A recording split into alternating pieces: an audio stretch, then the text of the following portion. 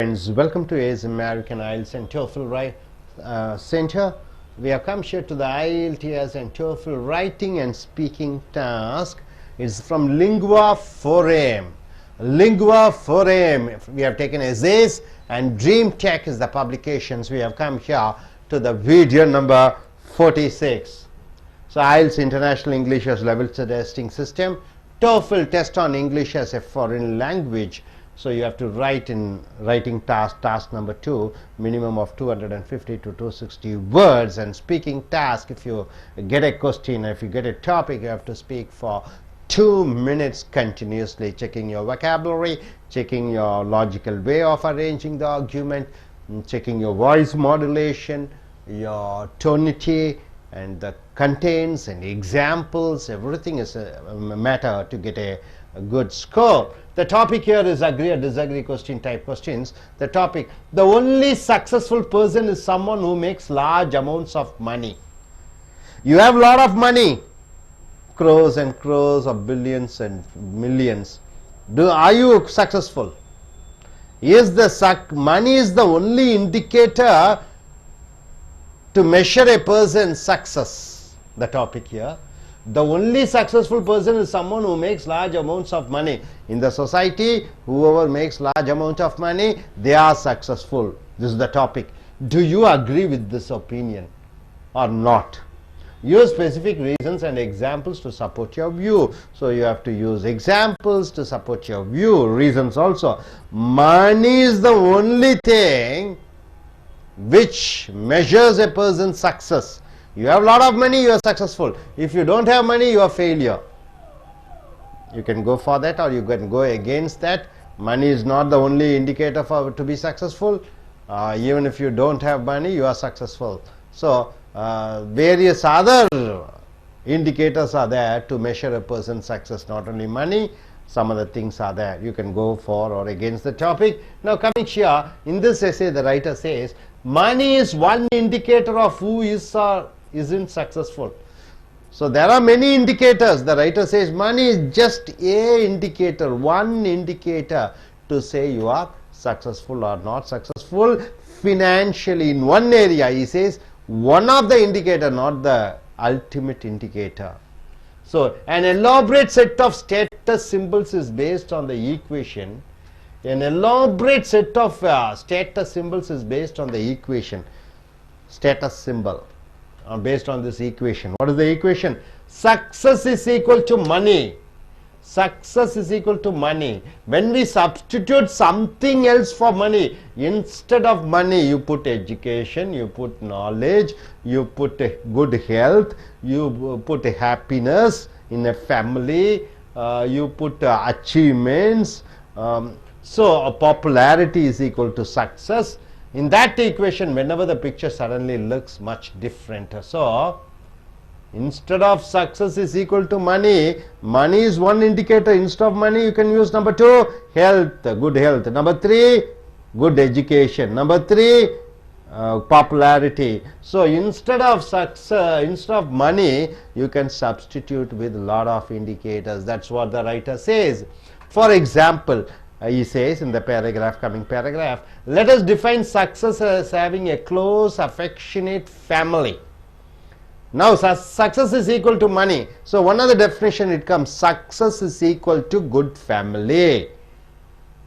Now the materially well off are not necessarily that most successful. The materially well off means what? The people who are millionaires and billionaires. They are not most successful in their family life because they spend a lot of time to make money.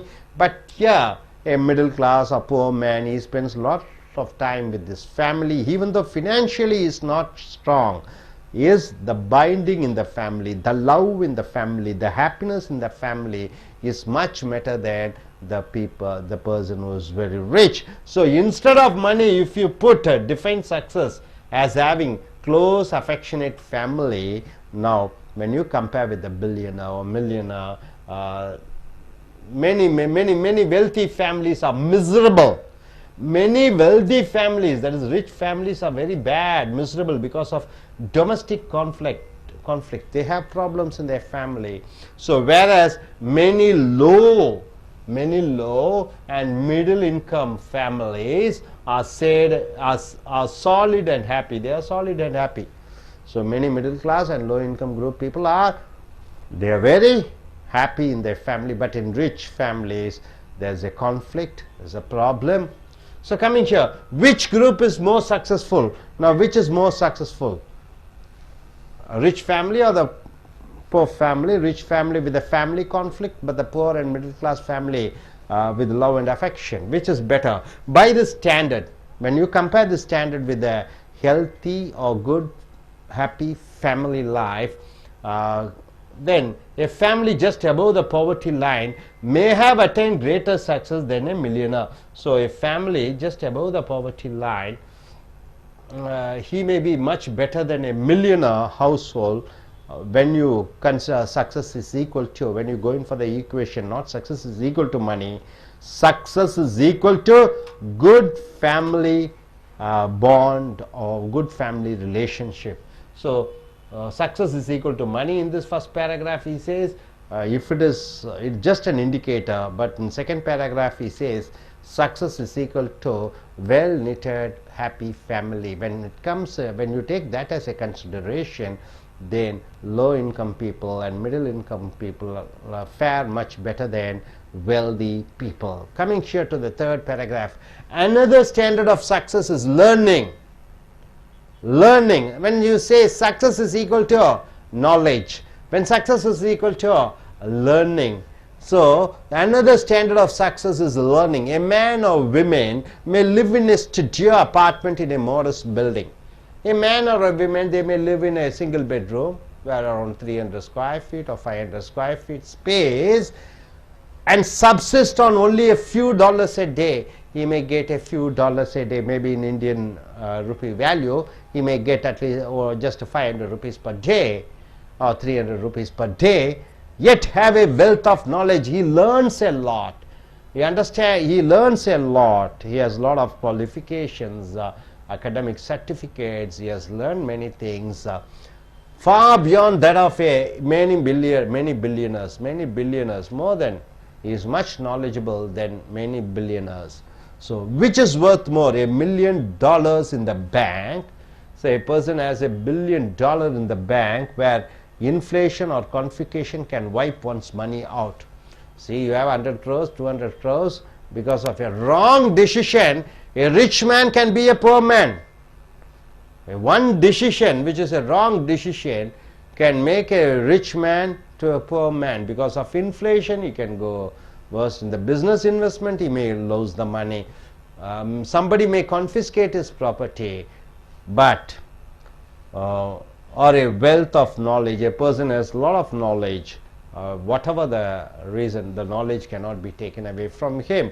So when you go in for success is equal to wealth of knowledge or education or knowledgeable person, when you go in for that, so which do you think is more, millionaire who has millions of money or a man who is a ordinarily poor man but very knowledgeable compared to the billionaire? So who is successful?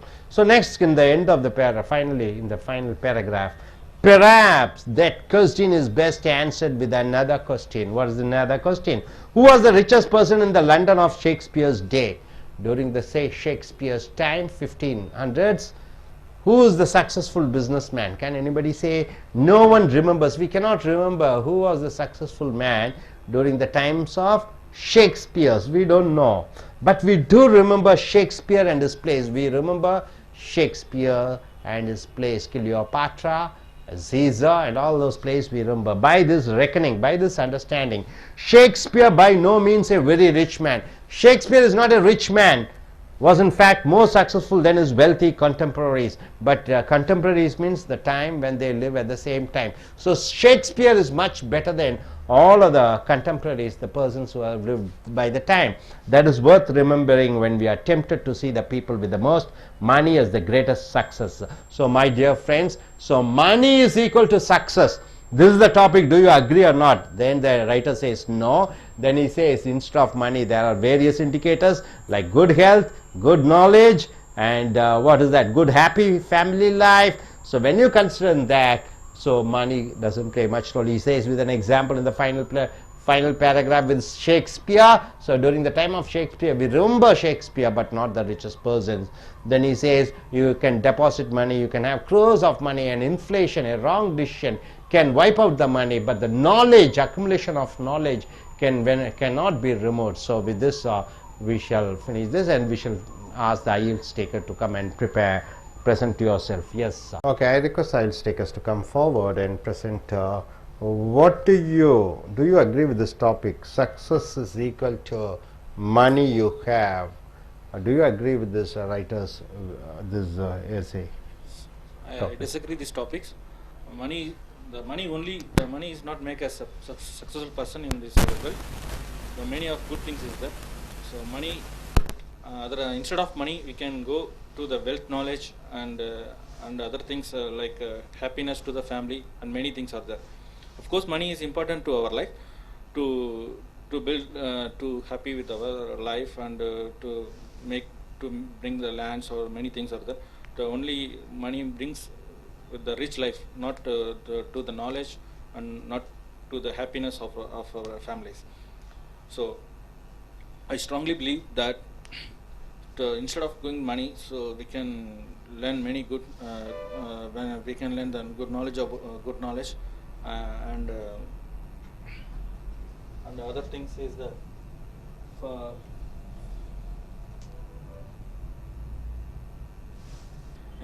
so I strongly believe so other than instead of money, we can go with healthy knowledge, and many things are there. If the money minded persons, if sometime it will inflation will be there, sometime the conflation or inflation will be there, he will fall in the any time. If the knowledge person, if he's doing any business, he much knowledge about the business, he know about the many things, he in the front end and back end. So I strongly believe knowledge person can make money after that, after he succeeds in the life. Thank you very much. Ms. Vishnu Priya to come forward and feels.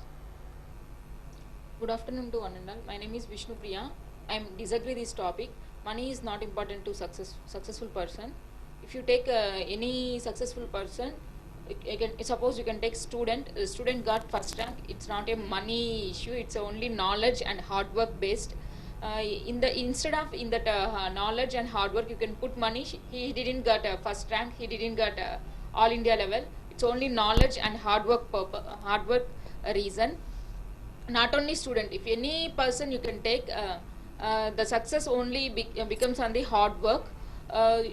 You can take so money is only some persons, they got lot of money. We don't know how money comes. Suddenly the money comes and suddenly money gone. But now in case once you can learn knowledge, lifelong the knowledge will be used.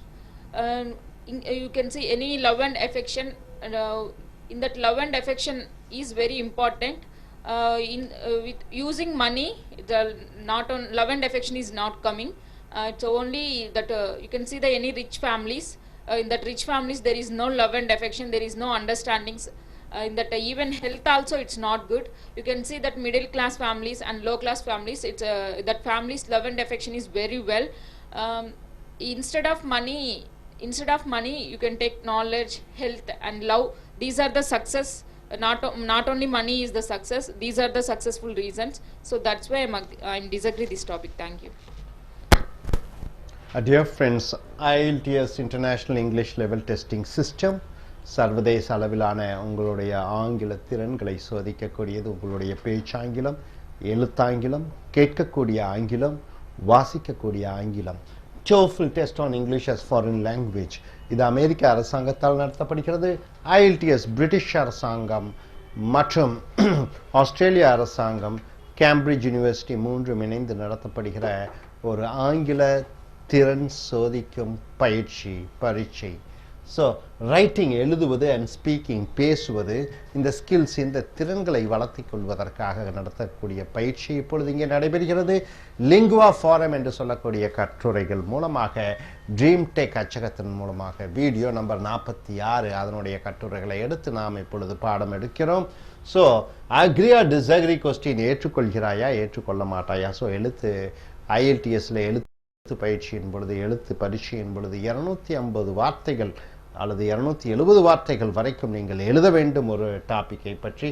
So இந்த தலைப்பை பற்றி இங்கே கொடுக்கக்கூடிய வார்த்தைகள் 150ஆக இருக்கலாம். But நீங்கள் 260-70 வார்த்தைகளுக்கு நீங்கள் அதை உதாரணங்களுடன் எழுத வேண்டும். அல்லது பேசும் பொழுது 2 நிமிடங்களுக்கு குறைவில்லாமல் தொடர்ச்சியாக நீங்கள் பேச வேண்டும். பேசும் பொழுது உங்களுடைய குரலுடைய ஏற்ற இறக்கங்கள், உங்களுடைய உச்சரிப்பு, உங்களுடைய வார்த்தைகள் உபயோகித்தல், உங்களுடைய அந்த வாதாடக்கூடிய வரிசைப்படி நீங்கள் எப்படி அடுக்கி நீங்கள் பேசுகிறீர்கள் என்பதை பொறுத்திருக்கிறது. உங்களுடைய இலக்கண முறையாக எழுதுவது, இதை அனைத்தும் சார்ந்து உங்களுக்கு மதிப்பெண் கிடைக்கும். ஸோ தலைப்பு, the only successful person is someone who makes large amounts of money. வெற்றியடைந்த மனிதர்கள் என்பவர்கள் பணம் நிறைய வைத்திருக்கிறவர்கள் தான் வெற்றியடைந்த மனிதர்கள் என்று சொல்கிறோம். Do you agree with that opinion? இந்த கருத்துக்கு ஏற்றுக்கொள்கிறாயா இல்லையா? யூஸ் ஸ்பெசிபிக் ரீசன், சரியான உதாரணங்களும் எக்ஸாம்பிள்ஸ், காரணங்களும் உதாரணங்களையும் நீங்கள் விளக்கி சொல்ல வேண்டும். டு சப்போர்ட் யுவர் ஐடியா, உங்களுடைய கருத்திற்கு வலு சேர்க்கும் விதமாக பல உதாரணங்களை நீங்கள் சொல்ல வேண்டும். ஸோ தலைப்பு, வெற்றி என்பது பணத்தை பொறுத்து மட்டுமா இருக்கிறது? பணம் நிறைய இருந்தால் நீங்கள் வெற்றி அடைந்தவர்களா? இதுதான் ஒரே ஒரு அளவுகோலா? இதுதான் தலைப்பு. ஸோ இங்கே இந்த கட்டுரை ஒரு மாதிரி கட்டுரையிலே கொடுக்கப்பட்டிருக்கிறது. என்னவென்றால், money is one indicator of who is or is not successful. பணம் ஒரு அளவுகோல் தான், யார் வசதியாக இருக்கிறார்கள் இல்லையா என்பதற்கு பணம் ஒரு சிறு அளவுகோல் தானே ஒழிய an elaborate set of status symbols is based on the equation success is equal to money. பணம் என்பது வெற்றி, இது ஒரு அளவுகோல் தான். பல அளவுகோல்கள் இருக்கிறது. வெற்றி என்பது உடல் ஆரோக்கியமாக இருக்கலாம், வெற்றி என்பது நல்ல அறிவு சம்பந்தப்பட்டதாக இருக்கலாம், வெற்றி என்பது குடும்பம் நல்ல அன்பான குடும்பமாக இருக்கலாம். ஸோ வெற்றி என்பதற்கு பல காரணங்கள் இருக்கலாம்.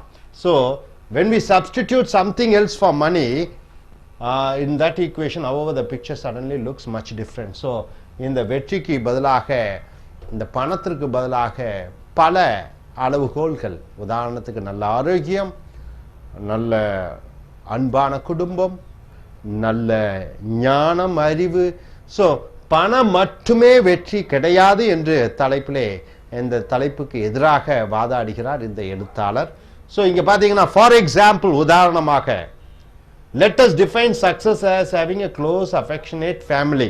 இப்ப வெற்றி என்பது நல்ல அன்பான குடும்பம் தான் வெற்றி என்று இங்க சக்சஸ் இஸ் ஈக்குவல் டு மணி என்று சொல்லுகிறோம். பணம் என்பது தான் வெற்றி அடையாளமாக கருதப்படுகிறது. இங்க அடுத்த பேராகிராஃப்ல அவர் என்ன சொல்றால், இல்லை பணம் மட்டுமே வெற்றி கிடையாது. அந்த வெற்றியை சம்பந்தப்பட்டது நல்ல அன்பான குடும்பம் தான் வெற்றி அடைந்தவர்கள், அன்பான குடும்பம் பெற்றவர்கள் தான் வெற்றி அடைந்தவர்கள் என்று நாம் அளவுகோல் வைத்தோம் என்றால், now the materially well off are not necessarily that most successful. நல்ல கோடிக்கணக்கில் பணம் இருக்கிறவர்கள், லட்சக்கணக்கான சொத்துக்களை வைத்திருக்கக்கூடியவர்கள், அவர்கள் பல குடும்பத்திலே, many wealthy families are miserable because of domestic conflict. Domestic conflict என்றால் என்ன? குடும்பத்துக்குள்ள நிறைய பிரச்சனைகள் இருக்கிறது காரணத்தினாலே அவர் பணக்கார குடும்பத்திலே நிறைய சோதனைகளும் வேதனைகளும் இருக்கிறது.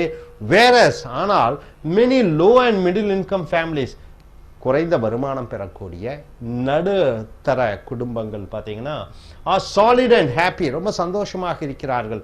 which group is more successful? எந்த குடும்பம் வெற்றி அடைந்த குடும்பம் என்று நினைக்கிறீர்கள்? இல்லை யார் வெற்றி அடைந்தவர்கள் என்று நினைக்கிறீர்கள்? இங்க பணம் தான் வெற்றி என்று அளவுகோல் போடுகிறோம், அது வெற்றி கிடையாது.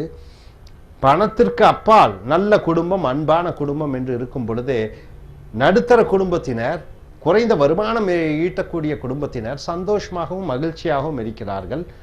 வசதி படைத்த குடும்பத்திலே பல பிரச்சனைகள் இருக்கிறது. ஏனால் பணம் என்று அவர் சம்பாதிக்கும் பொழுது குடும்பத்தில் நிறைய நேரங்காலங்கள் ஒதுக்க முடியாத காரணத்தினாலே அங்கே அன்பும் பாசமும் இல்லாத பொழுது, இங்கே யார் வெற்றிகரமானவராக இருக்கிறார்கள் என்று நீங்கள் கருதுகிறீர்கள்? பணக்காரர்கள் மிக வசதி அடைந்தவர்கள், ஆனால் குடும்பத்திலே நிம்மதி இல்லை, சந்தோஷம் இல்லை. வருமானம் இல்லாதவர்கள், அதிக வருமானம் இல்லாதவர்கள், ஆனால் குடும்பத்திலே அன்பும் மகிழ்ச்சியும் இருக்கிறது. இதை யார் வெற்றி அடைந்தவர்கள் என்று நீங்கள் குறிப்பிட விரும்புகிறீர்கள் என்று இந்த அடுத்த பேராகிராஃபில் அவர் சொல்லுகிறார். அடுத்த பத்தியிலே இப்ப பணம் தான் வெற்றி என்று முதல் பேராகிராஃபில் சொல்லி அது இல்லை என்று சொல்லிவிட்டு அடுத்தது பணம் என்பது நல்ல சந்தோஷமான குடும்பம் தான் வெற்றி என்று எடுத்துக்கொண்டோம் என்றால் என்று சொல்லி அவர் அதற்கு காரண காரியங்களை சொல்கிறார். மூன்றாவது பேராகிராஃபில் வெற்றி என்பது கற்பது, நிறைய கற்பது. So another standard of success is learning. வெற்றி என்பது இன்னொன்று இண்டிகேட்டர், அளவுகோல் கற்று படித்தல் என்று வரும்பொழுது a man or woman may live in a studio apartment in a modest building. ஒரு சாதாரண வீட்டிலே ஒரு 500 சதுரடியிலே வாழக்கூடியவர்கள் இருக்கிறார்கள். And subsist on only a few dollars a day. ஏதோ கொஞ்சம் தான் வருமானம் வருகிறது, ஒரு நாளைக்கு 300-400 என்று வருகிறது.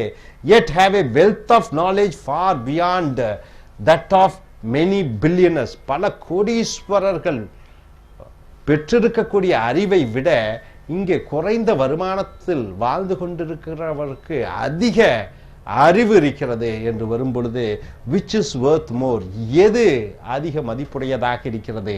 $1 million in the bank, கோடி கணக்கில் ரூபாயை வங்கியிலே வைத்திருக்கிறார்கள். வேறு இன்ஃப்ளேஷன் என்றால் என்ன? கோடி கணக்கில் வங்கியிலே பணம் இருக்கிறது, விலை உயர்வாசி ஏறிவிடுகிறது, அப்பொழுது பணத்தினுடைய மதிப்பு குறைந்து அவர் ஏழையாகி விடுகிறார்.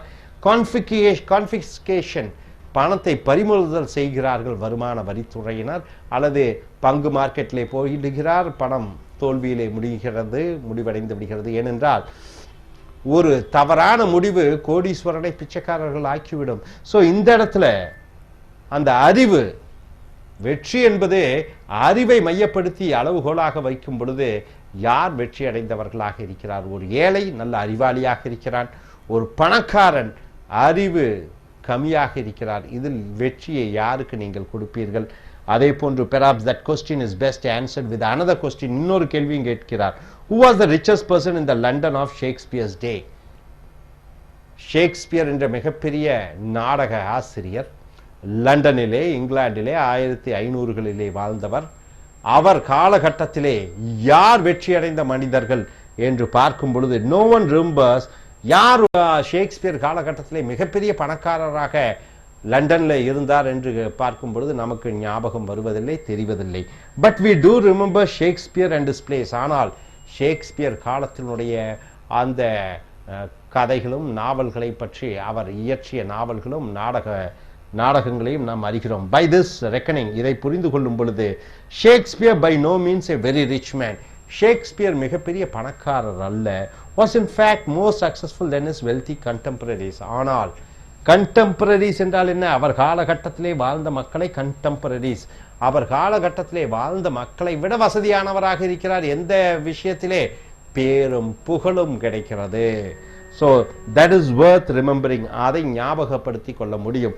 500 ஆண்டு காலமாக இருந்தாலும் இன்றும் ஷேக்ஸ்பியரை நாம் ஞாபகத்தில் வைத்திருக்கிறோம். ஸோ இந்த விஷயத்திலே பார்க்கும் பொழுது புகழ், வெற்றி என்பது புகழ் என்று வரும் பொழுது இங்கே பணம் அங்கே வருவதில்லை. when we are tempted to see the people with the most money as the greatest success. So பணம் தான் வெற்றி என்பதை விட அதுக்கு நிறைய அளவுகோல் இருக்கிறது. பணக்காரர் உடல் ரீதியாக நோய்பட்டிருக்கிறார். ஸோ இங்கே வெற்றி என்பது உடல் ஆரோக்கியம், health is equal to success என்று வரும் பொழுது பணக்காரர் நோய்வாய்ப்பட்டிருக்கிறார், ஒரு ஏழை நல்ல ஆரோக்கியமாக இருக்கிறான். யார் வெற்றி அடைந்தவர்கள் என்று பார்க்கும் பொழுது ஸோ பணம் தான் வெற்றி என்று அளவுகோல் வச்சு சொல்ல முடியாது. அதற்கு பல அளவுகோல்கள் இருக்கிறது. ஒன்று நல்ல கல்வி, இன்னொன்று நல்ல அறிவு, இன்னொன்று நல்ல அன்பான குடும்பம். வெற்றி இஸ் ஈக்குவல் டு நல்ல ஆரோக்கியம், ஹெல்த். ஸோ பல இண்டிகேட்டர் இருக்கும் பொழுது இந்த பணத்தை மட்டும் அளவுகோலாக வைத்து ஒருவனை வெற்றி அடைந்தவன் தோல்வி அடைந்தவன் என்று சொல்ல முடியாது. அதே போன்று பிரபலம், பாப்புலாரிட்டி, அதை ஷேக்ஸ்பியருக்கு உதாரணமாக சொல்கிறோம். ஸோ வெற்றி என்பது பாப்புலாரிட்டி என்று வரும் பொழுது அங்கும் பணம் வருவதில்லை. ஸோ பணம் தான் வெற்றி, பணம், money is equal to success என்பதை ஏற்றுக்கொள்ள முடியாது என்று இந்த எழுத்தாளர் எழுதியிருக்கிறார். இனி அடுத்து வர கட்டுரைகளில் மற்றவைகளை பார்ப்போம். Is American IELTS and TOEFL Training Center. Now what you come here is I.E.L.T.S International English as Level Testing System, TOEFL Test on English as Foreign Language. The two tasks, writing and speaking skill development course over here. It's the Lingua Forum essays. We have taken the essays. Dream Take is the publication. We have come here to the video number 47. I.E.L.T.S, as you know, it's a British, Australian and Cambridge University connect together. TOEFL, the American government conducts to check your English task in reading, writing, listening and speaking. So we have come here to the writing and speaking task development. So a question may be coming like this, you know, this type of question, agree or disagree questions. So you have to write almost 250 to 260 words, and speaking task you have to speak for nearly 2 minutes on this topic. So the topic here is you can enjoy playing a game. You can enjoy playing a game only if you win. Is it so? Only if you win you can enjoy playing the game. This is the topic. Do you agree or disagree with this statement? You have to use specific reasons and examples to support your view. So only if you win you can enjoy the game. Is it like that? Then you know, game is such a game that there are 50% chance of winning, 50% chance of losing. Only if you are able to win you can enjoy the game. Then would it be appropriate of the statement? See here, many people presume means they think, many people think that victory is all that counts.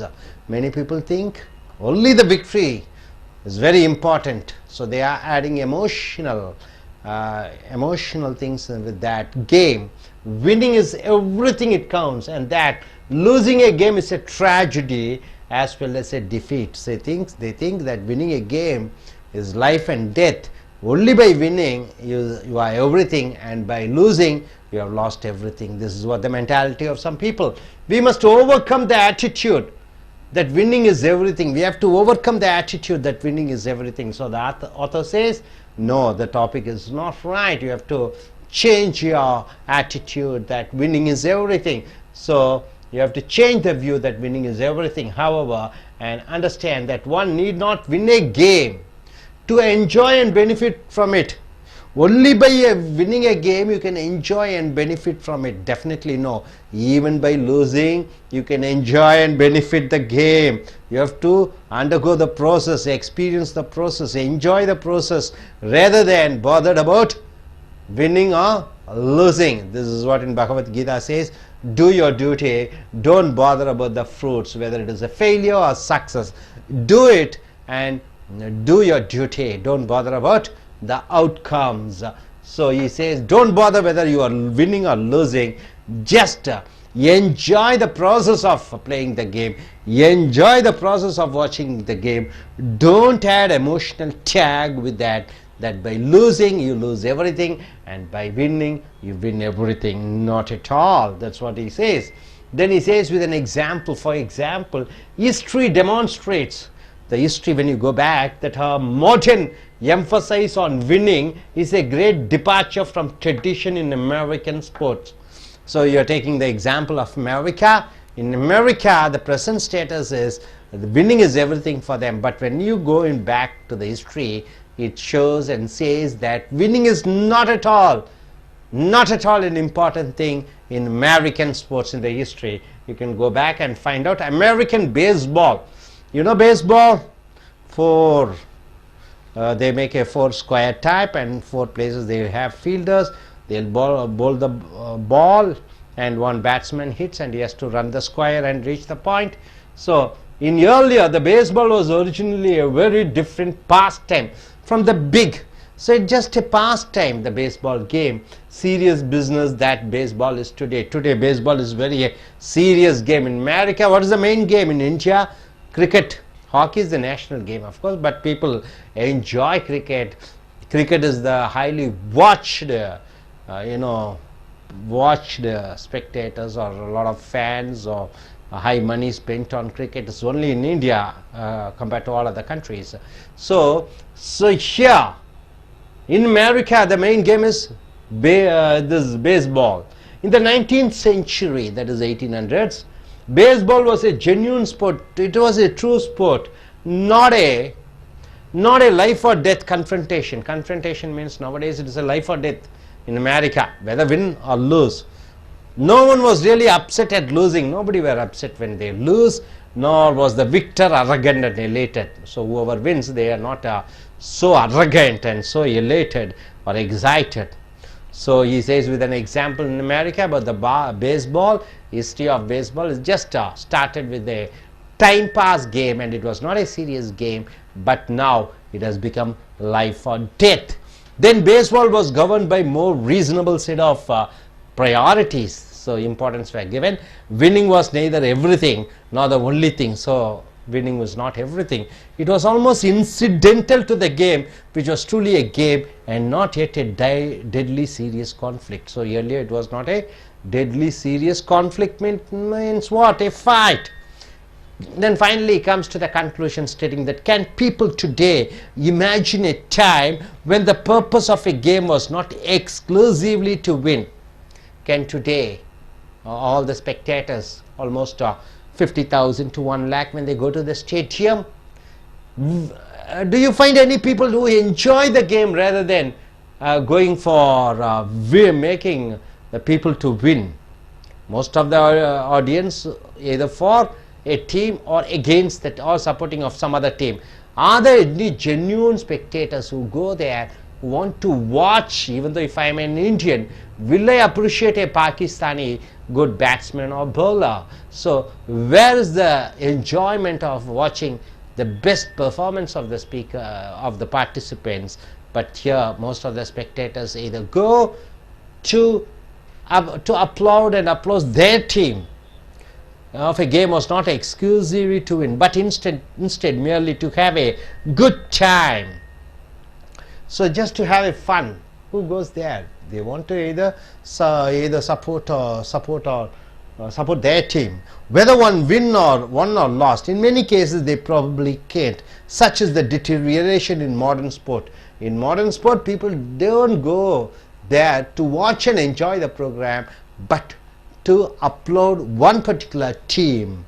And in us, therefore, we need to remember that a game is worth playing even if one might lose. Even if you lose, there are people in cricket in India and Pakistan or India, any other country, they're playing, suddenly they get heart attack and they die.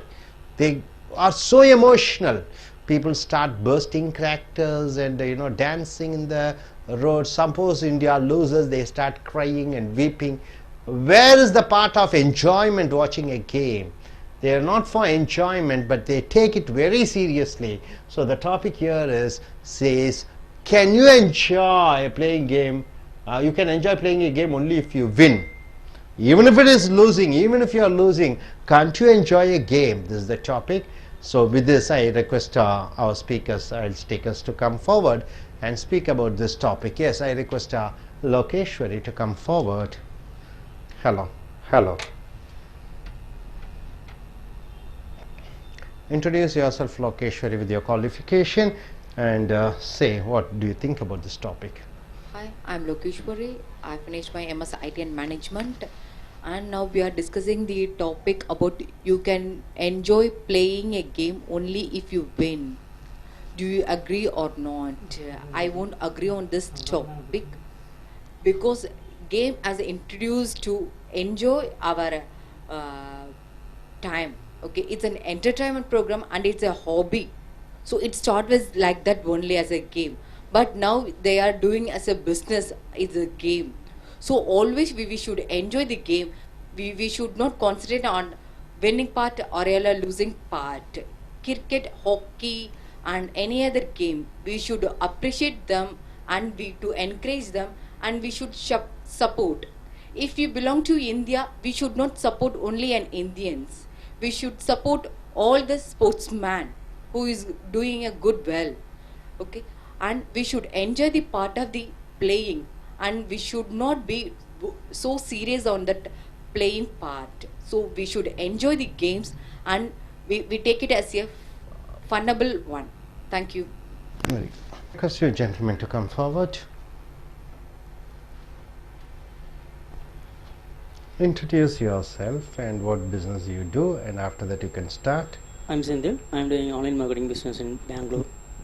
You're going to US Yeah, recently. I'm going to US next month. Okay, could you tell about what you In our do? country, everyone is want to win always. No one was loser. Because of our example of cricket, everyone is pray for the while cricket players are placed on ground. They want to pray that God please give me that winning in our country. But unfortunately, they are not at their feelings. So it's entertainment games only. So don't need to worry. So both are equal. So I'm choosing this topic. Thank you. Good. IELTS and TOEFL training speaking and writing task வந்திருக்கிறோம். Lingua Forum கட்டுரைகள் மூலமாக Dream Tech publication மூலமாக video number 47க்கு வந்திருக்கிறோம்.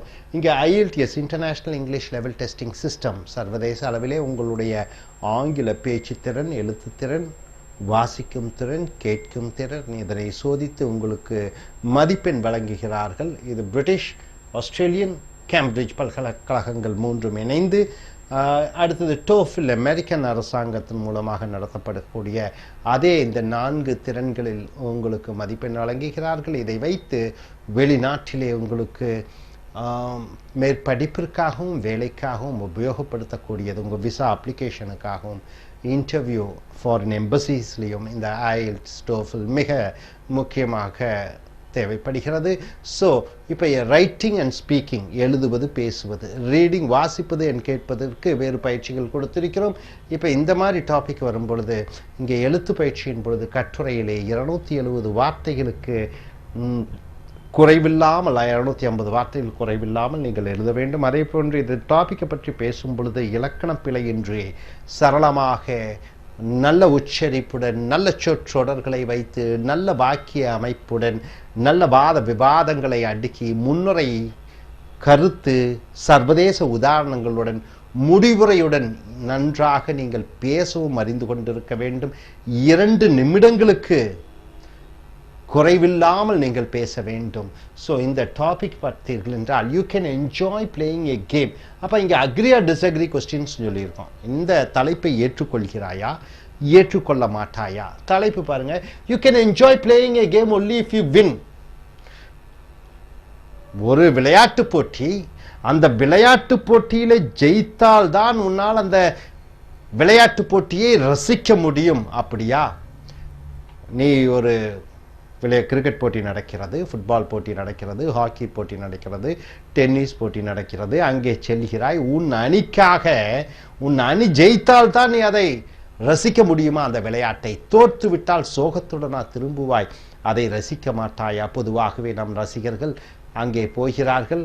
இந்தியாவோ அவருடைய அணியோ தோற்றுவிட்டால் அழுகிறார்கள், சோகமாக இருக்கிறார்கள், ஜெயித்தால் மகிழ்ச்சி அடைகிறார்கள்.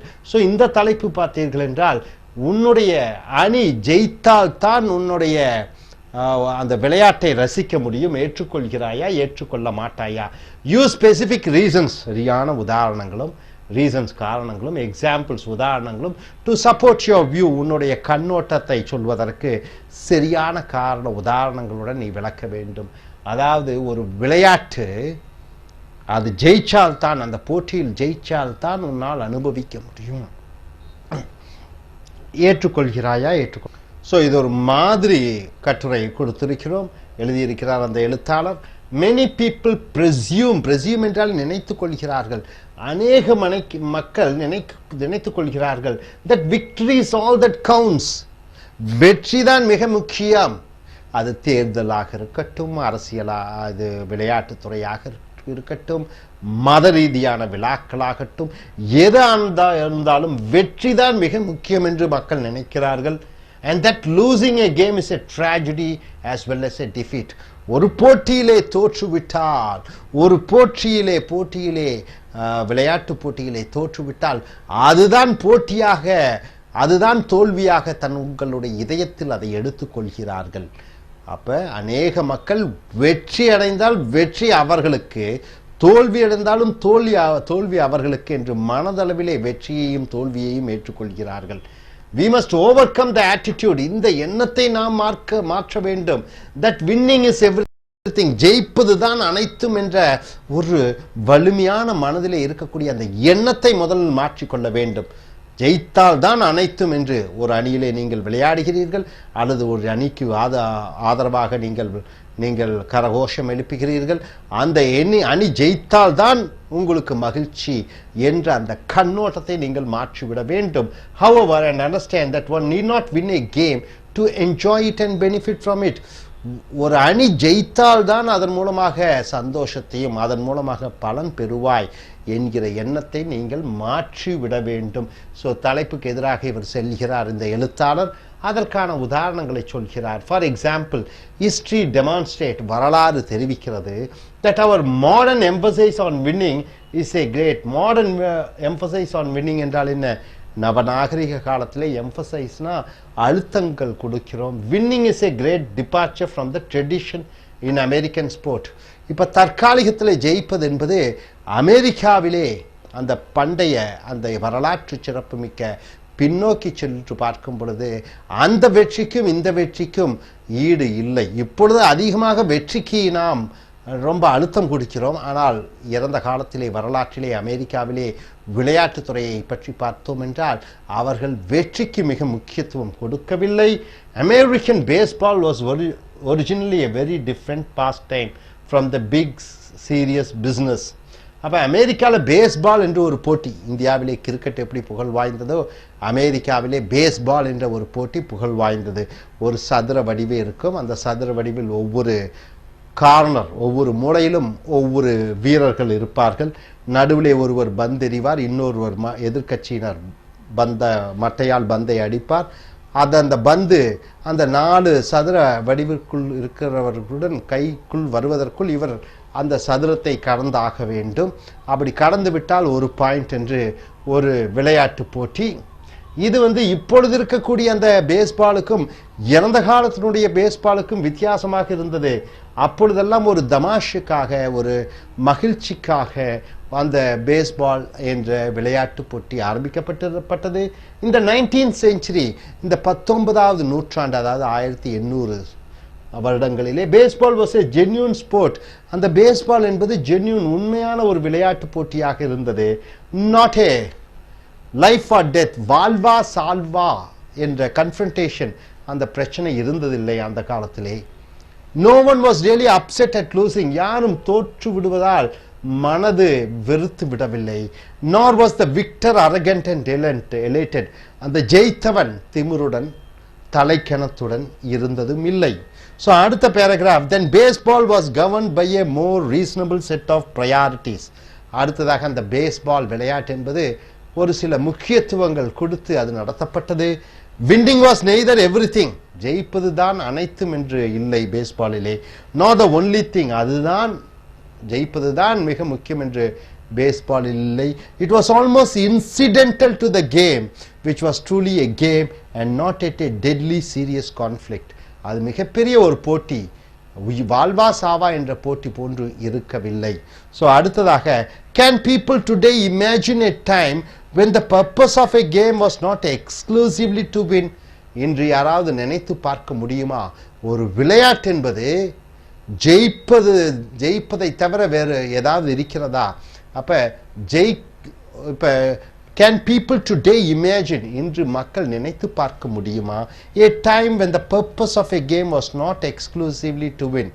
இன்று யாராவது அந்த அரங்கத்திலே, விளையாட்டு அரங்கத்திலே ஜெயிப்பதை தவிர வேறு அந்த விளையாட்டை பார்த்து ரசிப்பதற்காக யாராவது வருகிறவர்கள் இருக்கிறார்களா?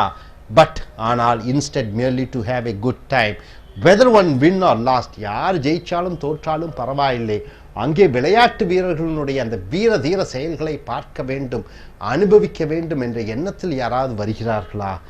இல்லை. In many cases they probably cannot. Such is the deterioration in modern sport. Deterioration என்றால் என்ன? பாழடைந்து விட்டது, அசிங்கமாகி விட்டது, கெட்டு விட்டது.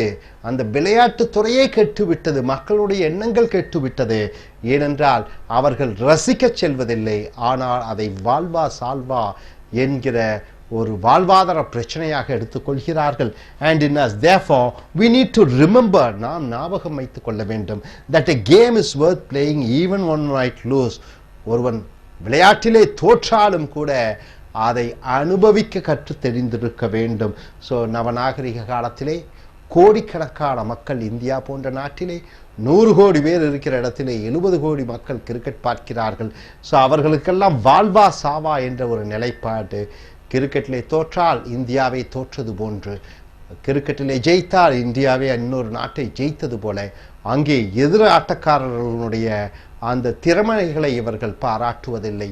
ஸோ இந்த தலைப்பு நம் இந்தியர்களுக்கு அதிகமாக, இந்தியர்களுக்கு மட்டுமல்ல, ஐரோப்பிய நாட்டிலே சாக்கர் என்ற விளையாட்டு ஃபுட்பால், அங்கும் தோற்றால் ஜெயித்தவர் அணியை அடிப்பதும் அடித்தவர் ஜெயிப்பவரை அடிப்பதும் என்று உலகம் முழுக்க இது ஒரு முக்கியமாக விளையாட்டை வாழ்வா சாவா பிரச்சனையாக எடுத்துக்கொள்கிறார்கள்.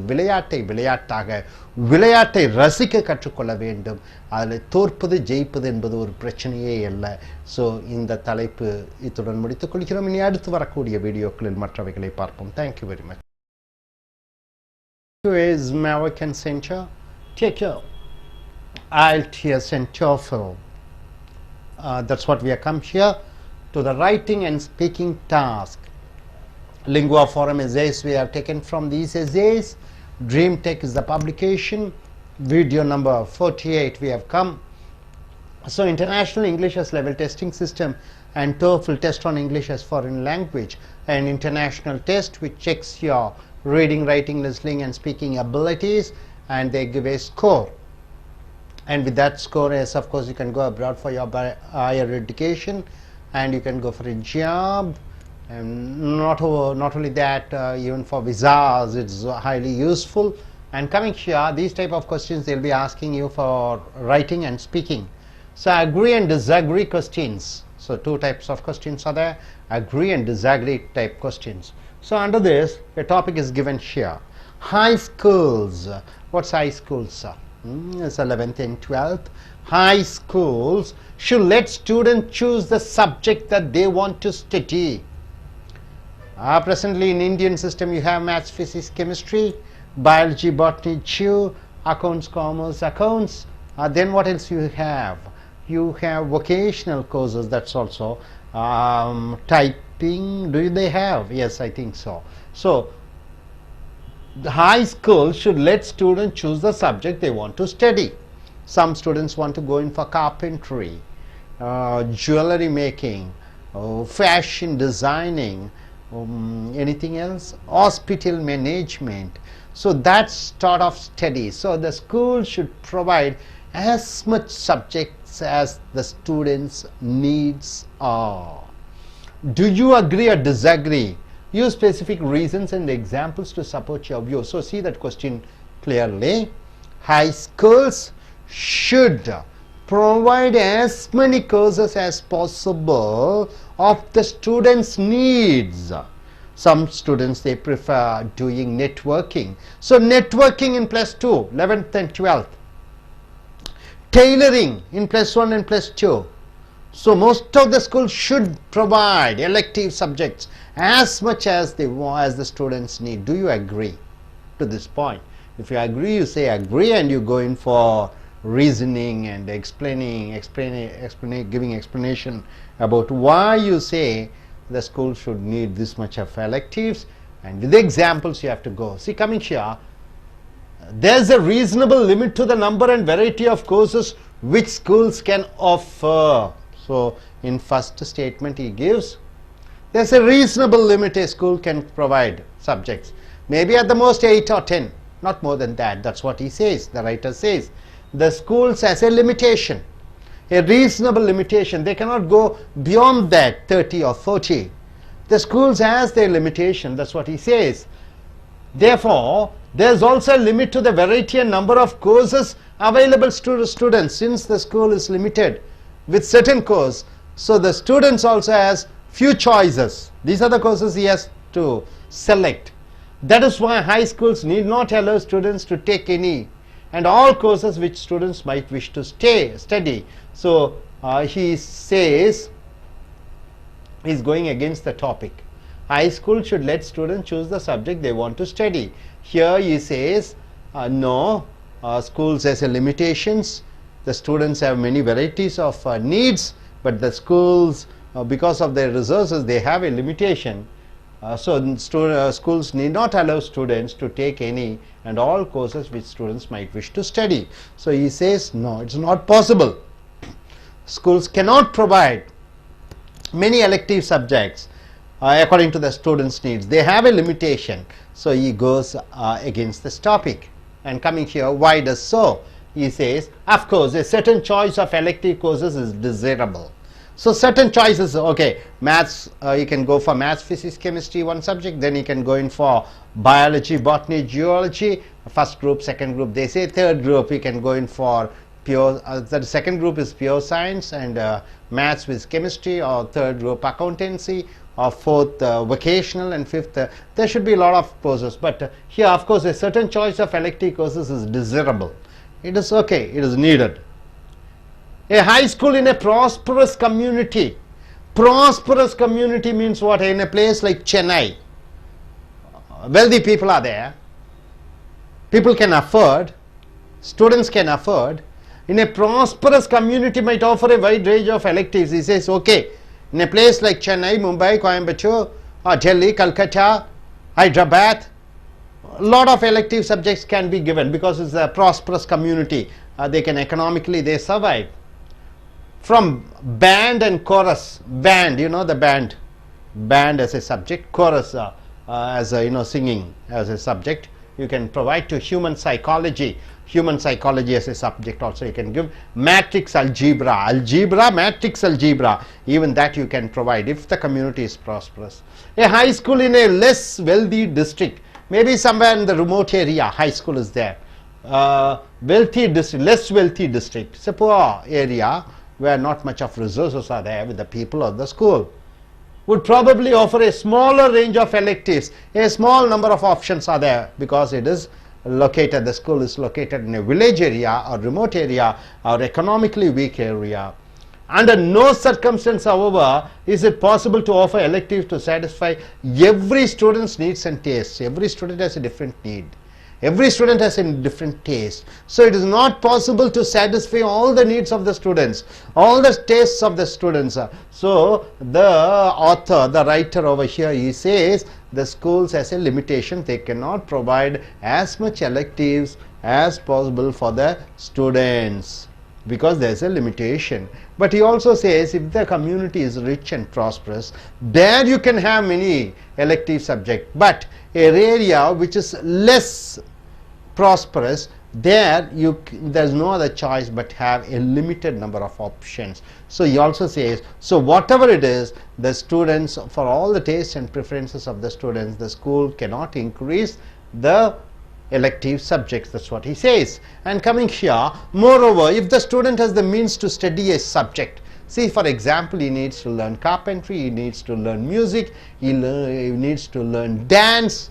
So moreover, if the student has the means to study a subject not taught, means what? He is well enough, he has money, but the school doesn't offer. So what he has to do as an elective in high school, then instruction is available on a private. So the school can say, for suppose if you want to learn about dancing or music or band or chorus or fashion technology, the school should put up a list where the private institution, individual basis, outside school he or she can go and learn by paying money.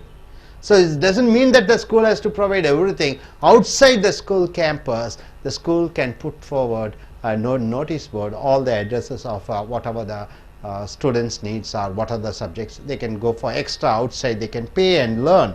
Also, even in the case of an impoverished means what? A weak, economically weak student, impoverished student, a weak student, individual study through a library or public information resource. So a weak student, very poor student, he can gather information from library or public information resource, may supplement the basic high school curriculum effectively. So here the syllabus, suppose a rich student is there, he can go outside, pay money and learn.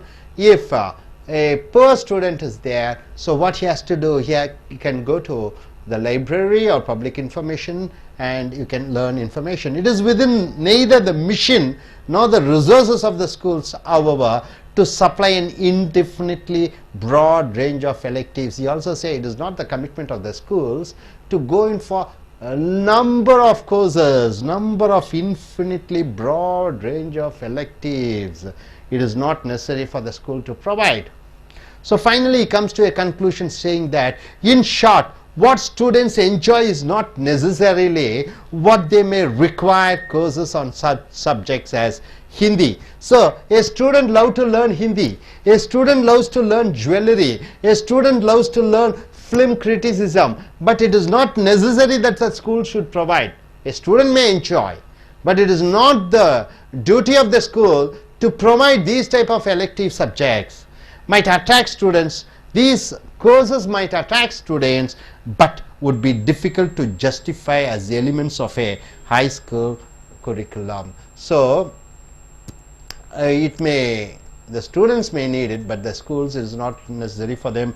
It may be an attraction for them, but it is not a plus factor for the school.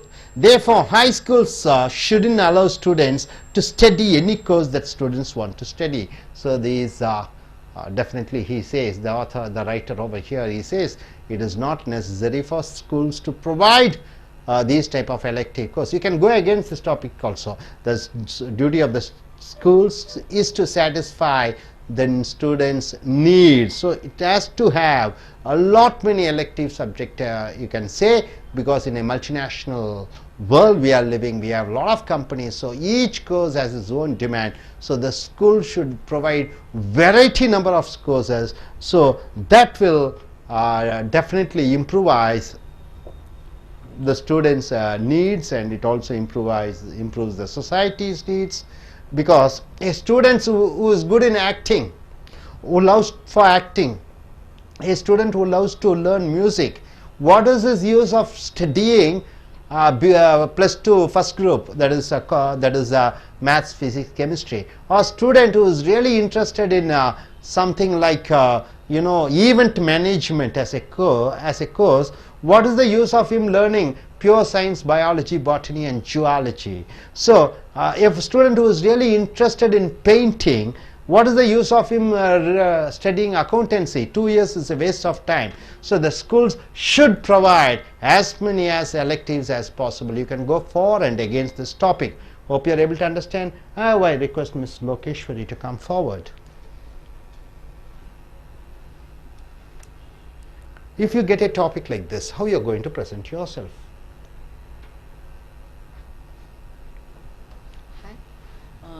Today we are talking about the topic high school should let students choose the subject that they want to study. Do you agree or disagree? I go with an agree points. Okay. Those days the students will go for the student to learn about the things, what's the max and the things, but everyone will go with their family business. So the family subject will be taught by the family members. But nowadays the students are moving to different values and different subject. So they want to choose their own passions of the subject. So they're moving on to their interested like in filmmaking or in fashion technology, or they go with dancing, or many opportunities they are having nowadays. So they want to choose in that field and they want to work hard in that field. So in high school they need to provide all type of subjects to choose the their own interest and passions way of working styles.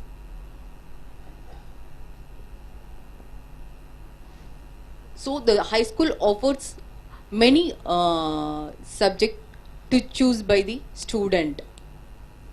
So they will, so from the beginning itself they will have an interest on that things. So they will, so they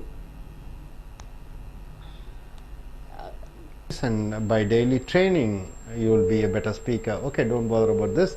You're being a first day, it will be all right as days go by. Okay, please come forward.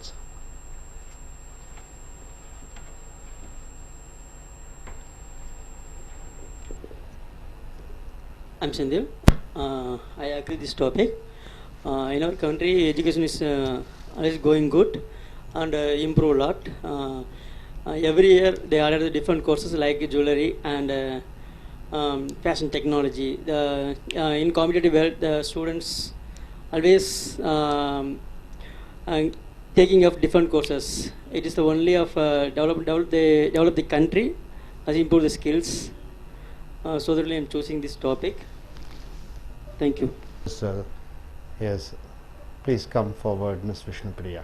So, going to take your IELTS examination next month. So, what is your views about this topic? When you get a topic like this, how you are going to speak?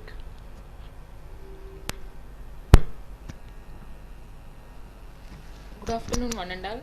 I disagree this topic. High school students should select a subject is not important. Why? Because that high school level it's normal. They learn all the subjects. They learn all these things. In case they select the subject, they concentrate only that particular subject only. They don't know about the science. They don't know about the social. They don't know about the maths like that.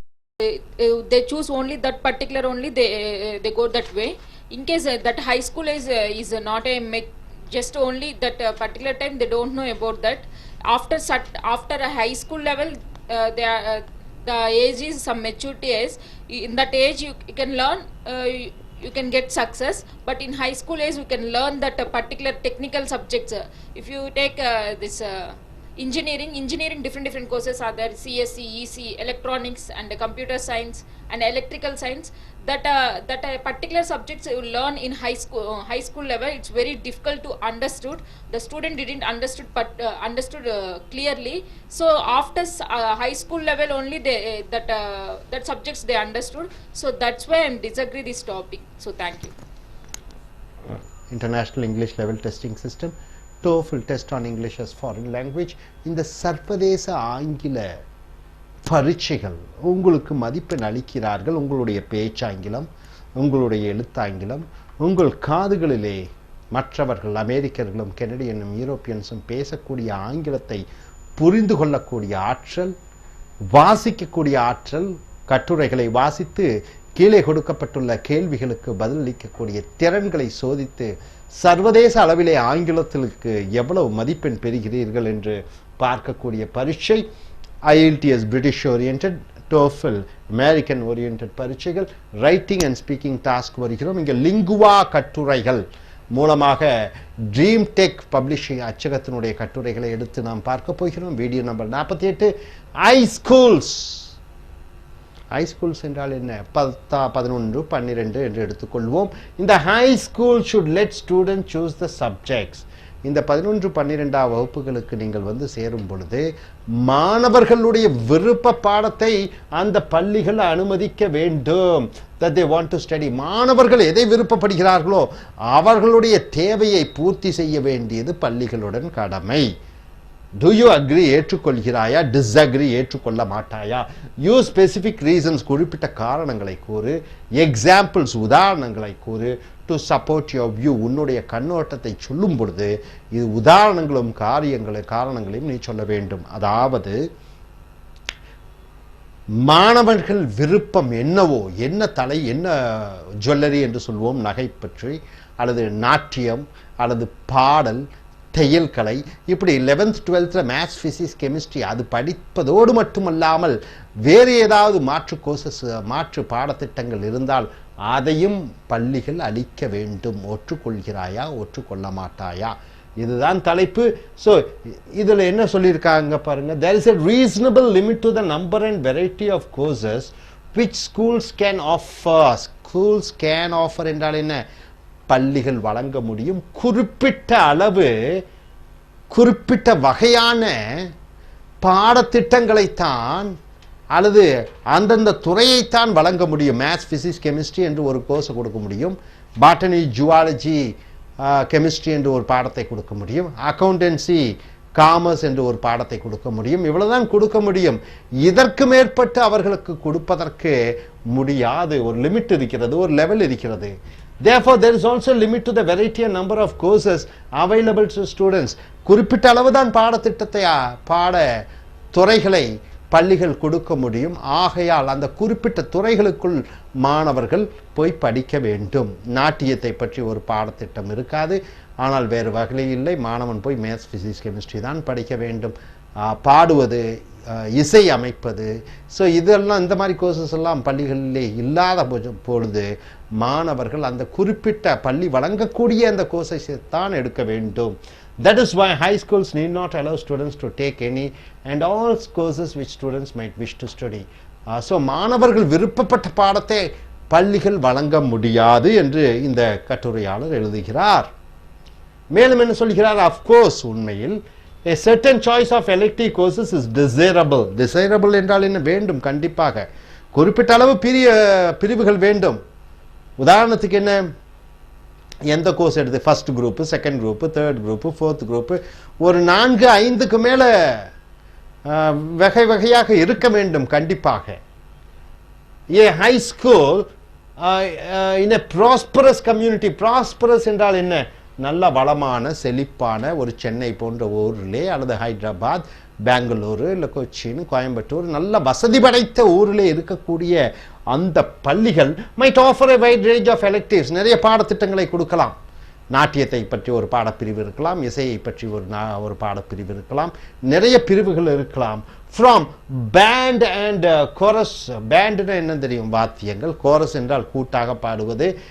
to human psychology, சைக்காலஜியை பற்றியும், and matrix algebra, அல்ஜிப்ராலேயே matrix algebra என்று பல திட்டங்களை கொடுக்கலாம். நல்ல செழிப்பான இடத்தில் இருக்கக்கூடிய வசதி படைத்த நபர்கள் இருக்கக்கூடிய இடத்திலே அந்த பள்ளிக்கூடம் இருக்கும் பொழுது நிச்சயமாக அந்த பள்ளிக்கூடம் இத்தனை பிரிவுகளில் பாடப்பிரிவுகளை ஆரம்பிக்கலாம். High school in a less healthy district, ஒரு ஏழ்மையான ஒரு இடத்தில் இருக்கக்கூடிய ஒரு பள்ளி would probably offer a smaller range of electives. குறிப்பிட்ட குரூப்ஸ் தான் கொடுக்க முடியும். First group, second group, third group. First group, second group தான் கொடுக்க முடியும், இல்லை செகண்ட் ரெண்டே குரூப் தான் கொடுக்க முடியும். Under no circumstances, எந்த சூழ்நிலையிலும், however, is it possible to offer electives to satisfy every student's needs and taste. ஒவ்வொரு மாணவனுடைய தேவையும் ஒவ்வொரு மாணவனுடைய விருப்பத்திற்கு தகுந்தபடி பாடத்திட்டங்கள், பாடப்பிரிவுகளை 10, 20, 30 என்று பிரிவுகளாக பிரிக்க இயலாது என்று சொல்கிறார் இந்த எழுத்தாளர். ஸோ அதற்கு எதிராகவும் நீங்கள் பேசலாம். அடுத்தது, moreover, இருப்பினும், if the student has the means to study a subject not taught as an elective in high school, ஒரு மாணவன் ஏதோ ஒரு பிரிவை படிக்க விரும்ப வேண்டும் என்று ஆசைப்படுகிறான். சினிமாவில் நடிப்பது, நடிக்கும் கலை அல்லது இசைக்கலை கற்க வேண்டும் என்று ஆசைப்படுகிறான். பள்ளி அதை வழங்க முடியாது. ஏனென்றால் அவர்களுக்கு குறிப்பிட்ட அளவுதான் மாணவர்களை பாடத்திட்டங்களை வைத்திருக்க முடியும். ஆனால் ஒரு மாணவன் நாட்டியத்தை பற்றியும் பாடுவதை பற்றியும் படிக்க வேண்டும் என்று ஆசைப்பட்டால், then instruction is available on a private individual basis outside school. பள்ளி வளாகத்தை விட்டு வெளியே இசைக்கென்று தனியார் நடத்தக்கூடிய அந்த இசை பள்ளியிலே சேர்ந்து படிக்கலாம். பாட நேரத்திற்கு பிறகு அல்லது இசை சம்பந்தப்பட்ட ஒரு சின்ன சின்ன பள்ளிகள் இருக்கிறது, அங்கே போய் கற்றுக்கொள்ளலாம் பாடத்தை நேரத்தை விட்டு. ஆல்சோ ஈவன் இந்த கேஸ் ஆஃப் இம்போவரிஷ், அதற்கு வசதி வேண்டும். வசதி இல்லாதவர்கள், இம்போவரிஷ்ட் என்றால் வசதி இல்லாதவர்கள், மாணவன் individual study through a library, அவன் நூலகத்திற்கு சென்று அந்த துறையை பற்றி நன்கு படிக்கலாம். Or other public information resources may supplement the basic high school curriculum effectively. அப்ப இந்த பாடத்திட்டத்திற்கு வெளியே சென்று அவன் லைப்ரரி மூலமாக பல தகவலை சேகரித்து அவன் விருப்பப்பட்ட துறையை பற்றி நிறைய தகவல்களை சேகரிக்கலாம். ஸோ வசதி படைத்தவர்கள் வெளியே டியூஷன் என்று போய் அங்கே ஸ்பெஷலாக dance school, music school, jewellery school, fashion technology, makeup, costume designing இவைகளெல்லாம் கற்றுக்கொள்ளலாம். It is within neither the mission or the resources of school. Mission என்றால் என்ன? ஒரு கல்வி, ஒரு பள்ளியினுடைய கொள்கையோ, மிஷன் என்றால் கொள்கையோ, ரிசோர்சஸ் என்றால் என்ன? அவர்களுக்கு இருக்கக்கூடிய வளங்களோ. however, to supply an indefinitely broad range of electives, ஏகப்பட்ட பாட வகுப்புகளை பள்ளிகள் வழங்க முடியாது. அவர்களுக்கு அந்த வளமும் இல்லை, அவர்களால் அதை பூர்த்தியும் செய்ய முடியாது மாணவர்களுடைய அனைத்து தேவைகளுக்கும். ஸோ இறுதியாக என்ன சொல்கிறார்? இன் ஷார்ட், சுருக்கமாக சொல்ல வேண்டுமென்றால், what students enjoy is not necessarily what they may require. அப்ப மாணவர்கள் எதை அனுபவிக்கிறார்களோ may require on such subject. உதாரணத்துக்கு ஹிந்தி கற்க வேண்டும் என்று ஆசைப்படுகிறான், ஜுவல்லரி நகையை பற்றி நகை படிப்பு பாடத்திட்டத்துடன் சேர்ந்து நகை படிப்பும் படிக்க விரும்புகிறான், ஃபிலிம் கிரிட்டிசிசம் சினிமா துறையை பற்றி கற்க வேண்டும் என்று நினைக்கிறான். இவைகளெல்லாம் மாணவர்கள் விரும்பக்கூடிய படிப்பு. மைட் அட்ராக்ட் ஸ்டூடெண்ட்ஸ், மாணவர்களை கவர்ந்தெடுக்கும். அவன் மேத்ஸ் கற்பதற்கு பதிலாக இசை கற்பதைத்தான் விரும்புவான், பிசிக்ஸ் கற்பதற்கு பதிலாக டான்ஸ் சினிமா சம்பந்தப்பட்டதை படிக்க விரும்புவார், பயாலஜி படிப்பதற்கு பதிலாக ஃபேஷன் டெக்னாலஜியை அவர் விரும்புவார். ஆக அவர்கள் விருப்பத்திற்கு தகுந்தபடி இந்த பள்ளிகள் அந்த பாடத்திட்டத்தை அமைக்க முடியாது. அவர்கள் அதிகமாக விரும்பக்கூடிய அந்த படிப்புகள், அந்த படிப்புகளை பள்ளிக்கூடம் நிச்சயமாக வழங்க முடியாது.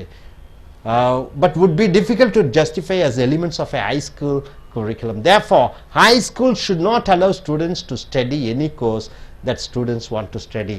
அப்ப மாணவர்கள் இந்த பாடத்தை தான் விரும்பி எடுக்க வேண்டும் என்று ஆசைப்பட்டால் அந்தந்த பாடங்களை வழங்க வேண்டிய அவசியம் பள்ளிக்கு இல்லை என்று இந்த எழுத்தாளர் சொல்கிறார். மேலும் நீங்கள் இப்படியும் சொல்லலாம், கண்டிப்பாக பள்ளியினுடைய கடமை மாணவர்களுடைய தேவை, மாணவிகளுடைய தேவையை பூர்த்தி செய்ய வேண்டும். அவர்கள் விரும்பப்படுகிற பாடத்தை தான் இந்த பள்ளிகள் வைக்க வேண்டும். விருப்பமில்லாத பாடத்தை அவர்களுக்கு மேல் திணிக்க கூடாது. ஸோ அப்படியும் நீங்கள் போகலாம். ஏனென்றால் இன்று என்ஜினியர்ஸ், டாக்டர்ஸ், லாயர்ஸ், இதுதான் 3 தான் துறைகள் இல்லை, தொழில்துறைகள் இல்லை.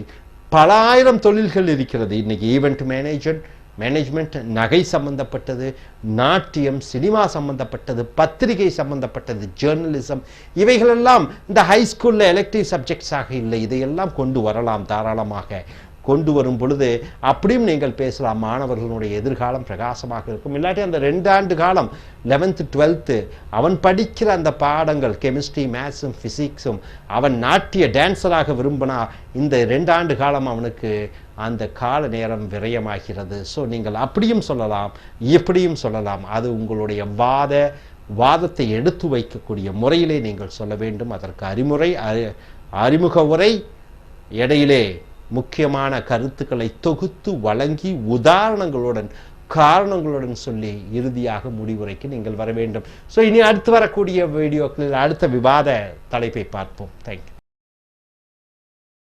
IELTS and TOEFL Training Center. Now what you're going to see is IELTS International English Level Testing System, TOEFL Test on English as a Foreign Language. You are coming here for writing and speaking task development. It's the Lingua Forum essays we have taken from Dream Tech publication, video number 50. So as you know, in IELTS reading, writing, listening and speaking, 4 tasks are there. You have general and academic. So academic, you go for further studies to English speaking countries, and general, you want to go for a job in English speaking countries, you have to get a score. So out of 9, so each skill testing, they have given 9 marks. Out of 9 marks, what is the score? You score. It is the assigned mark for your skills. So here, agree or disagree questions. You may get a question type like this, agree or disagree type question. So you must write nearly 250 to 260 words. Of course, in this essay writing over here, the writer has written only 450, 160 words, but you have to write nearly 260 words, at least minimum 250, maximum up to 270 you can go. When you get a topic like this for your speaking task, you have to speak for 2 minutes continuously. So your grammar is checked, your voice, the tonality is stressed, just checked, your intonation is stressed, checked, and what is that, how orderly you present your argument. So coming here to the topic, we learn much about life. We learn much about life by playing games, right?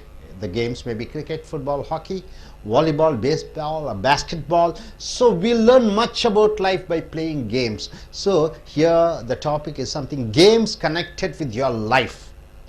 Do you agree or disagree with that statement? We learn much about life through games or by playing games.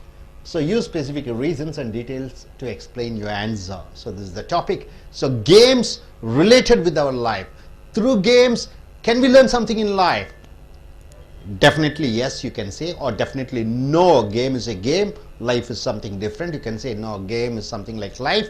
So you can go either for or against this topic. That's what agree or disagree questions. So coming here, so explanation. So first what you have to do, you have to go in for an introduction. Either even you speak or even you write, the starting, the first impression, the first sentences or first words, few words what you are saying, it should say what you stand, whether you are going for the topic or going against the topic. So here, the answer, I mean the essay, what the writer has given, in a sense, games are life. So he says, games are life. So he is for the topic. We learn much about by playing games. He says in a sense games are life. Games don't represent life in its entirely. So games is not equal to 100% equal to a life, but they do represent a simplified and stylized model of life. So games in such a way, it says something in a simplified way about the model of life. How do we live a life where players compete? The players, compete means what? Fight against each other or play against each other to attain a particular object. What is that object? In a football, goal. In cricket, scores. In bowling, how many wickets you take. So it is something like a players compete to attain a goal, attain an object according to certain rules. So he says, of course, life is not exactly equal to games, but games are a simplified form of life. So all the players compete each other to attain a goal. So here, coming here, he says with an example. For example, consider team sports.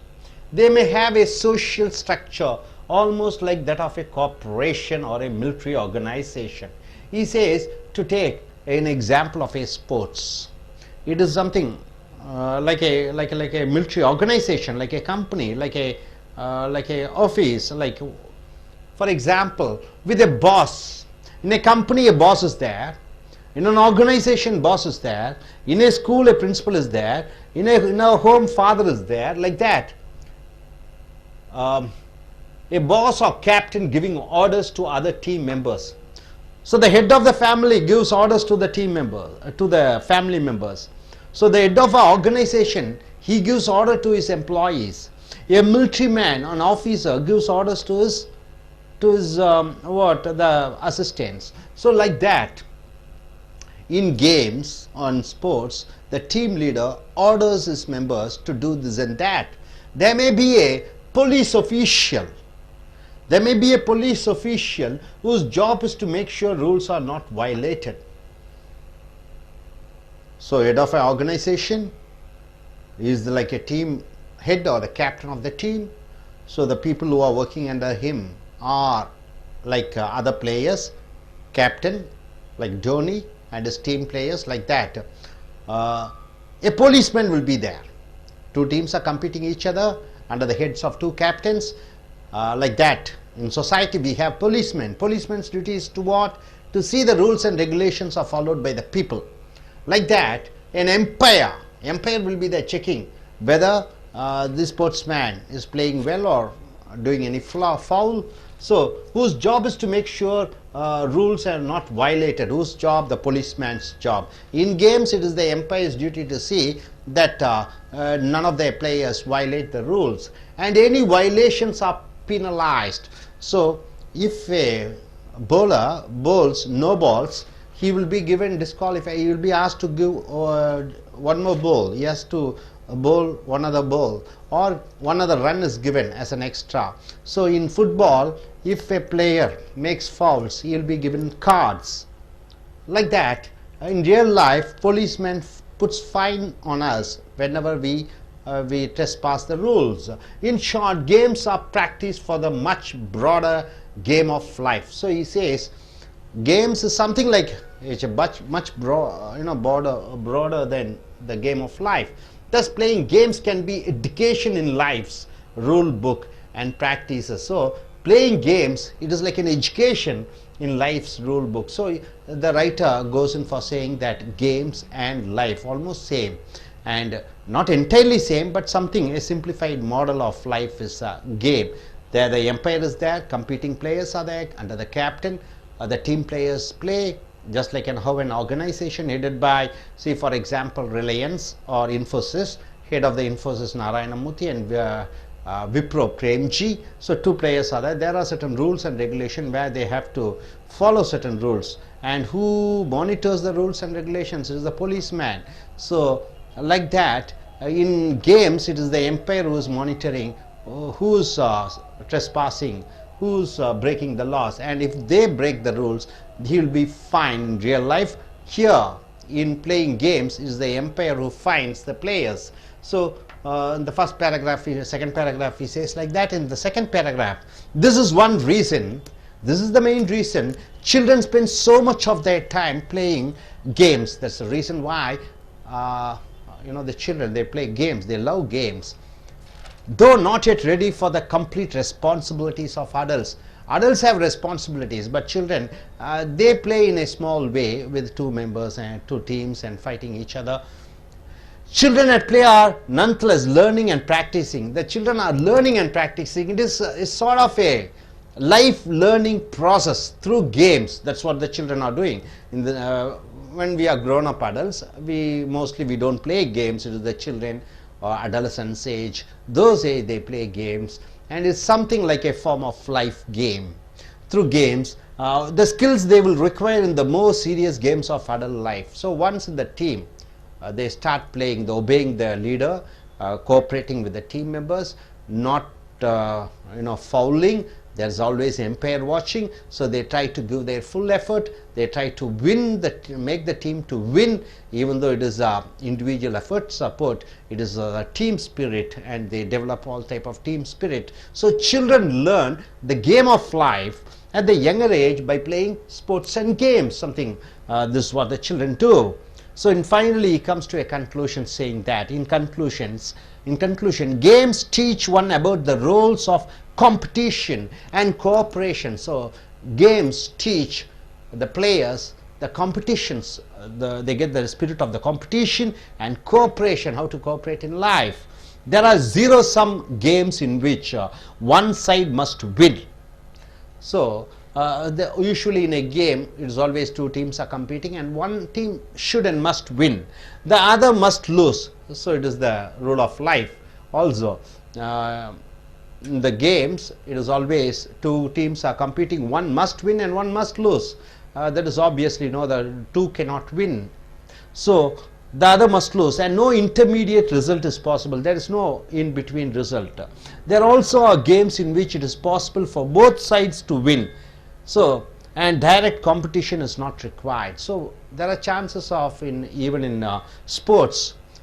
India hits 270 runs, then Pakistan comes to bat, and even Pakistan gets 270 runs. So it becomes a tie. One team putting a goal, the other team putting a goal, so each side 3 goals. So the match is a tie. So it happens at time, and direct competition is not required. So sometimes one must be scary to defeat the competition, but in other circumstances it may be possible for everyone to win. So here, experience in playing games prepare one to exploit opportunities in both categories and in life in general. So anybody who is expert in games, in real life, he will be very good in winning, or he doesn't take even the loss in his heart. In a sporting spirit, that's what they say, take it in a sporting spirit. So once they are grown up, the understanding between the husband and wife, the understanding between the family members, in-laws, then how to bring up the children, how to work in a company, how to adjust and go in the society. For all these, the games which really gives a base for the people to learn, and especially during the childhood days, the children, when they learn games, it will be very useful in their grown up as an adult. As they grow up, it will be very useful for them to adjust and cope up in life. So nowadays, with a lot of computers and computer games and internet and Facebook, we don't find much of students involving themselves in activities like sports and games.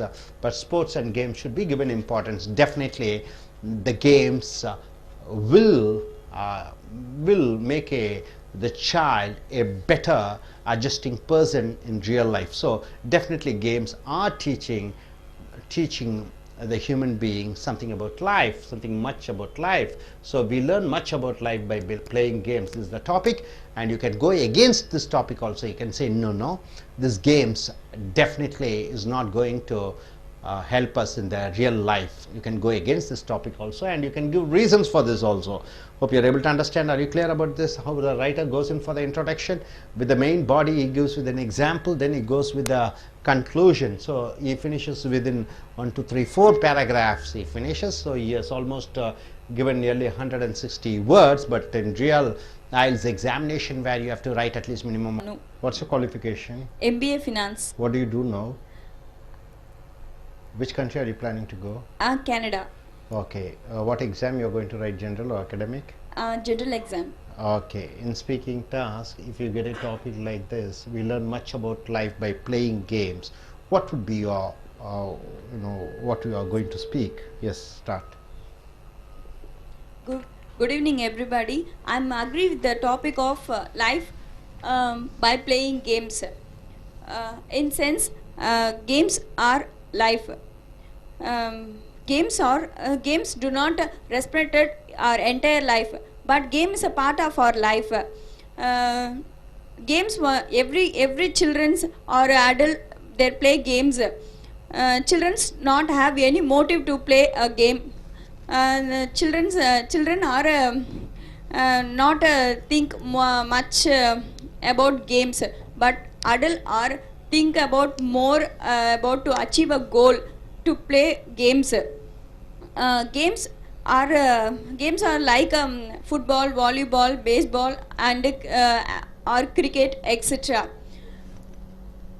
Games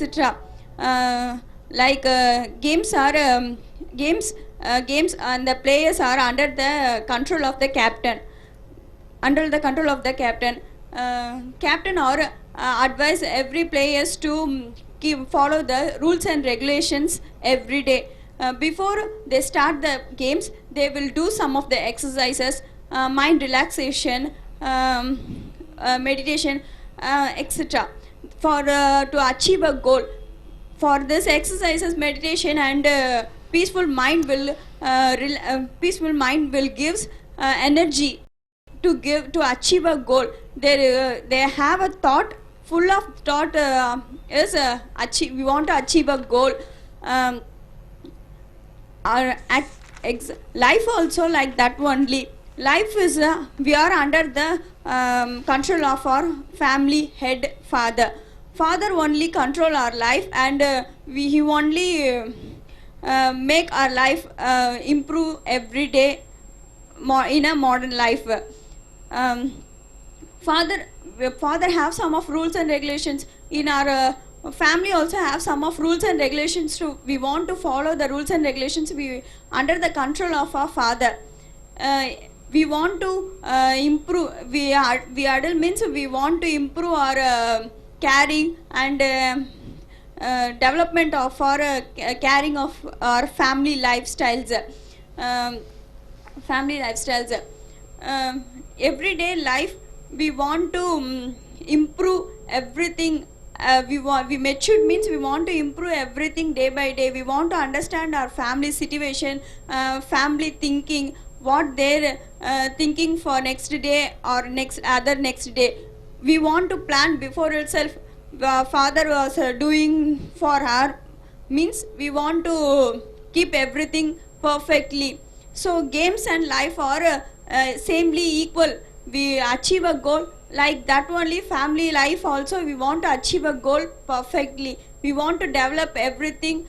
So thank you for this. Yes. Yes, Ms. Vishnupriya, you may come forward. So what's your name? My name is Vishnu Priya. So when do you plan to write your IELTS exams? In the month of November. Good. Suppose if you get a topic like this, what are you going to speak?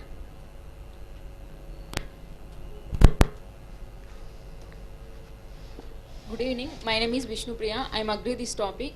Games is one of the part of the life to human being.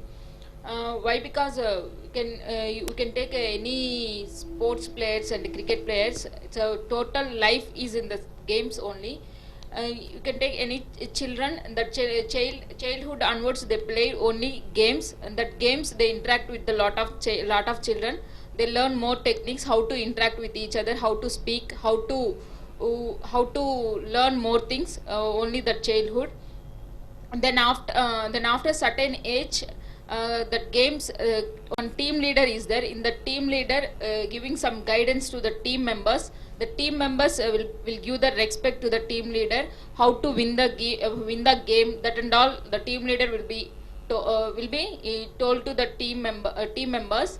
In case losing game also, he told you can take a positive way. You don't jealous to another team. These techniques and all the team leader tell to the team members. That and all we can use for future. In case you can in that future you can get any job. In that job you can give the respect to that manager. Manager gives some advices, and that advertise. We can give that more respect to the manager. We can obey that manager rules, and we can respect the manager. That also only learn to the games. Next, in that games we can perform very well. In that games you can lot of benefits. In that games quota, scholarships also will be given. A lot of universities, lot of colleges. In that games quotas, the free seats also will be given. So games is one of the part of the life. That's why I agree this topic. Thank you. Good. So what's your name? My name is Kadir Muhyiddin. So which country are you planning to go? Singapore. You're taking IELTS examination. So what do you say about this topic? Good evening, everybody. Today I discussed the topic of playing the games, and that I agree with the topics. In a sense, the games are most important in our life. The games do not represent the entry of our life. The games is the minimum level of part of our life. The games is most useful our life. Then the games like cricket, football, volleyball, hockey, so many games are like playing. Then and in every games can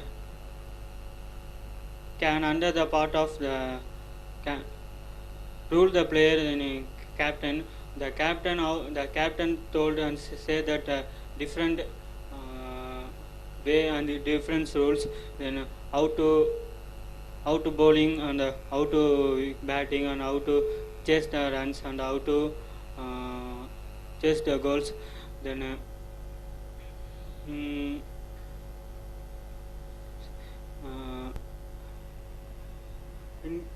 children's children's spend so much of times in playing the games.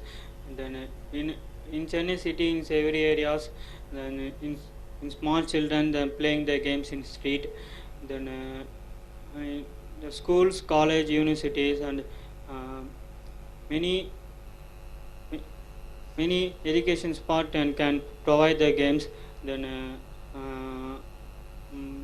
can in cricket can 11 members can go to another college. Then how to win the match and how to awards of a college. Then so thank you. Okay, good, fine.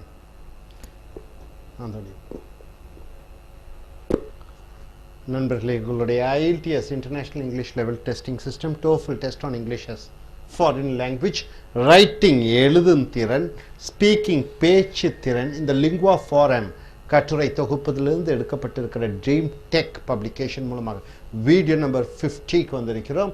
இப்போ ஐஎல்ஸில் டோஃபிலில் பார்த்தீங்கன்னா நீங்கள் almost 270 words பக்கம் எழுத வேண்டியிருக்கும். 2 நிமிடங்கள் தொடர்ச்சியாக பேச வேண்டியது இருக்கும். இதற்கு மதிப்பெண் வழங்குகிறார்கள். சர்வதேச அளவிலான உங்களுடைய பேச்சு, எழுத்து, கேட்கும், வாசிக்கக்கூடிய திறன்களை சோதிக்கக்கூடிய ஒரு பரீட்சை. So agree or disagree question, ஏற்றுக்கொள்கிறாயா ஏற்றுக்கொள்ள மாட்டாயா. ஸோ இங்கே தலைப்பு பார்த்தீங்கன்னா we learn much about life by playing games. நாம் வாழ்க்கையை பற்றி அதிக அளவு தெரிந்து கொள்வது இந்த விளையாட்டின் மூலமாக. நாம் வாழ்க்கையை பற்றி அறிந்து கொள்வது இந்த விளையாட்டின் மூலமாக. ஸோ விளையாட்டுக்கும் வாழ்க்கைக்கும் நேரடி சம்பந்தம் இருக்கிறது. விளையாட்டு போட்டிகள் மூலமாக வாழ்க்கையில் நிறைய கற்றுக்கொள்ளலாம்.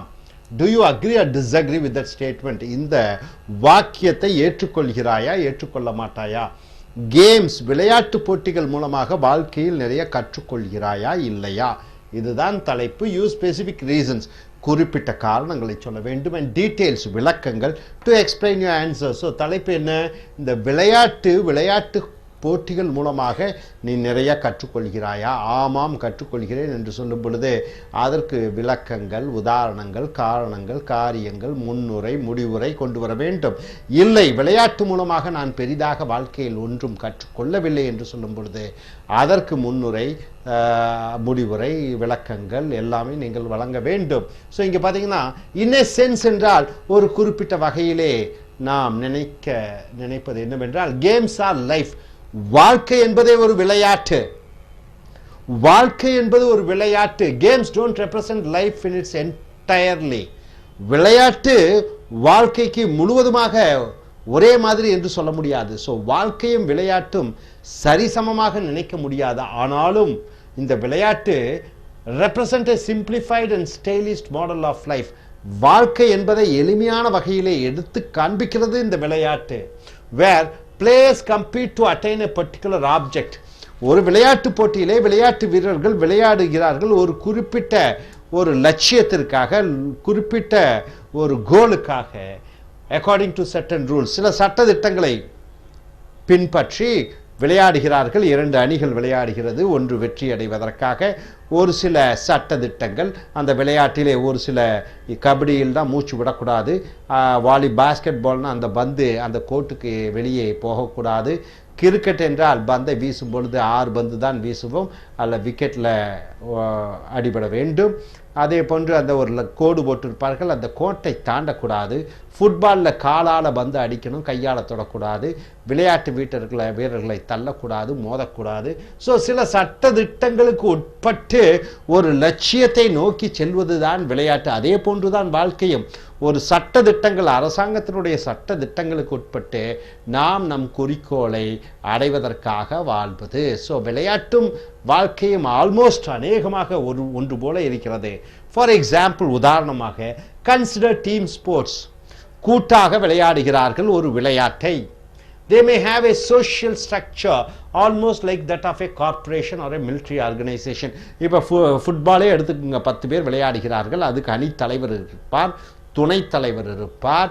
அந்த துணைத் தலைவரும் தலைவர் சொல்வதை துணைத் தலைவர் கேட்பார், தலைவர் சொல்வதை மற்ற விளையாட்டு வீரர்கள் கேட்பார்கள். ஸோ எப்படி ஒரு நிறுவனத்திலே மேலாளர், துணை மேலாளர், கிளை மேலாளர் என்று இருப்பது போல, ஊழியர்கள் இருப்பது போல, விளையாட்டிலும் அதே போன்ற அமைப்பிலே இருக்கிறது. இராணுவத்திலும் சரி, போலீஸிலும் சரி, எல்லா அமைப்புகளை போன்றுமே இந்த விளையாட்டு துறையிலும் அந்த அமைப்பு இருக்கிறது. with boss or captain giving orders to other team members. அந்த பாஸ், நிறுவனத்தினுடைய தலைவர் அல்லது அந்த அணியினுடைய தலைவர் மற்ற விளையாட்டு வீரர்களுக்கு கட்டளையிடுகிறார். There may be a police official whose job is to make sure rules are not violated. நேர் வாழ்க்கையிலே போலீஸ் இருக்கிறார்கள். ஹெல்மெட் அணியாமல் பைக் ஓட்டுவது, லைசன்ஸ் இல்லாமல் பைக் ஓட்டும் பொழுது போலீஸ் பிடிக்கிறார்கள். மற்றவர்களை தீண்டும் பொழுது ஈவ் டீசிங், மற்ற அடிதடி, ரகளை, கொள்ளை என்று பார்க்கும் பொழுது அங்கே போலீஸ் இருக்கிறது சமுதாயத்திலே. அதே போன்று விளையாட்டிலே ஏதாவது விளையாட்டு வீரர் தவறு செய்தால் அவரை கவனிப்பதற்கு ரெஃபரி என்று சொல்லக்கூடிய அந்த மத்திய ரெஃபரி, ஒழுங்காக விளையாடுகிறார்களா என்று பார்க்கக்கூடிய அந்த எம்பையர் இருக்கிறார். And any violation are penalized. வாழ்க்கையிலே, நேரடியான வாழ்க்கையிலே நீ ஏதாவது தவறு செய்திருந்தால் கோர்ட் உனக்கு தண்டனை வழங்குகிறது. அதை போன்று நீ விளையாட்டு போட்டிகளில் ஏதோ தவறு செய்தால் உனக்கு அந்த தண்டனை கொடுக்கப்படுகிறது அந்த எம்பையர் மூலமாக. In short, games are practice for the much broader game of life. அப்போ இந்த விளையாட்டு என்பது வாழ்க்கையில் எதிர்காலத்தில் நீ எப்படி வாழ வேண்டும் என்று கொடுக்கக்கூடிய ஒரு பயிற்சி. Thus playing games can be education in life's rule book. அப்போ விளையாடுவது என்பது வாழ்க்கையில் வாழ்வதற்கு ஒரு பாட புத்தகமாக எடுத்துக்கொள்ளலாம். ஸோ அடுத்த பேராகிராஃபில் என்ன சொல்கிறாரு? This is one reason children spend so much of their time playing games. ஆகையால் தான் குழந்தைகள் ரொம்ப நேசிக்கிறார்கள் இந்த விளையாடுவதை. விளையாட்டிலே ஒரு தலைவர், அணித்தலைவர், அவருக்கு கீழே விளையாடுவது, ஒவ்வொருவரும் அவர்களுடைய கடமையை செய்வது, 2 அணியாக இருக்கிறது, சட்ட திட்டத்துக்கு உட்பட்டு ஒரு எம்பையர் இருக்கிறார். குழந்தைகள் நேசிக்கிறார்கள். though not ready yet for complete responsibilities of adults. பெரியவர்களானவுடன் திருமண வாழ்க்கை, நேரடியான வாழ்க்கை, கம்பெனி நிறுவனத்திலே வேலை செய்ய வேண்டும், சமுதாயத்தில் வாழ வேண்டும். அந்த பெரியவர்கள் பொறுப்புகள் மாதிரி இல்லாமல் இருந்தாலும் கூட குழந்தைகள் விளையாட்டிலே தங்களுடைய முத்திரையை பதிக்கிறார்கள், அதில் கற்றுக்கொள்கிறார்கள். children at play are nonetheless learning and practicing. விளையாட்டுகளிலே, போட்டிகளிலே, ஃபுட்பாலோ கிரிக்கெட்டோ அங்கே குழந்தைகள் கற்றுக்கொண்டிருக்கிறார்கள் through games the skills they will require in the more serious games of adult life. So பெரியவர்களானவுடன், வயதடைந்தவர்களானவுடன் நேரடியான வாழ்க்கையிலே வாழ்வதற்கு ஒரு நல்ல பாடமாக இந்த விளையாட்டு இருக்கிறது. ஸோ இன்றைய காலகட்டத்தில் விளையாடும் மாணவர்களை பார்க்க முடியவில்லை. அநேகமாக அவர்கள் கம்ப்யூட்டர் கேம்ஸ் என்றும், கம்ப்யூட்டரில் ஃபேஸ்புக் மூலமாகவும், இன்டர்நெட், சினிமா, டிவி இதை பார்ப்பதிலேயே நேரத்தை செலவிடுகிறார்கள்.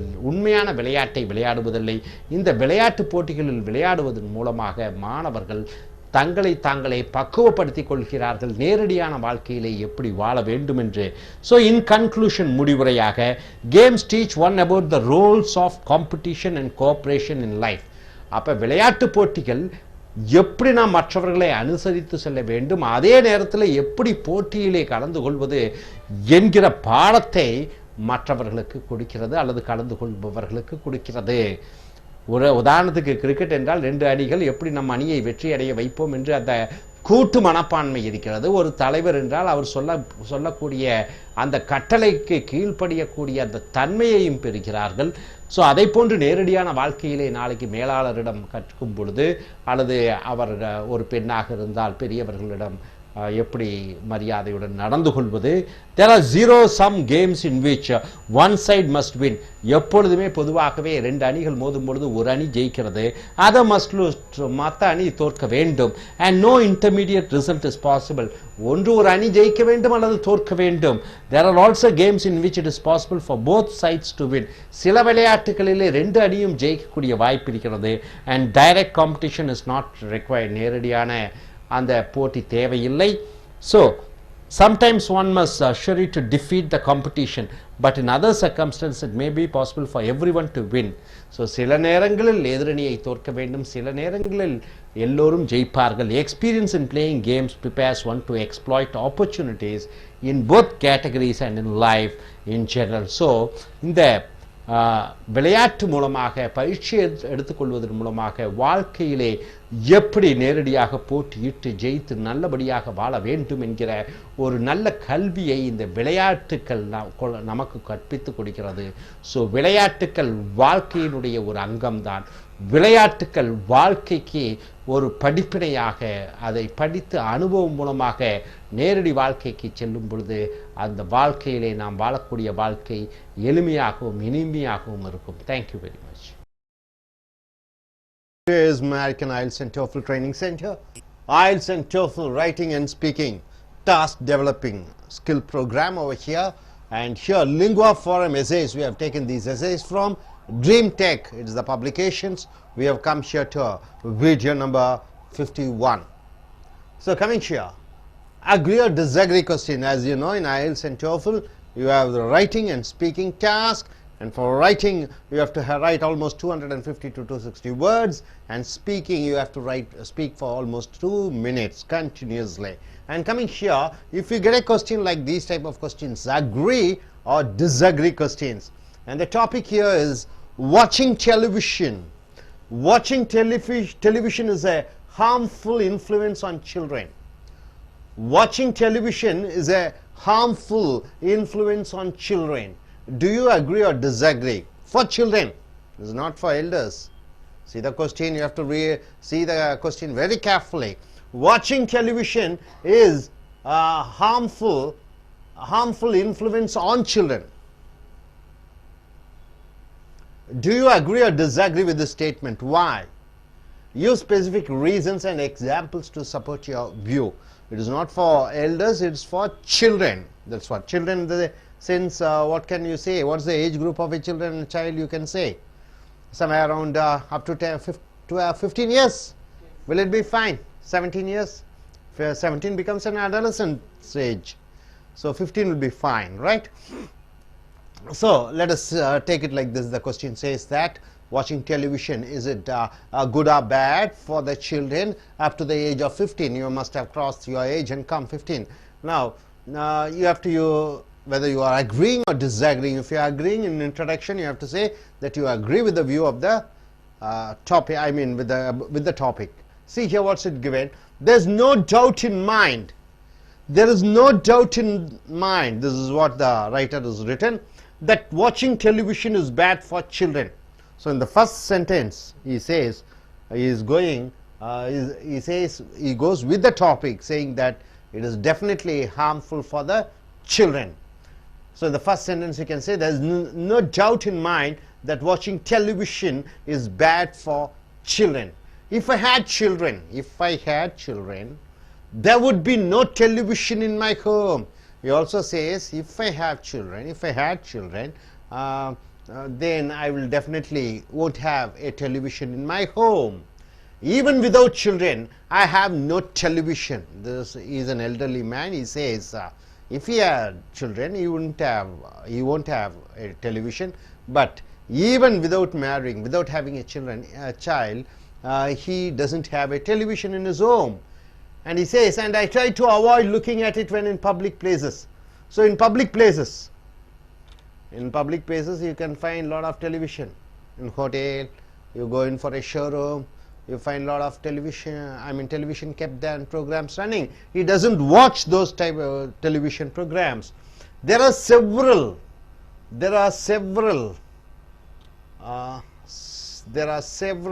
reasons. He says several reasons are there why watching television is bad for children. He also says why it is bad for children, and all the reasons are easy to understand. So he also says it's all very easy to understand why children shouldn't be made to watch television programs. So my dear friends, so he is going with the topic that watching television is harmful for the children. So almost how many words are there? Nearly you can find around 45 to 45 words, at the most 45 words. Now he comes to the second paragraph, giving the idea why he doesn't want television to be viewed by the children. He says, first, television is a commercial medium. Television is a commercial medium. Why hasn't he used media? Because medium is singular, media is plural. So television as a medium. Television and newspaper, you call it as media. Television singular, so he uses the singular, medium. He says television is a commercial medium. So all the television programs which they telecast, it's meant only for money making. Commercial means what? Money oriented. It is designed to sell products. So all the television programs are designed to sell the products. Practically everything on television serves that purpose. He says all the programs from morning to night, whatever it is commercial, and it meant for only selling the things. Commercials are abundant. He says plenty of commercial. Commercials means what? Making money. That is, you are advertising so that the people may buy. So commercials are abundant in television. Some programs are in fact long commercial in themselves. Long commercial in themselves. What is that? What is the program like, It's a continuous serial program. So it's a long commercial in themselves. What does television sell? So what does the television sells. In many cases, it sells things no one really needs. So television sometimes sells certain things which nobody needs. For example, an advertisement to buy a car. Okay, is it anyway being helpful for the child? An advertisement to buy a house or flat, 1 crore, 50 lakhs. Is it going to be any useful for the child? So, moreover, it teaches children to be mere consumers. So, watching television, when child watches, so what happens? Television merely thinks that all the children are consumers. Consumers means what? Customers. That is to buy and buy. Still more, I have never known television to teach the virtue of saving money. Television has never helped you to save the money. It always wants to spend your hard-earned money. So, in the first paragraph, he says that is in the second paragraph with the ideas. What he says is why he is against television to be viewed by the children. He says the reason is it's all commercial and they want to make the children to be consumers. They want the children to buy something, and it is no way useful for the child. It never teaches the virtue of saving money. It always teaches how to spend money. So it is no way useful for the children. Now coming here to the second paragraph, he goes on. Then there is the prevalence of sex and violence on television. So at the age of 13, 12, 13, 14, 15, this is the age a child grows. Physically there changes happens. Mentally some changes happens. So that is the growth, that is the stage, age of the puberty time. So here then there is the prevalence of sex and violence on television. So in television what it is seen, you can see the sex and violence. A child who watches television, child in the sense as I have told you, the 15, up to 15, every night may witness hundreds of staged murders per year. So in a television program you can find somebody killing somebody, somebody committing suicide, somebody burning, wife beating, bride burning, then what else, torturing the wife, beating the husband, mentally disorders and murders. So the child is a witness for hundreds and thousands of television oriented staged murders. What do you mean by staged murders? It is short TV program, short murders. What message does violent TV entertainment deliver? So television programs are violent, and what does it deliver to a child? It teaches that violence is an acceptable way to resolve problems. So it teaches, television teaches, the child looks at the television, he or she thinks that okay, violence is the part of a human life. Violence is something which is accepted by the society. When TV says something, why not we also do? So violence becomes, the child thinks that violence is a part of the society. Meanwhile, little boy learns to be, what does he learn? He also learns to be sexually aggressive. Sexually aggressive. So that's the age when they are growing up. When a boy or a girl, she is just attending the stage of puberty. So he looks at the television programs, he watches certain fictitious characters, what they do, and sexually is aroused, and he becomes aggressive in the manner of TV heroes. He tries to imitate the hero. And little girls, so little boys learn to be sexually aggressive, and little girls learn to be seductive. What do you mean by seductive? Using sex, using a sense of talking in such a way to try to attract the opposite sex. That's called seductiveness. So seductive is the way somebody looks, the way somebody talks, the way somebody moves, just meant for attracting the opposite sex. That's called seductive. So the boys learn to be sexually aggressive, the girls learn to be seductive.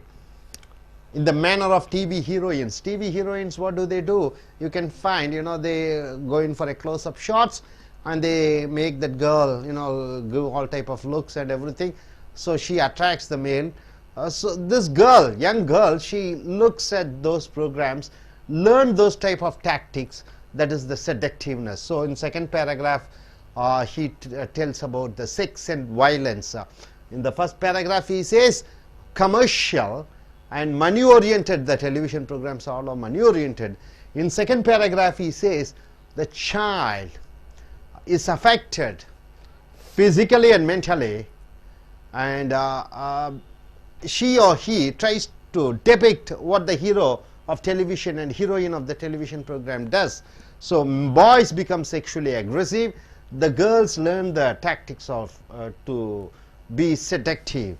Then now coming here to the final conclusion, not every program on television of course delivers an unwanted message. So he also says all the television program doesn't mean that it gives unwanted message, because so many programs do deliver such messages. However, we should keep television away from children. So whatever it is, up to plus 2, okay, up to plus 2, she or she may be 17 years old, up to 17 years, let the child not be touched, let the child not be he or she doesn't look at the television. So just don't have a television in your home if you have a child. It definitely not going to be useful for the child's education, child's mental being, and her or his future career is not going to be useful, television. So definitely television should not be kept in a home where children are there. So this is what he says. Now I request the IELTS takers to come one by one. Yes, I request gentlemen to come forward. Mr. Tyagmuni, when do you plan to write your IELTS exams? I'm planning to write at the early now. You are going for general or academic? I'm going for general. Very fine. You have seen the topic, you have heard about the topic. So what is your views? You have to speak for 2 minutes continuously about this topic. Yes. Yes. Watching television is harmful. Is a harmful influence on children. Yes, of course, undoubtedly it is a harmful influence for the children. There are we can prove this with very good examples. Children's at the age of 5 to 15, they are very much addicted to televisions, but this is the age where the children have to play a lot. They have to concentrate on their studies because it's the foundation for their lifetime. So they have to be more thoughtful in the way they play, in the way they take up their life. So in this important stage, television plays a vital role in each and every children's life. So I don't believe that televisions will help children to accomplish their tasks in the future. So, for example, children's at the age of between the age of 5 to 15, they are very much addicted to televisions nowadays, and there are many good examples. Sorry, there are many good programs which are being telecasted in the televisions, but predominantly most of the children are addicted to the entertainment channels rather than going for some knowledgeable stuffs. So here it will also spoil their physical health. It will spoil them physically as well as mentally. Children get addicted. It makes them to concentrate only on television rather than concentrating on studies, games, etc. And they cannot. It will make them to get addicted and not to concentrate on any other stuffs. And the next one is, as the author has mentioned, there are many commercial stuffs as well as many programs which will directly persuade the children in their early life, and prevalence of sex and violence of TV is the best example for that. Most of the children are trying to be as the character what they are watching on the TV. So it's not at all entertainable. So for me, to conclude, to sum up, it is not advisable to keep a television in her home where children are actually present. Thank you. Forward.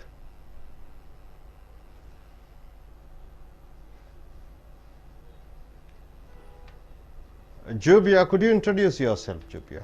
My name is Juvia, and I have just going to write the IELTS exam. So which country are you planning to go? Planning to go in New Zealand. What's your profession? I'm a BSc nurse. Okay, is there somebody over there in New Zealand? Yeah, my brother is there. So when do you plan to write your exams? It's in October. October month. You're taking general or academic? Academic. Very fine. What do you think about the topic, and could you say about this topic for 2 minutes? Yes. I would be agreeing with this topic that watching television is harmful for the students, for the childrens, because as we know that television has become a commercial media it's become a commercial media. So as we know that the childrens who are growing from the 5 to 15 years of age, they only know about the they're looking others and studying many things. So for children, they look the televisions and they try to gain some knowledge, and they think that TV is the world. So doing like this, everyone is doing like the same what they are seeing. So they will adapt what they are seeing in the television.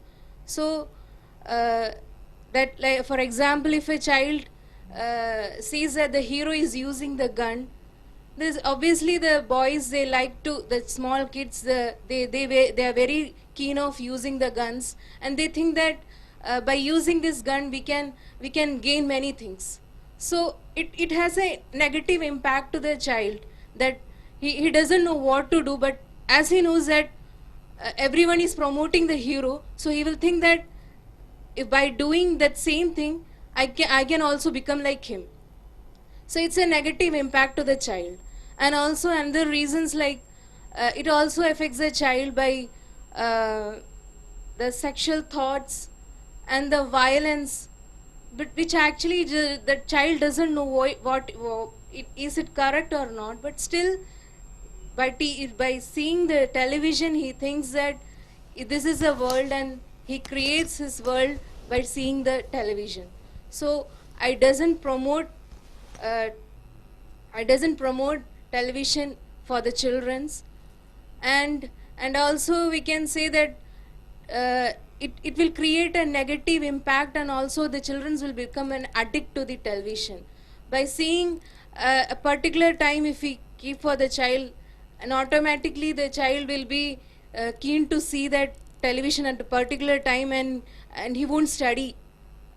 So it all affects the child indirectly. So I would always say that television is harmful for the children.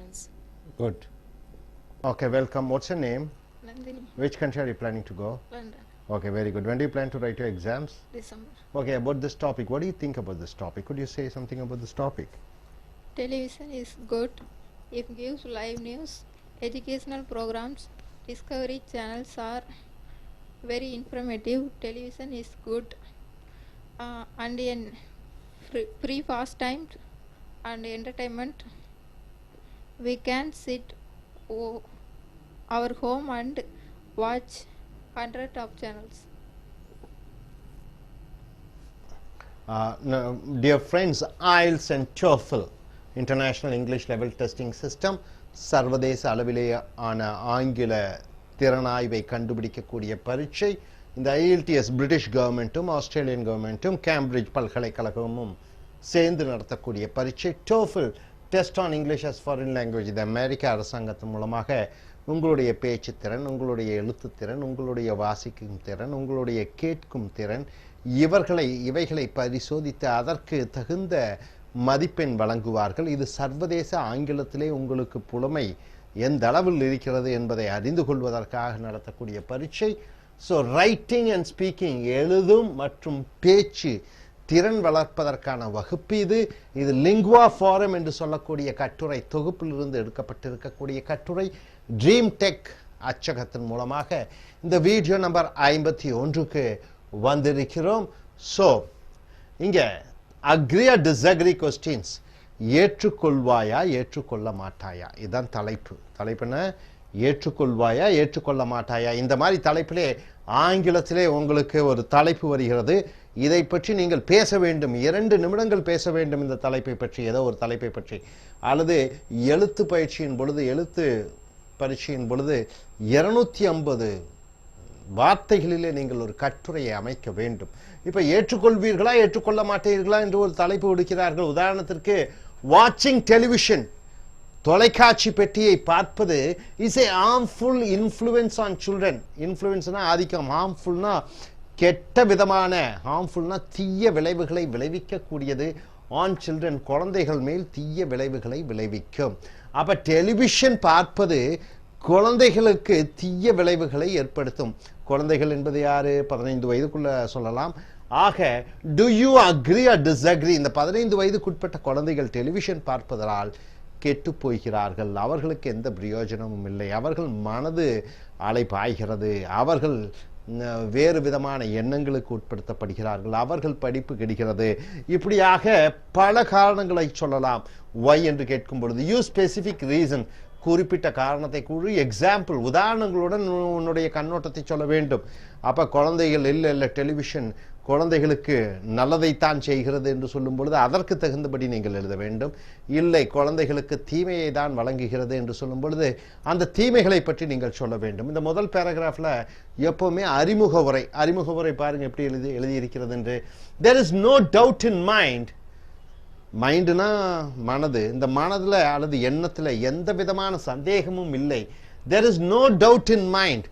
என் மனதுல எந்த விதமான சந்தேகமும் இல்லை என்று எழுத்தாளர் எழுதியிருக்கிறார். that watching television is bad for children.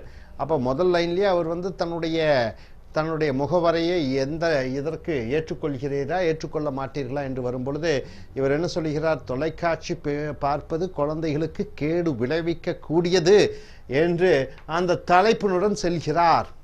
சந்தேகமே இல்லை, டெலிவிஷன் குழந்தைகள் பார்ப்பது, தொலைக்காட்சி குழந்தைகள் பார்ப்பது தீமையை விளைவிக்கக்கூடியது என்று சொல்லிக்கொண்டு இஃப் ஐ ஹேட் சில்ட்ரன், எனக்கு மட்டும் குழந்தைகள் இருந்தால் there would be no television in my home. அவர் என்ன சொல்கிறார்? எனக்கு குழந்தைகள் இருந்தால் என் வீட்டில் நான் டெலிவிஷனை வைத்துக் கொள்ள மாட்டேன். ஈவன் விதவுட் சில்ட்ரன், குழந்தைகள் இப்போ எனக்கு இல்லை, இருந்தாலும் ஐ ஹாவ் நோ டெலிவிஷன். குழந்தைகள் இல்லாத பொழுது கூட நான் டெலிவிஷன் வச்சுக்கிறது இல்லை. அதனால குழந்தைகள் இருந்தால் நிச்சயமாக டெலிவிஷன் வச்சுக்க மாட்டேன். and I try to avoid looking at it when in public places. அப்ப இந்த எழுத்தாளர் என்ன சொல்கிறார்? பொது இடங்களிலே டெலிவிஷன் வைத்திருந்தாலும் கூட அதை கூட நான் பார்க்க மாட்டேன் என்று சொல்கிறார். அப்ப டெலிவிஷனுடைய தீமைகள் குழந்தைகளுக்கு மட்டும் இல்லை, பெரியவர்களுக்கும் சேர்ந்துதான் வருகிறது என்று சொல்கிறார். there are several reasons, பல காரணங்களை சொல்கிறார். why watching television is bad for children? ஏன் இந்த தொலைக்காட்சி குழந்தைகள் பார்ப்பதால் ஏன் அவர்களுக்கு கெடுதல் என்று பல காரணங்கள் இருக்கிறது என்று சொல்கிறார். and all the reasons are easy to understand. இந்த அனைத்து காரணங்களும் எளிதாக புரிந்து கொள்ளலாம் என்று சொல்கிறார். அப்ப முதல் பத்தியில என்ன சொல்கிறார்? டெலிவிஷன் பார்ப்பது கேடு விளைவிக்கக்கூடியது குழந்தைகளுக்கு, அனைவருக்கும் என்று சொல்கிறார். இப்ப நீங்க தலைப்பு என்ன கொடுத்திருக்குது? தொலைக்காட்சி பார்ப்பது குழந்தைகளுக்கு கேடு விளைவிக்கிறதா இல்லையா, இதுதான் தலைப்பு. அதுல முதல் பேராகிராஃப்ல பத்தியில என்ன சொல்லிவிட்டார்? குழந்தைகள் கெடுவார்கள், ஆகையால் குழந்தைகளுக்கு டெலிவிஷன் பார்க்கக்கூடாது, தொலைக்காட்சி பார்க்கக்கூடாது என்று சொல்லி அதற்கான காரணத்தை சொல்கிறார் முதல் பத்தியிலே. First, television is a commercial medium. Medium என்றால் என்ன? மீடியம் என்பது ஒருமை. மீடியம் என்றால் அது ஒரு வகையான மக்களுக்கு எடுத்து சொல்லக்கூடிய ஒரு சாதனம், மக்கள் தொடர்பு சாதனம் ஒன்று மீடியம். பலதாக இருந்தால் மீடியா என்று சொல்கிறோம். First, television is a commercial media. Commercial என்றால் என்ன? பணம் வர வைக்கக்கூடியது, பணம் சம்பாதிக்கக்கூடியது, பணத்தை கண்ணோட்டத்துடன் இருக்கக்கூடியது, பணம் ஒன்றே குறிக்கோளாக இருக்கக்கூடியதைத்தான் கமர்ஷியல் என்று சொல்கிறோம். காமர்ஸ் என்ற வார்த்தையிலிருந்து வந்தது தான் கமர்ஷியல். மீடியம் என்பது மக்கள் சாதனங்கள், மக்களுக்கு சென்றடையக்கூடிய ஒரு சில சாதனங்கள், இது ஒருமை. மீடியா என்பது பன்மை. So television is a commercial media. Television மூலமாக, டெலிவிஷன் பணம் சம்பாதிக்கக்கூடிய ஒரு மக்கள் தொடர்பு சாதனம். It is design to sell products. அப்போ டெலிவிஷன், தொலைக்காட்சி மக்களுக்கு பொருட்களை விற்பதற்காக உண்டாக்கப்பட்ட ஒரு சாதனம். practically everything on television serves that purpose. தொலைக்காட்சியில் வரக்கூடிய அனைத்து நிகழ்ச்சிகளும் அதை எதை மையமாக இருக்கிறது? விளம்பரங்கள், பொருள் விளம்பரங்களை மையமாக இருக்கிறது. Commercials are abundant. ஏகப்பட்ட விளம்பரங்கள் வந்து கொண்டிருக்கிறது. some programs are in fact long commercial in themselves. சில நிகழ்ச்சிகள் எல்லாம் பார்த்தீர்கள் என்றால் அந்த லாங் கமர்ஷியல்ஸ் என்றால் என்ன? அது டிவி சீரியல்ஸில் என்ன சொல்லுவீங்க? வாராந்திர, மாதாந்திர, வருட கணக்கில் ஒரு நிகழ்ச்சியை எடுத்துக்கொண்டே செய்வார்கள். அதை ஏதோ ஒரு நிறுவனம் அதற்கு செலவு செய்து கொண்டிருக்கும். அந்த நிறுவனத்தினுடைய பொருட்களை விளம்பரம் செய்து கொண்டிருப்பார்கள். What does television sell? Television என்ன விற்கிறது? இன் மெனி கேசஸ், பல வகையிலே, it sells things no one really needs. டெலிவிஷனில், தொலைக்காட்சியில் நிறைய விளம்பரங்கள் வருகிறது.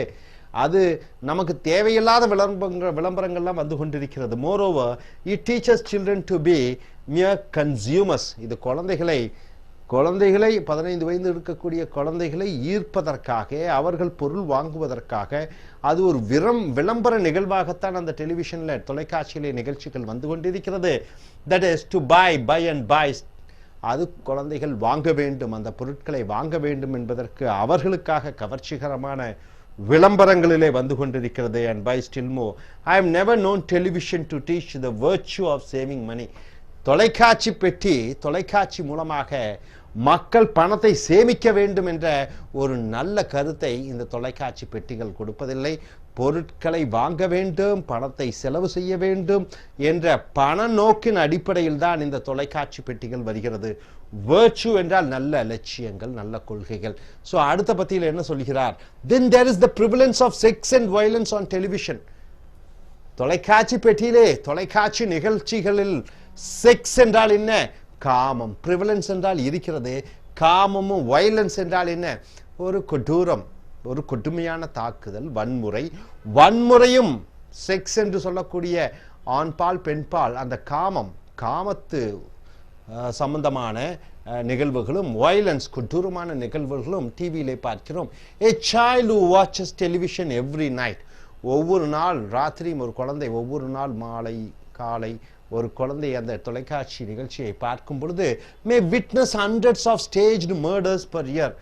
அப்போ ஒரு தொலைக்காட்சி நிகழ்ச்சிகள் பார்க்கும் பொழுது அங்கே ஒரு கொலை விழுந்திருக்கும். அந்த கதையின் பாத்திரத்திற்கேற்ப அந்த நாடகத்தினுடைய, தொலைக்காட்சி நாடகத்தினுடைய நிகழ்ச்சிக்கு தகுந்தபடி சில கொலை சம்பவங்கள், சில தற்கொலை சம்பவங்கள், சில மனைவியை அடித்தல், மனைவியை எரித்தல், ஆள் வைத்து கடத்தல், கொள்ளைகள் என்று பல ஸ்டேஜ்டு மர்டர்ஸ் என்றால் என்ன? அதாவது அது உண்மையான சாவுகள் அல்லாமல் அந்த தொலைக்காட்சி நிகழ்ச்சிகளுக்காக செய்யப்படுகிற நாடக சாவுகள். What message does violent TV entertainment deliver? இந்த மாதிரி கொடூரமான, இந்த மாதிரி வன்முறை சம்பவங்கள் நிறைந்த தொலைக்காட்சிகள் நிகழ்ச்சிகள் குழந்தைகளுக்கு என்ன கற்பிக்கும்? It teaches that violence is an acceptable way to resolve problems. அப்ப வன்முறை, பழிக்கு பழி வாங்குதல், இவைகளெல்லாம் அந்த டெலிவிஷன் தொடர்களிலே வெற்றிகரமாக ஓடக்கூடிய நிகழ்ச்சிகளாக இருக்கும். அதை பார்க்கக்கூடிய குழந்தைகள் இந்த சமுதாயத்திலே வன்முறையும் ஒரு ஏற்கப்பட்டது தான் என்ற ஒரு முடிவிற்கு வருவார்கள். மீன்வைல் அதே நேரத்தில் little boys learn to be sexually aggressive. காதல், காமம் இவைகள் அனைத்தும் டெலிவிஷன் தொடர்களிலே வீட்டினுடைய வரவேற்பறையிலும், பெட்ரூம்லையும், சமையல் அறையிலும், இப்போ வீட்டிற்கு ஒரு டெலிவிஷன் என்று மாறி ஒவ்வொரு அறைக்கும் ஒரு தொலைக்காட்சி பெட்டி வந்து விட்டது. ஸோ அங்கே கதாநாயகனும் செய்யக்கூடிய அந்த காதல் விளையாட்டுக்களை இந்த குழந்தை பார்த்து, ஒரு பையனாக இருந்தால் அவன் உடல் ரீதியாக காம உணர்ச்சிகளுடன் இருக்க ஆளாக்கப்படுகிறான். In the manner of TV heroes and little girls, சிறு சிறு பெண்கள் 13, 14, 15 வயது பெண்கள் to be seductive. Seductive என்றால் என்ன? மற்றவர்களை காம வலையிலே வீழ்த்துவதற்காக அந்த ஒரு காம நிகழ்வுகளை கதாநாயகிகள், டெலிவிஷன் நிகழ்ச்சியிலே வரக்கூடிய கதாநாயகிகள் மூலமாக கற்றுக்கொள்கிறார்கள். ஸோ அடுத்தது இறுதியாக முடிவுரையாக, not every program on television of course delivers an unwanted message. எழுத்தாளர் மேலும் சொல்கிறார், டெலிவிஷன் தொலைக்காட்சியில் வரக்கூடிய அனைத்து நிகழ்ச்சிகளும் தேவையில்லாத நிகழ்ச்சிகள் என்று சொல்ல முடியாது. Because so many programs do deliver some such messages. நிறைய நிகழ்ச்சிகள் நல்ல நல்ல நிகழ்ச்சிகளையும் வழங்குகிறது. However, we should keep television away from children. எது எப்படியாக இருந்தாலும் மலரும் குழந்தைகள் புதிய உலகத்திற்கு அவர்கள் வயதிற்கு வரும் பொழுது, உடலும் மனதும் மாறிக்கொண்டிருக்கும் பொழுது, அந்த நேரத்திலே இந்த தொலைக்காட்சி நிகழ்வுகள் காமம், கொடூரம், வன்முறை, இந்த மாதிரி சம்பவங்களை அவர்கள் மனதை பாதிக்கக்கூடாது. அவர்களுக்கு தேவையானது இப்பொழுது படிப்பும் நல்ல ஆரோக்கியமான ஒரு சூழ்நிலையும். ஸோ தொலைக்காட்சி இருக்கவே கூடாது என்று எழுத்தாளர் சொல்கிறார். ஸோ மேலும் நீங்கள் இப்படியும் சொல்லலாம், தொலைக்காட்சி நல்லதைத்தான் வழங்குகிறது, தொலைக்காட்சி வேண்டும், நாட்டில் நடப்பதைத்தான் தொலைக்காட்சிகள் சொல்லுகிறது. ஸோ இது எந்த வகையிலையும் குழந்தைகளை பாதிக்காது என்று அதற்கு சார்பாகவும் நீங்கள் வாதாடலாம். ஸோ இனி அடுத்து வரக்கூடிய வீடியோக்களில் மற்றவைகளை பார்ப்போம். Thank you. IELTS and TOEFL Training Center, IELTS International English as Level Testing System. It is conducted by British and Cambridge University and Australian government. TOEFL test on English as foreign language by American government. So here we have 4 skills: reading, writing, listening and speaking. Test on English as foreign language by American government, reading, writing, listening and speaking. International evaluation of your skills in these 4 aspects: reading, writing, listening and speaking. So the score which you get, it says how much you are, what is your level in English. The English speaking countries like US, UK, Canada, Australia, New Zealand, they evaluate by the score you get.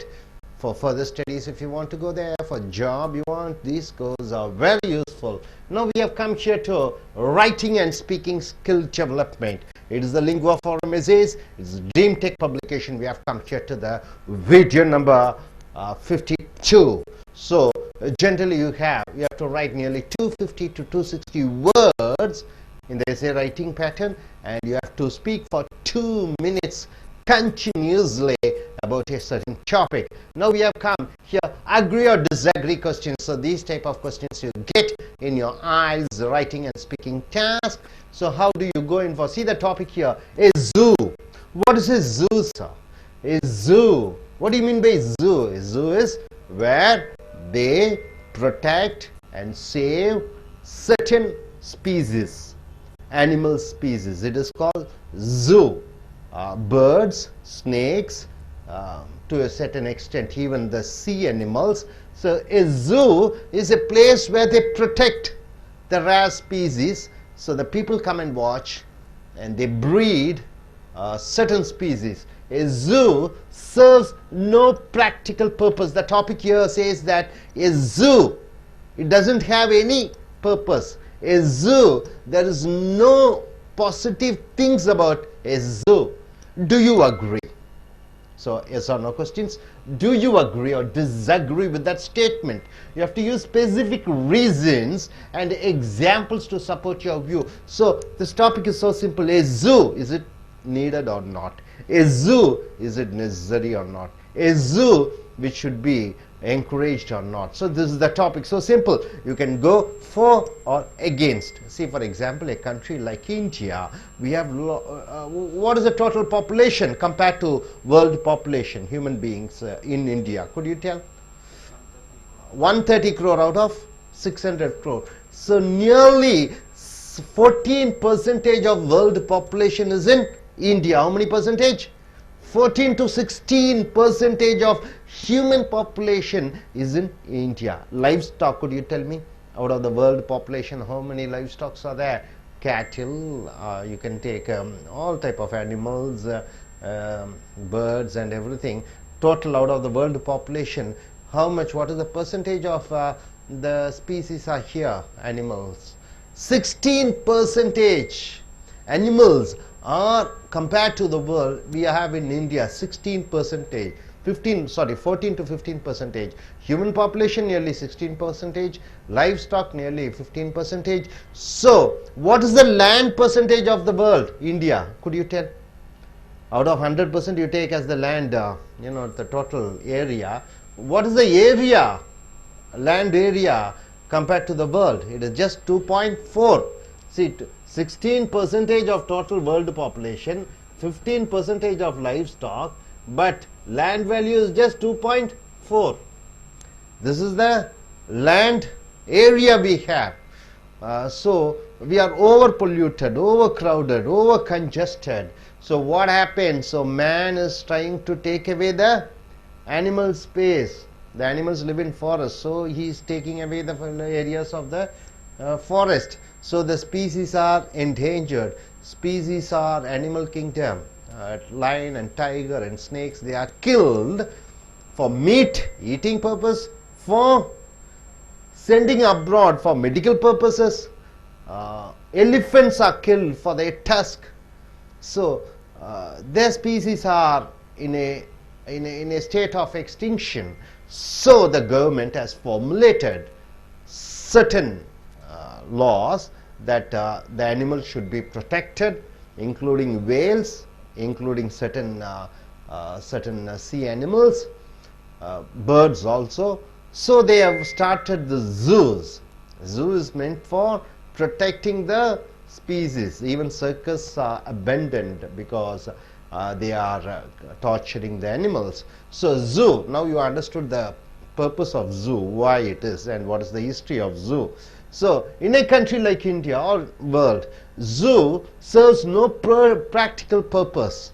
So you have to use certain reasons and examples to say your answer. So coming here, see this a sample essay is given. So the writer says, does a zoo have any useful purpose? He asks a question by asking, does zoo have any useful purpose? The important word here is useful. Is it useful? The main focus word, the thought word is useful. Is the zoo useful? A zoo is not useful in the sense that a factory or retail store is useful. So when you compare a zoo with a factory or an office or something, then it is not useful. Zoo doesn't produce a large direct product from commerce. It is not like factory where it produces something on a profit oriented way. It is not like a company where it is commercial oriented. Zoo is not commercial oriented. Zoo is not like profit oriented. When you say in that purpose, definitely zoo is not useful. It's not going to earn money. A zoo doesn't produce large direct profit from commerce. You're not going to gain profit. You're not going to gain any profit from zoos. This definition of useful, when you take it useful, however, is extremely narrow. You have to think in a short way. Something can be useful and valuable to society. So useful in the monetary ways, definitely no. Zoo is not going to give you profit. But zoo as a society, as a purpose, as a whole, without making a big and immediate profit, seen from this perspective, what do you mean by perspective? In this viewpoint, zoos serve many useful purposes. So zoo serves many useful purposes. So in the first paragraph, the writer takes 50 words for introduction. He says zoos, in the narrow sense of making money, definitely no, not like factory industry, but as a society's commitment, as a to give back to nature or to protect certain things, then definitely it serves the purpose. This is what in the first paragraph he says.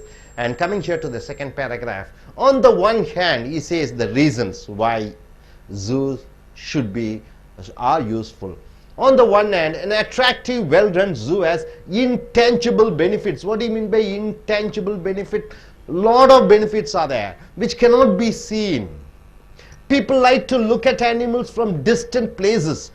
They don't like to, come and touch the lion or tiger. They like to look at from a distant places, such as lions, elephants, and polar bears. You cannot go near. You have to stand back and watch. To use a commonplace analogy, a zoo is like music. A zoo is like a music. We could live without it. Without music also we can live. Without movies we can live. Without watching television we can live. But life is richer with it. But with all these things, life becomes more nice and tasty, wonderful to live with. A tangible benefit of zoos, by contrast, is the money visitors spend while there. So in a zoo, if you want to go and watch the animals, you have to pay a ticket, entrance ticket. In Chennai, like place, we have a zoo called Wonderloo Zoo, where we pay and get a ticket. Yes, well advertised and competently run, a zoo may attract hundreds of thousands of visitors. For a typical example, we can give is this Mysore Zoo, the great zoo, thousands of acres of land. You find all animals are there. So it attracts nearly lakhs of people per day, and the zoo is earning quite a lot of money. If each visitor spends an average of $50, not only they buy tickets, they go inside, they buy eatables, the tourism develops in that area, hotel industry develops. Then the zoo's economic benefit to the community is considerable. So for the society, for the community, for the people who live over there, it really increases their income. So he says, what is the zoo's economical purpose? He says in the first paragraph. First paragraph, he says in introduction, he distinguishes with the money and the society's commitment. Now coming here to the first paragraph, he says the reason, that is the second paragraph, other than the introduction, he says the commercial value, what he gains, what the society benefits out of it. Now coming here to the third paragraph, he says another useful purpose of zoos is the preservation of endangered species. What do you mean by endangered species? See, before 100 years, it was they took a data. There in India there were nearly 10,000 tigers. That is before independence. Now after 65 years, nearly we have only 40% of the species are there. 60% of animals have been destroyed, either because of the hunting or because of certain chemicals causing diseases, and water pollution, air pollution. The forest areas are getting taken away by the human beings. So 40%, 60% of the population of animals are eliminated or extinct. So we need to preserve these endangered species. Some species are on the verge of extinction. They are about to be destroyed. Zoos may be their only hope for survival. It's only the zoos where they can survive. In zoos, endangered species can be protected, like lion and tiger, bred and returned to the wild whenever possible. So whenever they want, they can shift the cheetahs, tigers and lions back to the forest. Had zoos with such capabilities existed in the 19th century, in the 19th century, when is it? 1800s, 1800. Now extinct species like American passenger pigeon might still be alive. So if endangered species are protected in zoo, that is during the time of 19th century, then we could have seen this American pigeon, a passenger pigeon, but we don't have now because it has gone. There's no way. Like dinosaurs, we don't have it now. In the 20th century, zoos have helped preserve numerous species. So now we are able to save a lot of species. So in second paragraph, he comes to the point of saving the species, endangered species. Introduction pass, he introduces and says, yes, zoos are useful for the society. In second paragraph, he says, zoos are economical also, it is good for the society. In the third paragraph, he says about the endangered species, how it should be protected. And coming here to the finally, for the conclusion, finally imagine you had a choice, each one of you. having a choice. Choice means what? Either one. You have to select either one. What is the choice? On a plot of land, you have 100 acres of land, okay? You could build either a factory. You can either build a factory or a zoo that would save the tigers on earth. Tigers are getting destroyed. There are hardly, hundreds of tigers are there. You have 100 acres of land. You have two choices, either build a factory or save the tigers, because it is an extinction. Which would you choose? Which would you choose, either factory or saving the tigers? I would choose the zoo. So this writer says, I will definitely choose the place and I will allot the place for the zoo. Why? The world already has millions of factories. World, we have millions of factories. You take in Chennai, car factory alone, nearly 10 to 15 car companies are there. But only a few tigers are there. Tigers is a wonderful species, isn't it? And once a species disappears, it is gone forever. Once it disappears, that's all. You cannot bring it back. For that you need a male and a female. You kill everybody, then where is there to reproduce or produce? So it's not possible. So my dear friends, zoo serves no practical purpose. That's what the topic is. The author goes against the topic, saying that zoo definitely is, it is useful for the society.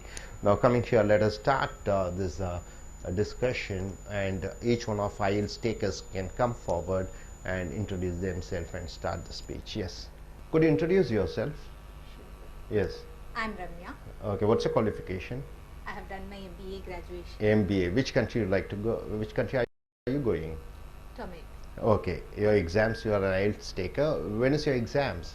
In December. In the month of December. Okay. Let us start the speech. Please continue with the speech. So today's topic of discussion is zoos. Does they serve a practical purpose? Is a query put in front of us. According to me, zoos definitely serve a practical purpose. So getting deeper into the topic, first we'll think one thing. Whether the world in front of us, do we provide a proper space to the animals which also has an equal space in this world? Do we definitely provide a space for them to live? Then the answer would be, it's a no.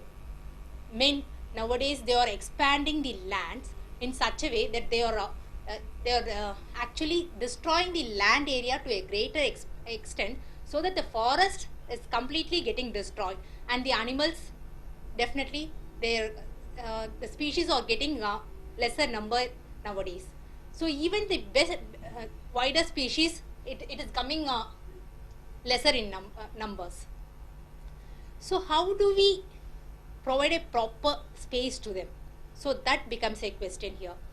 And one more thing is, men not only destroy the land, they also exploit animals. How do they exploit animals? Animals are getting exploited for both their flesh and skin. Not only for flesh and skin, even the the bones, teeth of animals are getting utilized for various purposes, and they are mostly misused by human beings. So how to protect the species? Definitely the answer would be zoos. So once we say about zoos, this zoos, it's a best option for the survival of animals, because when you go to a zoo, you can say we can see the animals in a place where they live in their own world. The environment will be totally different for them. It's like a forest-like place for an animal. So definitely it provides a scope for the animals to live. And the next thing is, why we say a zoo it's for a practical purposes. From a child to a man, anybody who gets into a zoo, they enjoy themselves, they'll relax. At the same time, these zoos, they'll generate a revenue for the nation. So it's definitely serving a practical purpose. At the same time, we are providing a space for the animals to live in this world. And one more thing is, it's a responsibility of each and every individual to support a zoo. Only then we can let the animals also live in this world. Good. Yes, Ms. Lavanya, please come forward. So could you introduce yourself? My name is Lavanya. What's your qualification? B Aeronautical. So which country are you going? UK. Okay, when is your exams? In the month of November. You're going for academic or general? Academic. Okay, what do you understand by this topic and how do you speak? Can you speak for 2 minutes?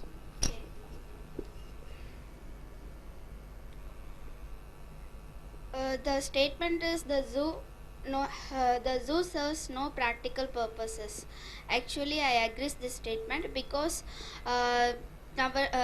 zoos should be protected by the animals, and it should be very safe, and the peoples are enjoying while seeing the animals as wild animals as species, birds, and sea animals like whales, like that. So now first I'm going to tell about the birds. The bird in India, it has in India it has Vedandangal. It is very famous for the birds. Now you cannot see any small birds like kuruvis, like that. So because you know what, because of the signals, radio signals, phone signals, the small birds cannot cannot observe that radiation of the birds, radiation of the signals. So the birds trying to go somewhere where there is no signals, because the vibrations is very disturbed for their birds. So it trying to move somewhere and living in some forests, like this. And the second one is the population. Populations is day by day increases, so the forest areas becomes less. The most of the people are like to build apartments, houses somewhere in like farmhouse, some like that, so that forests are becoming less area. So the animals are where the animals will be go. So we should only protect the animals in the way of the zoos, or else in some pet animals, or should should be live in a house, but wild animals also should be protected by the only the way of the zoos and forest. So now we started by the some blue crosses are there to protect the animals, and also their zoos. And finally the zoos or should be protected, zoos or should be what I'm trying to say, zoos or should be prevent and everything. Thank you. Okay, Sorry. okay, good.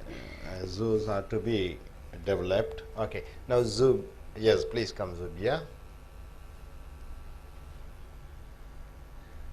Could you introduce yourself? My name is Jubia. So, when do you plan to write your exams? I just in the end of the October I'm just planning to write. What are you exams. specialized at? I'm a BSc nurse. Okay, which country are you planning to go? New Zealand. You're going for academic or general? Academic. For the studies you are going. For So, the what do you studies. understand by this topic? Please tell.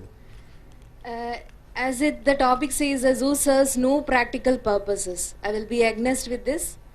The zoo is very useful for our purpose. Obviously, it's very useful. Why we think that's not useful? See, as a businessman, if you see that building more the buildings and many more houses, it will be a benefit for him. Like many of the KFCs and many thoughts of things can be built and it will be attracted to the people. But it's not useful. No, as we see in a commercial purpose, it's not useful. But firstly, I will say that if a zoo is there, that area will be that place will be more known to others. As we know that the Mysore Palace, Mysore Zoo, it's very famous for its known, especially many peoples are known, and even the children studies about the Mysore Zoo. So it's very famous for that. And also if you will see that nowadays we can see that many of the species like tigers, peacocks are going to extinct from our in our generation.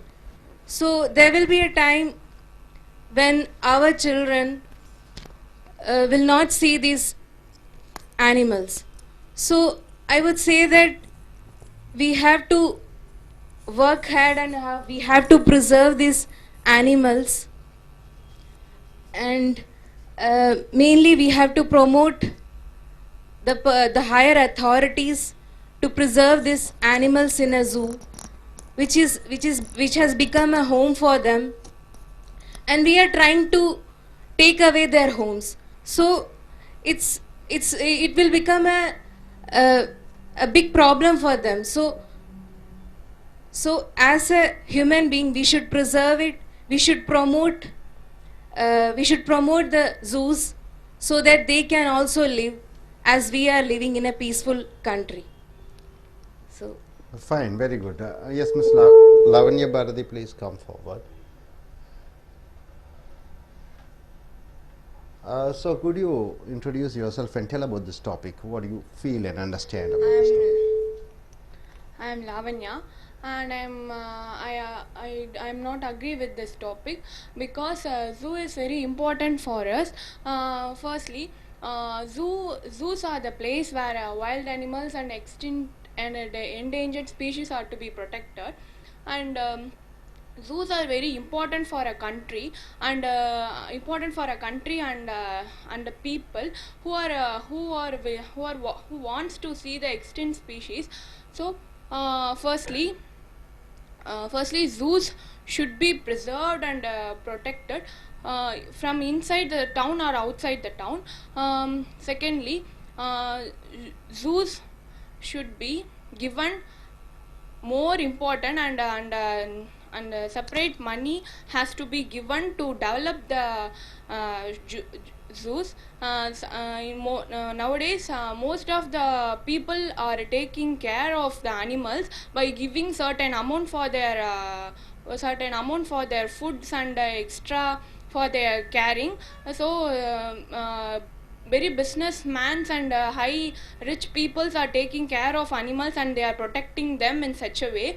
So numerous acts and wildlife protection acts are being given by the government to protect such animals. So people, our duty is to support the government, and we should also protect animals by giving such things. In India, there are wildlife sanctuaries and bird sanctuaries are provided by the government, and we should support the government, and we should not encourage the people who they are destroying the animals. The punishment should be given severe for the persons who are destroying the forest, and who are killing the animals for their bones and teeth and flesh. We should promote the wildlife sanctuaries and zoos which are by the government, and we should encourage the government. And the zoos are the place where the wild distinct animals should be provided. Nowadays, the tigers are in a verge of extinction, and numerous rhinoceros and hippopotamus, which are only one or two among the countries. So we should that type of animals should be prevented, and food should be given in such a way. Zoos are very important. In Americas and foreign countries, they are giving more importance to zoos, but in India they are not at all giving much importance. In Vandalur also, they are not giving much care and they are not giving suitable environment for the animals. There are water is also not provided for them. In that places, there would be more bad smells or bad odor are given. In that the cleaning and that should be given by in that type of environment, diseases might attack the animals. The place should be clean, and foods and proper sanitation should be given to the animals. And we should also, the main duty is to, we are protecting ourselves, like that we are also protect our neighbor species, like that we should also protect our animals and birds. Thank you. Fine, Lavanya. Finished off. So, neighborly, we are taking your IELTS and TOEFL, International English Level Testing System, TOEFL. Writing எழுதுவது மற்றும் பேசுவதும் திறனை வளர்க்கக்கூடியது Lingua Forum கட்டுரைகள் மூலமாக Dream Tech publication video number 52க்கு வந்திருக்கிறோம். இங்கே 250 வார்த்தைகளுக்குள் எழுத வேண்டும். 2 நிமிடங்கள் தொடர்ச்சியாக ஏதோ ஒன்றை பற்றி பேச வேண்டும். இப்போ அக்ரி ஆர் டிஸ்அக்ரி கொஸ்டின்ஸ், ஏற்றுக்கொள்வாயா ஏற்றுக்கொள்ள மாட்டாயா, நிறைய விஷயங்களை சமுதாயத்தில் ஏற்றுக்கொள்கிறாயா ஏற்றுக்கொள்ள மாட்டாயா என்ற நிலைப்பாடு வரும். அப்பொழுது நீ எதை பற்றி பேசுவாய்? இந்த ஸ்பீக்கிங் ப்ராக்டிஸில் ரைட்டிங் ப்ராக்டிஸ்லையும் பாருங்கள். ஏ ஜூ என்றால் என்ன? வன விலங்கு சரணாலயம், வன விலங்கு அருங்காட்சியகம். Serves no practical purpose. ஒரு ஜூ வனவிலங்கு அருங்காட்சியகத்தால் எந்த விதமான பிரயோஜனமும் இல்லை. Do you agree or disagree with that statement?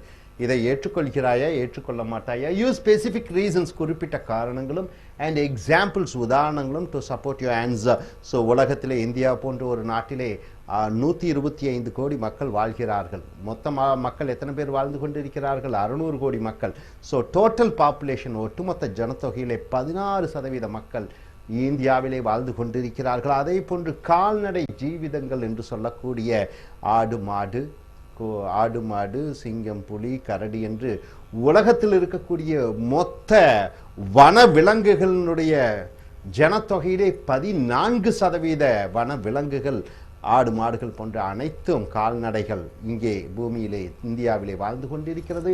ஆனால் ஒட்டுமொத்த நிலப்பரப்பிலே வெறும் 2.4% தான் இடம் இருக்கிறது. ஸோ மிகப்பெரிய போட்டி நடைபெற்று கொண்டிருக்கிறது. காடுகள் என்பது வன விலங்குகளின் இருப்பிடம், அதை மனிதன் ஆக்கிரமித்து கொண்டிருக்கிறான். 33% இடங்கள் காடுகளாக இருக்க வேண்டும் என்பது ஒரு இயற்கையான ஒரு மதிப்பீடு. ஆனால் இப்பொழுது நமக்கு இருக்கக்கூடிய காடுகளின் இட மதிப்பீடு 21% தான் இருக்கிறது. ஸோ மனிதன் அந்த காடுகளை அழித்து மிருகங்களை வேட்டையாடி கொண்டிருக்கிறான், மிருகங்களை கொன்று கொண்டிருக்கிறான். பல மருத்துவ காரணங்களுக்காகவும், இடத்தின் காரணத்திற்காகவும், உணவிற்காகவும் விலங்குகளை கொண்டு கொண்டிருக்கிறான். ஸோ இதற்காக ஒரு நாடு, நம் இந்தியா போன்ற நாடு, ஜூ என்று சொல்லக்கூடிய வனவிலங்கு பாதுகாக்கும் இடங்களை உருவாக்கி இருக்கிறது. வனவிலங்கு பாதுகாக்கும் சட்டங்களையும் ஏற்றி இருக்கிறது. ஸோ இந்த வனவிலங்கு சரணாலயங்கள் அல்லது அருங்காட்சியகத்தினால் எந்த பிரயோஜனமும் இல்லை என்று இந்த தலைப்பு இருக்கிறது. இது உண்மையா இல்லையா? நீங்கள் காரணகர்த்தாவுடன் நீங்கள் விளக்கங்கள் கொடுக்க வேண்டும். முதல் பத்தியில் என்ன சொல்லி இருக்கிறது? Does a zoo have any useful purpose? இந்த வனவிலங்கு சரணாலயத்தினால் ஏதாவது உபயோகங்கள் இருக்கிறதா? The important word here is useful. உபயோகம் என்பது இந்த முக்கியமான வார்த்தை. அதில் ஏதாவது உபயோகம் இருக்கிறதா? Zoo is not useful in the sense that a factory or retail store is useful. ஒரு zoo என்பது ஒரு வியாபார ரீதியாக ஒரு தொழிற்சாலை, மாருதி கார் மாதிரி கம்பெனி மாதிரி ஏதாவது பிரயோஜனம்னா நிச்சயமா பிரயோஜனம் இல்லை. சரவணா ஸ்டோர்ஸ், ஜெயச்சந்திரா டெக்ஸ்டைல்ஸ் மாதிரி ரீட்டைல் செக்டர் ஷாப் மாதிரி ஏதாவது பிரயோஜனமா இருக்குன்னா கண்டிப்பாக இல்லை. A zoo doesn't produce a large direct profit from commerce. பொருள்கள் வாங்கி விற்பது போல ஜூனால பெரிய லாப நஷ்ட கணக்கை காண்பிக்க முடியாது. This definition of useful however is extremely narrow. இந்த உபயோகம் என்கிறது பணத்தை வைத்து மட்டும் அடிப்படையாக எண்ணக்கூடாது. Something can be useful and valuable to society as a whole. இங்கே யூஸ்ஃபுல் என்பது ஒரு வனவிலங்கு அருங்காட்சியகம் மூலமாக ஒரு சமுதாயத்திற்கு உபயோகமாக இருக்கிறது. Making big and immediate profit without making profit. லாபம், பணம் ரீதியாக பணம் வராமல் இருக்கலாம், ஆனால் அதனால் சமுதாயத்திற்கு மிகப்பெரிய ஒரு லாபம் இருக்கிறது. சீன் ஃப்ரம் திஸ் பெர்ஸ்பெக்டிவ்னா இந்த கண்ணோட்டத்துடன் பார்க்கும் பொழுது zoo serves many useful purpose. இந்த வனவிலங்கு அருங்காட்சியகம் பல நல்ல விஷயங்களை சொல்கிறது. ஸோ இந்த எழுத்தாளர் என்ன சொல்கிறார் முதல் பத்தியிலே, ஜூஸ் லாப நோட்டத்தில் உள்ள வனவிலங்குகள் அனைத்தும் சரணாலயங்கள் லாப நோக்குடன் பார்க்கும் பொழுது அது உபயோகம் இல்லை, ஆனால் சமுதாயத்துக்கு மிகப்பெரிய உதவியாக இருக்கிறது என்று முதல் பத்தியிலே சொல்கிறார். அடுத்த பத்தியிலே ஆன் த ஒன் ஹேண்ட் ஒரு வகையிலே பார்க்கும் பொழுது an attractive well done zoo has intangible benefits. அப்போ ஒரு நன்றாக வண்டலூர் வனவிலங்கு சரணாலயம் இங்கே இருக்கிறது சென்னையிலே. அது பல இன்டேஞ்சபிள் என்றால் என்ன, பண ரீதியாக அல்லாமல் மற்ற பிற நன்மைகள், அது வெளியே தெரியாத நன்மைகள் கொடுக்கிறது. people like to look at animals from distant places. விலங்குகளை போய் தொட்டு கொண்டாட முடியாது, கொஞ்சம் முடியாது காட்டுகளில் போய். ஆகையால் வனவிலங்குகளை தூரத்திலிருந்து பார்க்க வேண்டும் என்று மனிதன் நினைக்கிறான். such as lions சிங்கங்கள், elephants யானைகள், and polar bears இந்த கரடிகள் கொடூரமான மிருகங்கள், அதையெல்லாம் பக்கத்தில் போய் பார்க்க முடியாது, தொட முடியாது. ஆகையால் வன விலங்குகள் ஒரு இடத்தை கொஞ்சம் இடைவெளி விட்டு பார்க்க வேண்டும் என்று நினைக்கிறான். To use a common place analogy, a zoo is like music. ஒரு வனவிலங்கு சரணாலயம் என்பது ஒரு இசையை போன்று. நாம் இசையில்லாமல் வாழ முடியும், வனவிலங்கு சரணாலயம் இல்லாமல் வாழ முடியும். But life is richer with it. ஆனால் வாழ்க்கை என்பது ஒரு ஊரிலே வனவிலங்கு சரணாலயம் இருக்கும் பொழுது மனிதன் அதை போய் பார்க்கும் பொழுது இசையுடன் சேர்ந்து வாழக்கூடிய வாழ்க்கையை போன்று இருக்கிறது. A tangible benefit of zoos by contrast is the money visitors spend while they are well advertised and competently run. அப்ப இந்த ஜூ வனவிலங்கு சரணாலய முகமாக உதாரணத்துக்கு மறுபடியும் நாம் சொல்கிறோம், சென்னையிலே வண்டலூர் ஜூ, பெங்களூர்ல மைசூர்ல மைசூர் ஜூ, இவைகளுக்கெல்லாம் ஒரு நாள் 20 லட்சம் 50 லட்சம் என்று அங்கே பார்வையாளர்கள் வரக்கூடியவர்கள் பணம் செலுத்தி பார்க்கிறார்கள். உணவகங்களுக்கு அங்கே நிறைய வேலை இருக்கிறது, வருமானம் நிறைய பெருகுகிறது. So if each visitor spends on an average of $50, so ஒவ்வொரு பார்வையாளரும் $50 பணம் செலவு பண்ணால் then the zoo's economic benefit to the community is considerable. அந்த ஜூ வனவிலங்கு சரணாலயம் மூலமாக சமுதாயத்திற்கு மிகப்பெரிய பண ரீதியான பணப்புழக்கங்கள் ஏற்படுகிறது. ஸோ முதல் பேராகிராஃபில் என்ன சொல்கிறார், இந்த ஜூனால பல நன்மைகள் வருகிறது. ரெண்டாவது பேராகிராஃபில் ஜூனால பணம் வருகிறது. மூன்றாவது பேராகிராஃபில் another useful purpose of zoo is the preservation of endangered species. endangered என்றால் என்ன, ஆபத்தான வனவிலங்குகள், அழியக்கூடிய வனவிலங்குகளை பாதுகாக்க முடிகிறது. some species on the verge of extinction, சில வனவிலங்குகள் அழியக்கூடிய நிலையில் இருக்கிறது. zoos may be their only hope for survival. இந்த வனவிலங்கு சரணாலயத்தின் மூலமாக மட்டுமே அந்த விலங்குகள் வாழ முடியும். in zoos endangered species can be protected, bred, protectedனா பாதுகாக்க முடியும், bredனா வளர்க்கப்பட முடியும், and return to the wild whenever possible, திரும்பி காடுகள் சென்று அவைகளை விட்டுவிடலாம். had zoos with such capabilities existed in the 19th century, 19வது நூற்றாண்டு என்று சொல்ல கூடிய 1800 ஆண்டுகளிலே அவைகள் இருந்தால், now extinct species, இந்த அழிந்த இனங்களான அமெரிக்கன் passenger pigeon, அமெரிக்கன் பீஜன் என்று சொல்லக்கூடிய இந்த புறா இனம் might still be alive, அது இன்றும் வாழ்ந்து கொண்டிருக்கும். இந்த 20th century zoos have well preserved numerous species. இந்த 20வது நூற்றாண்டிலே இந்த வனவிலங்கு சரணாலயங்கள் பல உயிரினங்களை பாதுகாத்தது. முடிவுரையாக finally imagine you had a choice, உனக்கென்று 2 வாய்ப்புகள் இருக்கிறது.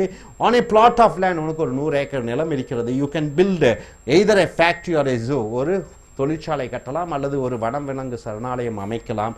that would save the tigers on earth, அது இந்த பூமியில் இருக்கக்கூடிய புலிகள் இனத்தை காப்பாற்றும். which would you choose, எதை தேர்ந்தெடுப்பாய்? 100 ஏக்கர் நிலம், அது ஃபேக்ட்ரிக்கா அல்லது வனவிலங்கு சரணாலயமா? அந்த சரணாலயத்திலே புலிகளை காப்பாற்றலாம்.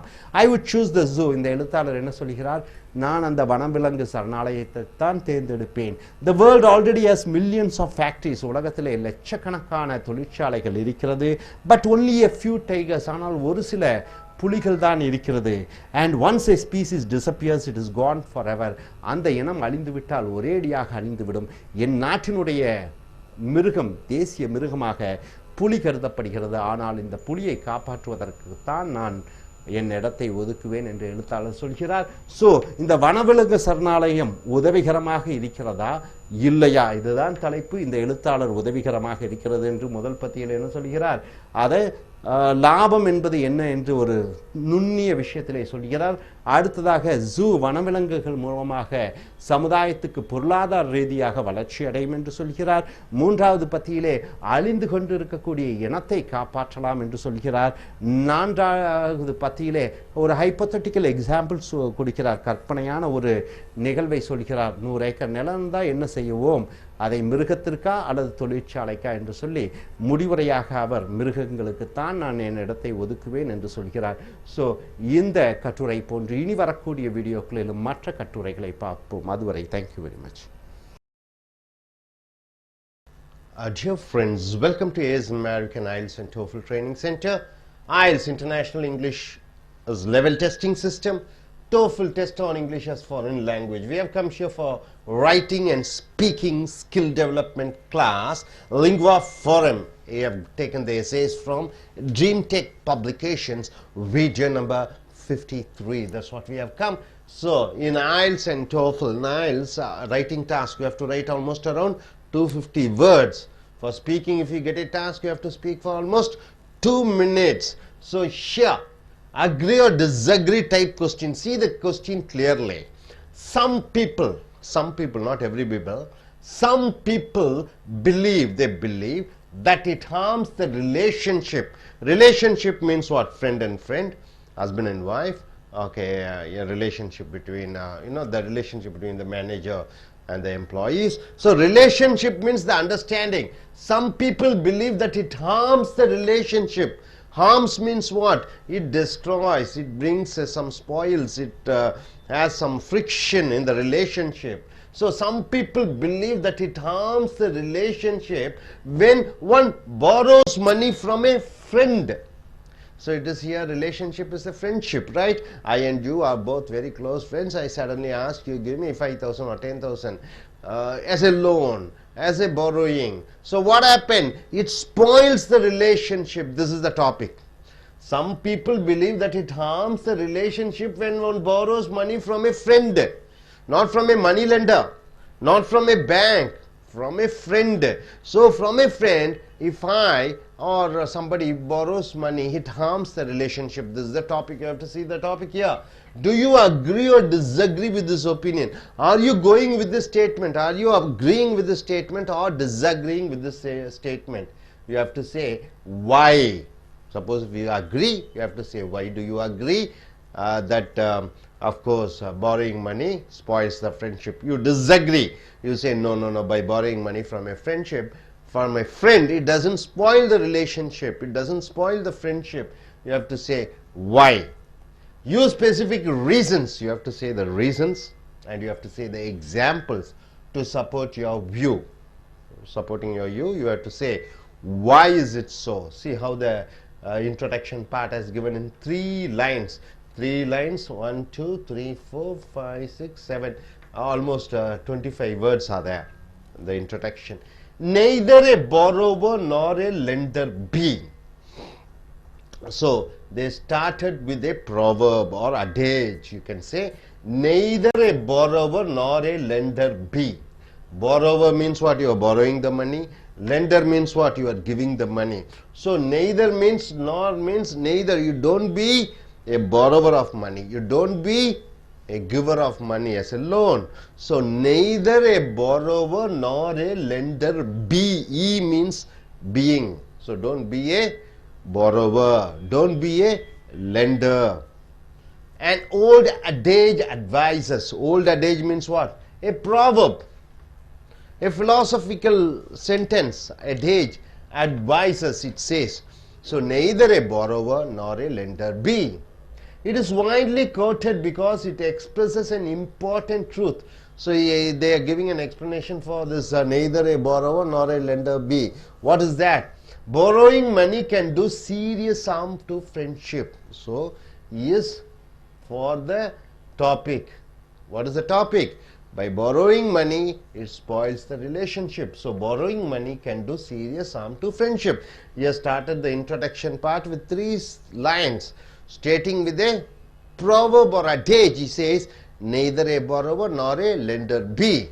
And he says, definitely it will harm the relationship by borrowing money. Then he comes with an example. See here, borrowing from a friend is. you are borrowing from a friend money is in many cases a form of parasitism. What do you mean by parasitism? Parasites means what? You are living in others' support. Parasite means what? You are using other people's money. Parasite means what? You are not earning, trying to gain from somebody else without giving any help or without doing any work. You are eating. Without doing any work, you are gaining money. That is called parasitism. So borrowing from a friend is in many cases a form of parasitism.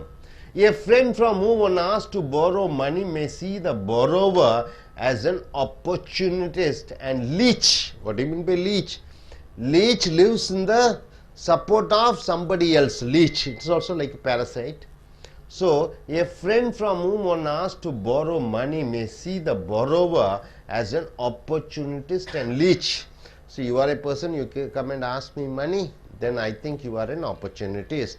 You are a leech, whose only aim is to be supported at someone else's expenses. So you always borrow from him, her. I heard about you, you keep on asking money, and when you ask me money also, I think you are an opportunist. I think you are a leech, and I think you enjoying at other person's money.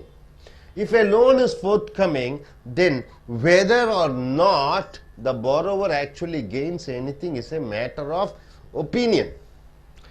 So you ask me money, you ask her money, she gives the money to you. Okay, it is an opinion. Okay, whatever you are going to do, what you are going to do. Yes, money in his pocket. In your pocket there is 10,000 rupees. But has obtained it at a tremendous cost to his own reputation. Reputation means what?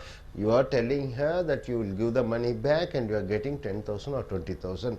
The money is in your pocket, but the money 10,000 or 20,000, you have kept your reputation, your name and fame, and you mortgaged, you pawned, and you have got the money. So at best he is seen as, you are seen as what? Improvident. Improvident means what? You are not going to grow, you have borrowed the money, that's all. More likely he will be viewed as a failure who must depend on acquaintances for support. Acquaintances means what? You need to know a lot of people. Only then you can get money. You can borrow with her, you can borrow with him. So many people you keep on borrowing in the manner of a tick on a dog. It's like a tick on a dog. So coming here to the third paragraph, he says, the respect of others has a certain value in itself.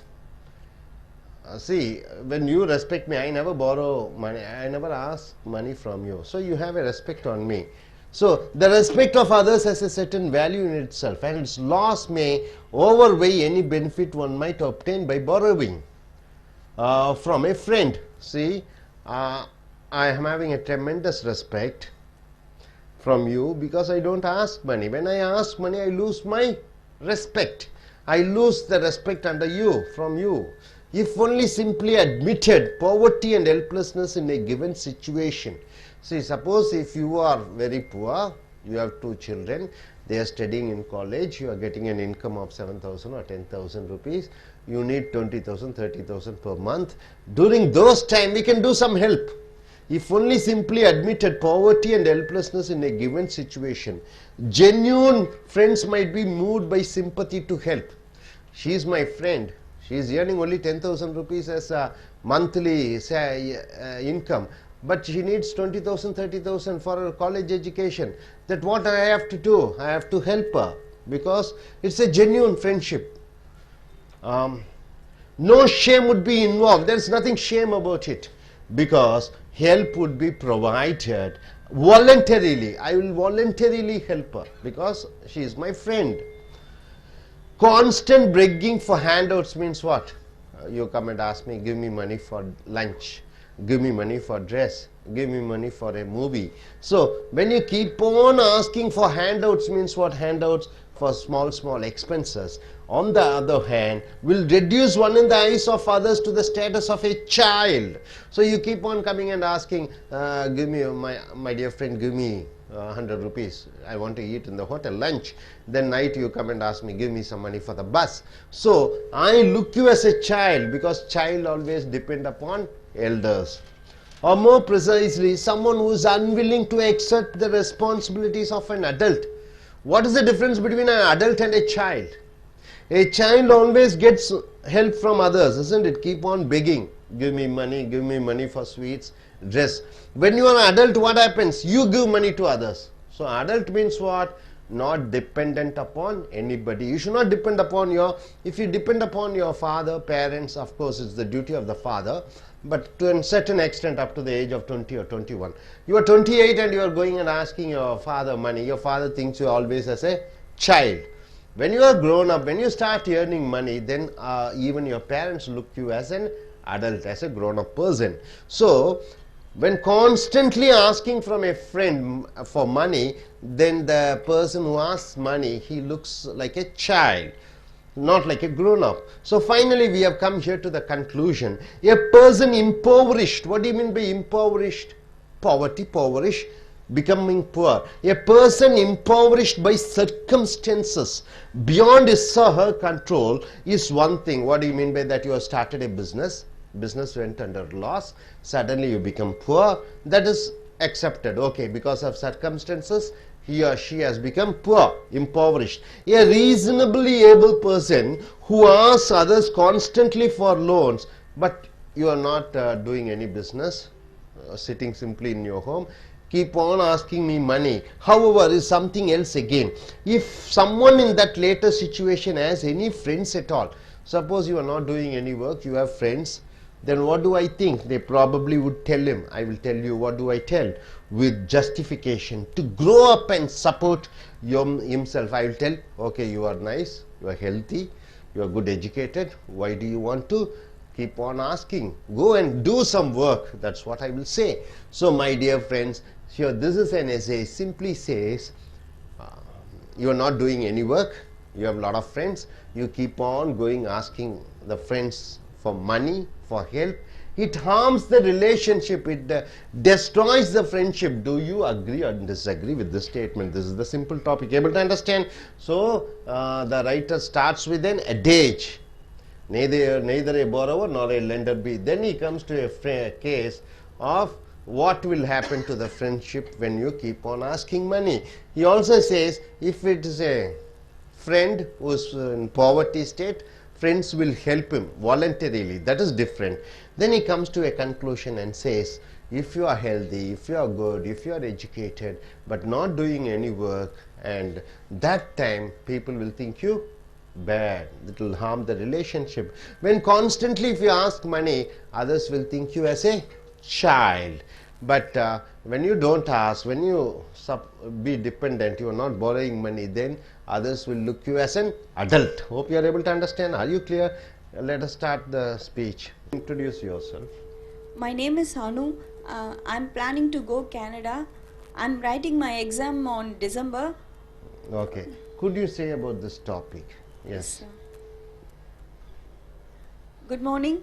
I agree this topic. The relationship went on borrowing money to friends. Neither a borrowing nor not a lender be.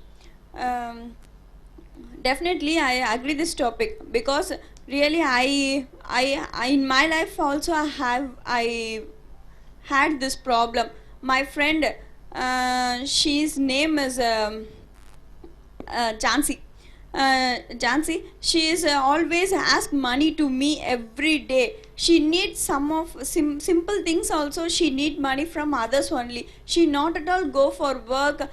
She have good health, she have good education also. But she not at all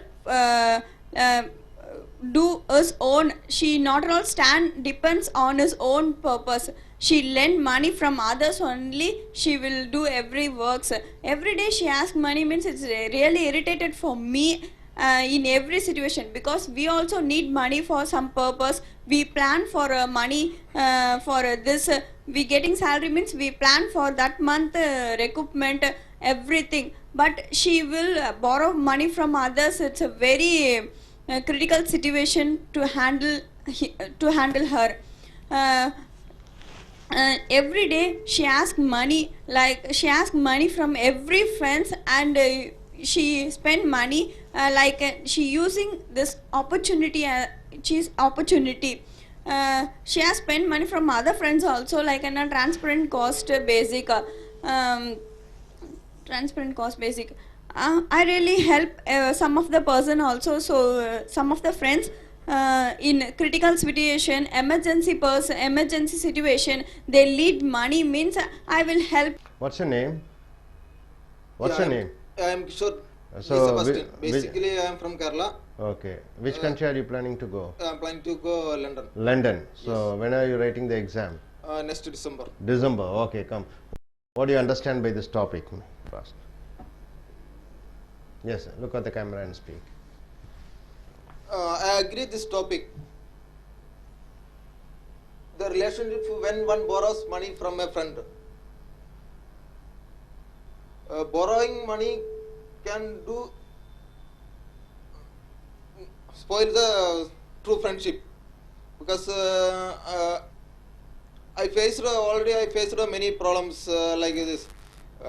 I got many friends. Is there one is Andhra guy and another one is Kerala guy also. That Andhra guy, we both are in classmates. We five friends firstly came to Chennai, and after all he come to Chennai. He also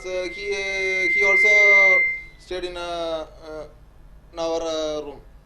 He before getting the job, he is asking money from friends always. And we everyone helped, and we paid his room rent also. After got the job, he also he's asked monies, and he always saying some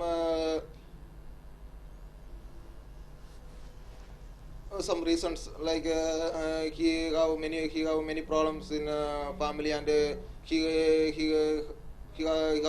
have to pay buying loans and everything. And one day he didn't pay the rent, and he escaped to Hyderabad. நண்பர்களே, இப்பொழுது IELTS TOEFL international English level testing system சர்வதேச அளவிலே ஆங்கில பரிசோதனை செய்யக்கூடிய ஒரு பரீட்சை TOEFL test on English as foreign language. இதுவும் சர்வதேச அளவிலே உங்கள் ஆங்கில திறனை சோதிக்கக்கூடிய பரீட்சை. ரைட்டிங் அண்ட் ஸ்பீக்கிங், எழுதுவது மற்றும் பேசுவது, லிங்குவா ஃபாரம் என்று சொல்லக்கூடிய கட்டுரை தொகுப்பிலிருந்து எடுக்கப்பட்டிருக்கக்கூடிய கட்டுரை Dream Tech publication, Dream Tech அச்சகத்தின் மூலமாக வீடியோ நம்பர் 53க்கு வந்திருக்கிறோம். இங்கே IELTS அண்ட் TOEFL பார்த்தீங்கன்னா எழுத வேண்டும், வாசிக்க வேண்டும், கேட்க வேண்டும், பேச வேண்டும். ஸோ இந்த 4 சோதனைகளை செய்வார்கள், பரீட்சையை வைப்பார்கள். இதில் ரைட்டிங்னு ஒரு தலைப்பு கொடுப்பார்கள். அதை கட்டுரையாக நீங்கள் எழுத வேண்டும். 250 வார்த்தைகளுக்கு குறைவில்லாமல் ஒரு கட்டுரையை நீங்கள் எழுத வேண்டும். அதே போன்று ஒரு தலைப்பை கொடுத்து விடுவார்கள். அதன் பேரில் நீங்கள் 2 நிமிடங்கள் தொடர்ச்சியாக பேச வேண்டும். ஸோ இந்த வகையான கேள்விகள் கேட்கப்படும். Agree or disagree questions. ஏற்றுக்கொள்கிறாயா, ஏற்றுக்கொள்ள மாட்டாயா? தலைப்பு என்னன்னு பாருங்க. சம் பீப்புள், சில மக்கள், believe that it harms the relationship when one borrows money from a friend. சில பேர் நம்புகிறார்கள், அதாவது நண்பர்களிடமிருந்து பணம் வாங்கும் பொழுது, கடனாக வாங்கும் பொழுது அது உறவுகளை, அந்த நட்பு என்ற உறவை கெடுத்துவிடும். அப்ப நண்பனிடம் பணம் வாங்கும் பொழுது நட்பை கெடுத்துவிடும். Do you agree or disagree with this opinion? இந்த கருத்தை ஏற்றுக்கொள்கிறாயா, ஏற்றுக்கொள்ள மாட்டாயா? Why? ஏன் நீ ஏற்றுக்கொள்கிறாய்? இந்த தலைப்பை நீ ஏற்றுக்கொள்கிறாய்? ஆமாம், நண்பர்களிடமிருந்து பணத்தை வாங்கும்போது அது உறவை கெடுத்து விடுகிறது அப்படின்னு சொல்லி ஆமா நான் ஏற்றுக்கொள்கிறேன் இந்த தலைப்பை என்று சொல்லும் பொழுது ஏன் நீ ஏற்றுக்கொள்கிறாய் என்று நீ சொல்ல வேண்டும். யூஸ் ஸ்பெசிபிக் ரீசன்ஸ், குறிப்பிட்ட காரணங்களை சொல்ல வேண்டும். அண்ட் எக்ஸாம்பிள்ஸ், உதாரணங்களுடன் சொல்ல வேண்டும். டு சப்போர்ட் யுவர் வியூ, உன் கண்ணோட்டத்தில். அப்போ நண்பனிடமிருந்து பணம் வாங்குவது நட்பை கெடுக்குமா, கெடுக்காதா? கெடுக்கும் என்று சொன்னால் அதற்கு தகுந்த காரணங்களையும் விளக்கங்களையும் சொல்ல வேண்டும். நண்பர்களிடமிருந்து பணம் வாங்குவது நட்பை கெடுக்காது என்று சொல்லும் பொழுது அதற்கான விளக்கங்களையும் காரணங்களையும் சொல்ல வேண்டும். ஸோ பேச்சும் பயிற்சியின் பொழுது 2 நிமிடத்திற்கு மிக இல்லாமல் பேச வேண்டும். அதே போன்று 250 வார்த்தைகளுக்கு குறைவில்லாமல் நீங்கள் பேச வேண்டும். இப்போ அதில் இந்த முதல் முன்னுரை பாருங்க எப்படி எழுதி இருக்கிறது என்று. Neither A borrower nor a lender be. borrower என்றால் என்ன? பணம் கடன் வாங்குபவன். லெண்டர் என்றால் என்ன? பணம் கடன் கொடுப்பவன். நெய்தர்னா இதுவும் அல்ல அதுவும் அல்ல, நெய்தர் நார்னா இதுவும் அல்ல அதுவும் அல்ல. அப்ப நீ ஒரு கடன் கொடுப்பவனாகவும் இருக்காதே அல்லது கடன் பெறுபவனாகவும் இருக்காதே என்று சொல்லுகிறது. அப்ப neither A borrower nor a lender be னா கடன் கொடுப்பவனாகவும் இருக்காதே கடன் பெறுபவனாகவும் இருக்காதே. An old adage advises. Old adage என்றால் என்ன? பழமொழி, தத்துவம், பழமொழி சொல்கிறது. It is widely quoted. Widely என்றால் என்ன? அதிக அளவிலே. quoted என்றால் என்ன? சொல்லப்படுகிறது. அந்த அந்த தத்துவத்தை சொல்லப்படுகிறது, அந்த பழமொழி சொல்லப்படுகிறது. widely quoted because it expresses. ஏன் அது அதிகமாக சொல்லப்படுகிறது என்றால் it expresses, அது வெளிப்படுத்துகிறது an important truth, ஒரு முக்கியமான உண்மையை அது வெளிப்படுத்துகிறது. அது என்ன உண்மை? borrowing money can do serious harm to friendship. பணம் கணம் வாங்குவது நட்பை கெடுக்கும். பணம் நட்பை கெடுக்கும். இதுதான் தலைப்பு. ஒற்றுக்கொள்கிறாயா இல்லையா? அந்த முதல் முன்னுரையில் ஆமாம், பணம் பெறுவது நட்பை கெடுக்கும் என்று சொல்லப்படுகிறது. அப்ப ஒரு பழமொழியை உதாரணமாக எழுத்தாளர் காண்பிக்கிறார். Neither A borrower nor a lender be னா கடன் கொடுப்பவனாகவும் இருக்காதே கடன் பெறுபவனாகவும் இருக்காதே. borrowing from a friend is in many cases a form of parasitism. நண்பர்களிடமிருந்து பணம் அடிக்கடி வாங்குவது என்பது parasitism என்றால் என்ன? பிறர் தயவிலே வாழுவதை parasite என்று சொல்வோம். parasitism என்று சொல்லும் பொழுது நண்பர்களிடம் அடிக்கடி காசு வாங்கி செலவழிப்பது என்பதே அது parasitism என்றால் மற்றவர்கள் தயவிலே வாழ்வது போல. A friend from whom one asks to borrow money may see the borrower as an opportunist and leech. leechனா என்ன? இதுவும் இரத்தத்தை உறிஞ்சக்கூடிய ஒரு பிராணி, இரத்தத்தை உறிஞ்சக்கூடிய ஒரு வகையான ஒரு உயிர் இனம். ஸோ ஒரு நண்பன் அடிக்கடி மற்ற நண்பர்களிடம் பணம் வாங்கும் பொழுது அந்த பணம் கேட்கக்கூடிய அந்த நண்பனை மற்றவர்கள் என்னவென்று பார்ப்பார்கள் என்று பார்க்கும் பொழுது இரத்த உறிஞ்சியை போன்று பார்ப்பார்கள், சந்தர்ப்பவாதியும் என்று நினைப்பார்கள். whose only aim is to be supported at someone's expenses. அப்ப இந்த பணம் அடிக்கடி கடன் வாங்குபவர் மற்றவர்கள் தயவிலே வாழ வேண்டும் என்று நினைக்கக்கூடியவராக இருக்கிறார். பணத்தையும் திருப்பி கொடுக்க மாட்டார். If a loan is forthcoming, then whether or not the borrower actually gains anything is a matter of opinion. இப்ப எனக்கு ஒரு 5 லட்சம் ரூபாய் கடன் வரப்போகிறது. அந்த கடன் வருவதனால எனக்கு ஒன்றும் பெருமை இல்லை, மற்றவர்களிடம் கடனை வாங்கித்தான் நான் செலவு செய்ய போகிறேன். So as money in is pocket, என் பேக்கெட்டில் 10 லட்சம் ரூபாய் இருக்கிறது. But has obtained it at a tremendous cost. என் நண்பன்கிட்ட என்னுடைய பேர் புகழ், டு இஸ் ஓன் ரெப்புடேஷன் என்றால் என்னுடைய நல்பெயரை அடமானம் வைத்து அந்த 5 லட்சம் ரூபாய் பணத்தை வாங்கி இருக்கிறேன். அப்ப அடமானம் வைக்கப்பட்டிருக்கிறது என்னுடைய மானம், மரியாதை. So at best he is seen as improvident. improvident என்றால் என்ன? வளர முடியாத. more likely he will be viewed as a failure who must depend on acquaintances for support. அடிக்கடி பணம் வாங்கக்கூடியவன் acquaintances என்றால் என்ன? ஆள் பழக்க வழக்கங்கள், ஆள் பழக்க வழக்கங்களை சார்ந்திருக்கக்கூடியவனாக இருக்கிறான். இந்த manner of a tick on a dog. நாயை போன்று மற்றவர்கள் மேல் மற்றவர்களுடைய ஆதரவு தேவையாக இருக்கிறது அவனுக்கு. ஸோ அடுத்ததாக 3வது பத்தியில் the respect of others has a certain value in itself and its loss may overweigh any benefit one might obtain by borrowing from a friend. ஒரு நல்ல நண்பன் இருக்கிறான், என் மேல் மதிப்பும் மரியாதையும் வைத்திருக்கிறான். அவனிடம் போய் நான் பணம் கேட்கும் பொழுது என்னுடைய நற்பெயர் அங்கே அடமானம் வைக்கப்படுகிறது. if only simply admitted poverty and helplessness in a given situation. நண்பர்கிட்ட போய் பணம் வாங்குறது ஒரு பிரச்சனை இல்லை. ஒரு சில சூழ்நிலையில் பாவர்ட்டி என்றால் என்ன? ஏழ்மை நிலை. ஹெல்ப்லெஸ்னஸ்னா எனக்கு உதவி செய்ய வழி இல்லை, மாதம் 10,000 ரூபாய் சம்பாதிக்கிறேன், 30,000 ரூபாய் செலவாகிறது, என் குழந்தைகளை எல்லாம் படிக்க வைக்கணும், ஏழ்மையில் இருக்கிறேன், உதவி செய்வதற்கு ஆள் இல்லை என்று சொல்லும் பொழுது ஜென்யூன் உண்மையான ஃப்ரெண்ட்ஸ், உண்மையான நண்பர்கள் might be moved by sympathy to help. அவர்கள் எனக்கு உதவி செய்யலாம். No shame would be involved. அதில் அவமானம் எல்லாம் ஒன்றும் கிடையாது. Because help would be provided voluntarily. ஏன்னா இங்கே அவமானம் ஒன்றும் இல்லை. நான் ஏழையாக இருக்கேன், நண்பர்கள் எல்லாம் வாலண்டரிலி என்றால் என்ன, அவர்களாகவே முன்வந்து உதவுகிறார்கள்.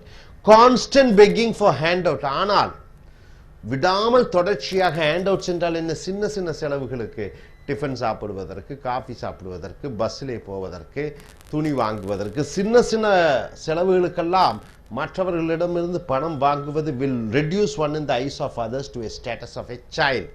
அப்போ மற்றவர்கள் என்ன நினைப்பார்கள், அந்த மனிதரை அவரை ஒரு குழந்தையாக நினைப்பார்கள். குழந்தைகள் தான் தந்தையாரிடம் தாயாரிடம் சின்ன சின்ன செலவுகளுக்கு பணம் கேட்கிறது.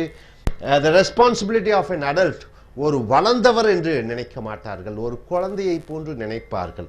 ஸோ இறுதியாக a person impoverished என்றால் என்ன, ரொம்ப ஏழ்மை அடைந்து விட்டார். பை சர்க்கம்ஸ்டன்சஸ், சந்தர்ப்ப சூழ்நிலைகள் மூலமாக, beyond is our control is one thing. ஒருவர் திடீரென்று ரொம்ப ஏழையாகிவிட்டார், அவர் கையில் இல்லை, அவர் சந்தர்ப்ப சூழ்நிலையிலே ஏழையாகிவிட்டார். a reasonably able person who asks others constantly for loans. நல்ல உடல் திடகாத்திரமாக இருக்கிறது, நன்றாக படித்தவராக இருக்கிறார், ஆனால் அவர் மற்றவர்களிடம் பணம் என்று கடன் கேட்டுக்கொண்டிருக்கும் பொழுது நண்பர்களிடம், however is something else again. If someone in that latter situation has any friends at all, they probably will tell him with justification to grow up and support himself. ஒரு நண்பன் இருக்கிறான், நன்றாக படித்தவன், உடல் ஆரோக்கியமாக இருக்கிறது, வேலை வெட்டி எதுவும் செய்வதில்லை, சதா பணம் என்று கேட்டுக்கொண்டிருக்கும் பொழுது மற்ற நண்பர்கள் என்ன நினைப்பார்கள், நீ ஆரோக்கியமாக இருக்கிறாய், நீயாக உன்னை பாதுகாத்துக்கொள், நீயாக சம்பாதித்துக்கொள் என்று சொல்வார்கள். ஸோ நண்பர்களே, இந்த IELTS and TOEFL international English level testing system TOEFL இந்த ரைட்டிங் டாஸ்க்கு 250 வார்த்தைகளுக்கு குறைவில்லாமல் நீங்கள் எழுத வேண்டும். கட்டுரையிலே பேசும் பொழுது 2 நிமிடங்கள் தொடர்ச்சியாக பேச வேண்டும். அதனுடைய பயிற்சி தான் இங்கே. அக்ரி ஆர் டிஸ்அக்ரி, ஒத்துக்கொள்கிறாயா ஒற்றுக்கொள்ள மாட்டாயா என்று ஒரு தலைப்பு வரும் பொழுது, இந்த தலைப்பு கடன் நட்பை கெடுக்கும். கடன் நட்பை கெடுக்கும். பணத்தை நண்பர்களிடம் கடனாக கேட்கும் பொழுது நட்பை கெடுக்கும். ஏற்றுக்கொள்கிறாயா ஏற்றுக்கொள்ள மாட்டாயா.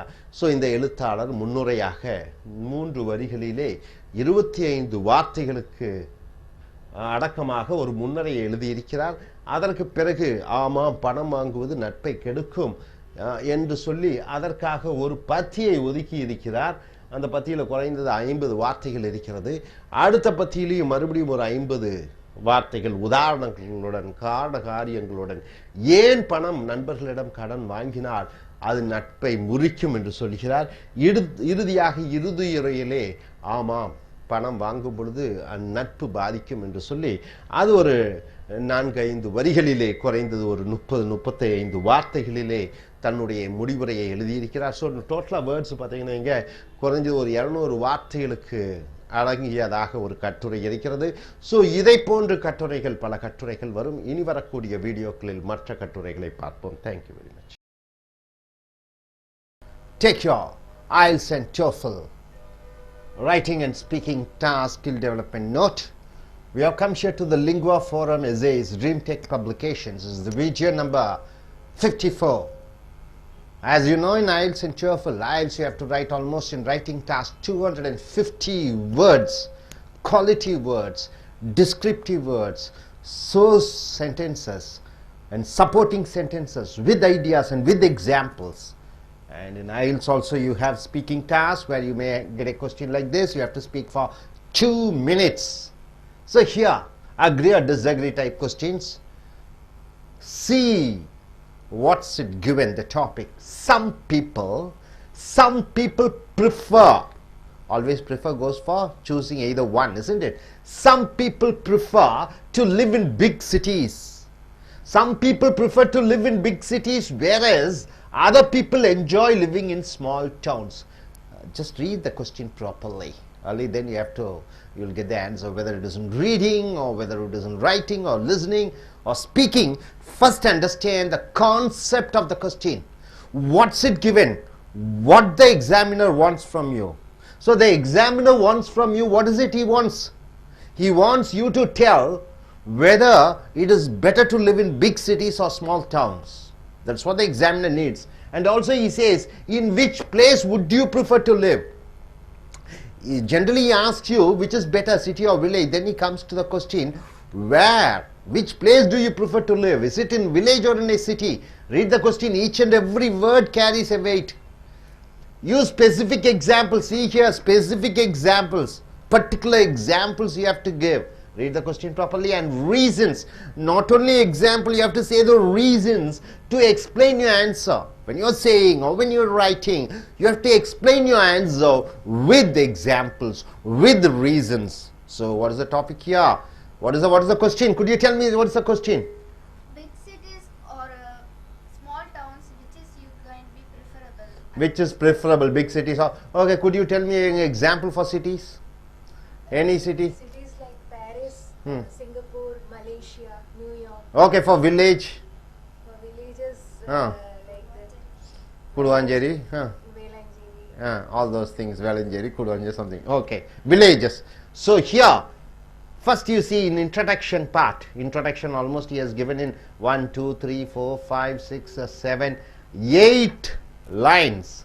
Almost in each line you have around 9 to 10 words. So almost 60 to 70 words for introduction.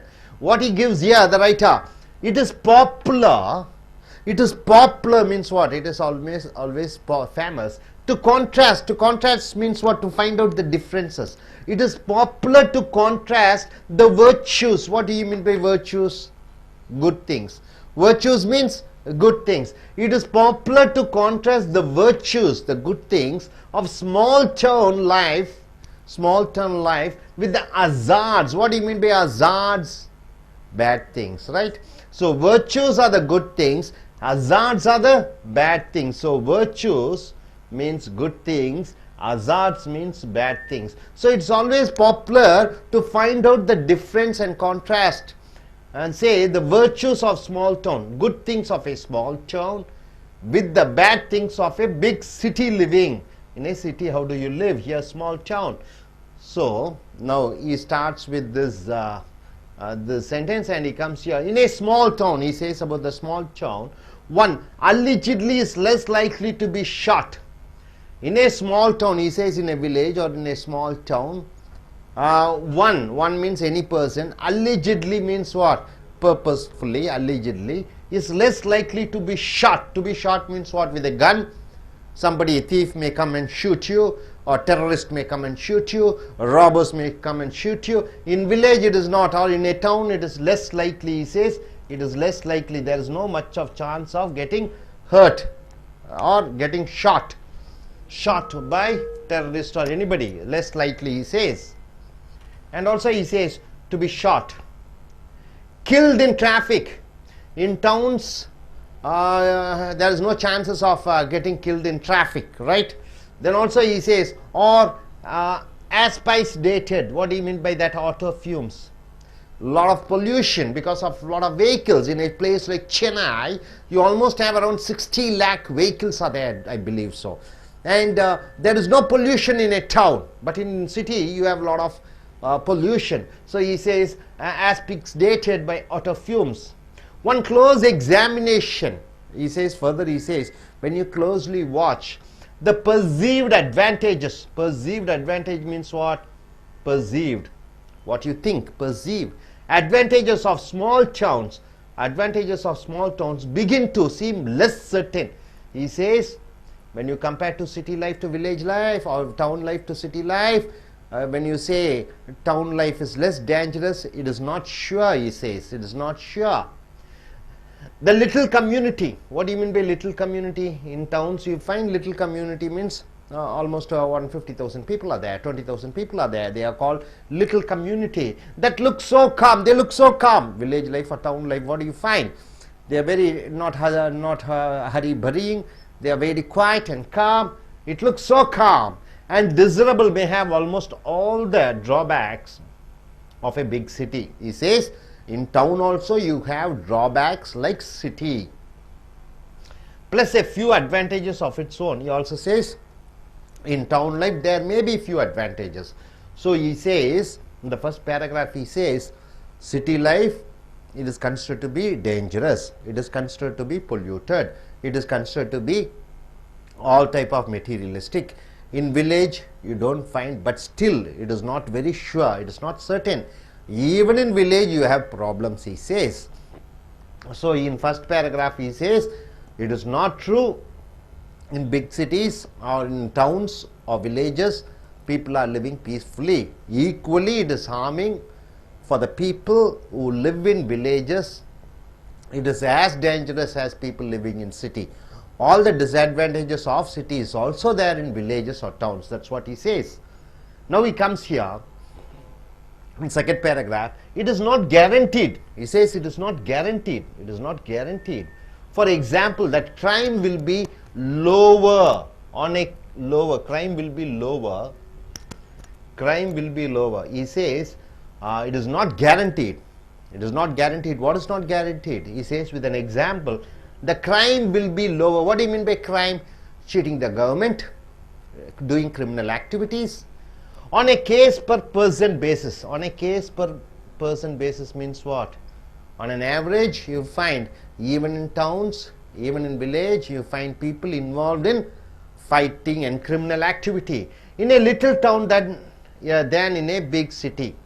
Then he says crime waves occur in small communities. He says crime happens in small communities also, just as in major cities. Just like in major cities, what happens? The crime rate is also high in town. One can be murdered. He says one can be murdered as easily in a town of 2,000 as in a city of 2 million. 2 million means what? In a city minimum there may be 20 lakh people, but in a town there may be only 2,000 people.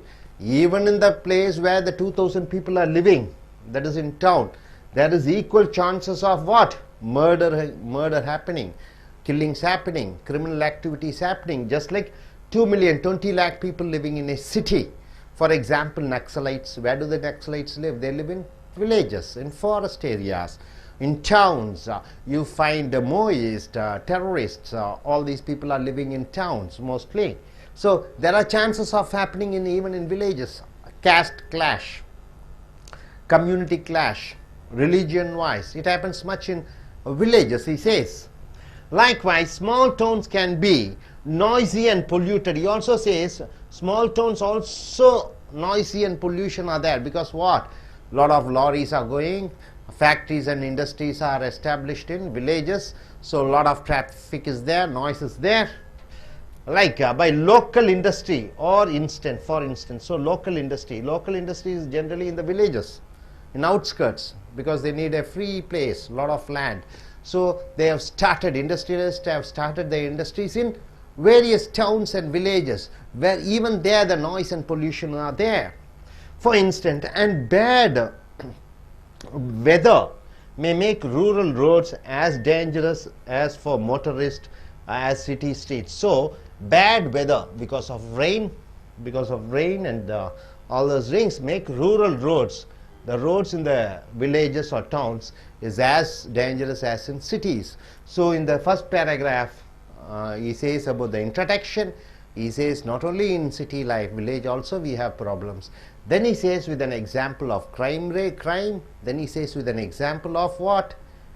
Accidents. Then he says an example of pollution, because industries are there in the village. Then he says about the problem of roads. So in the second paragraph he says like that. In coming to the third paragraph he says also small cities have their particular drawbacks. He says cities have their drawbacks. One is isolation, something you need desperately, such as emergency health care. So in small cities or small towns, he says drawbacks are there. What are the drawbacks? What you need desperately, what is that? Emergency health care. Suddenly somebody gets a heart attack, somebody pregnancy, delivering, complicated cases are there. In villages or town, you don't find the health care. May not be available in small community. In small community or towns, it is not available.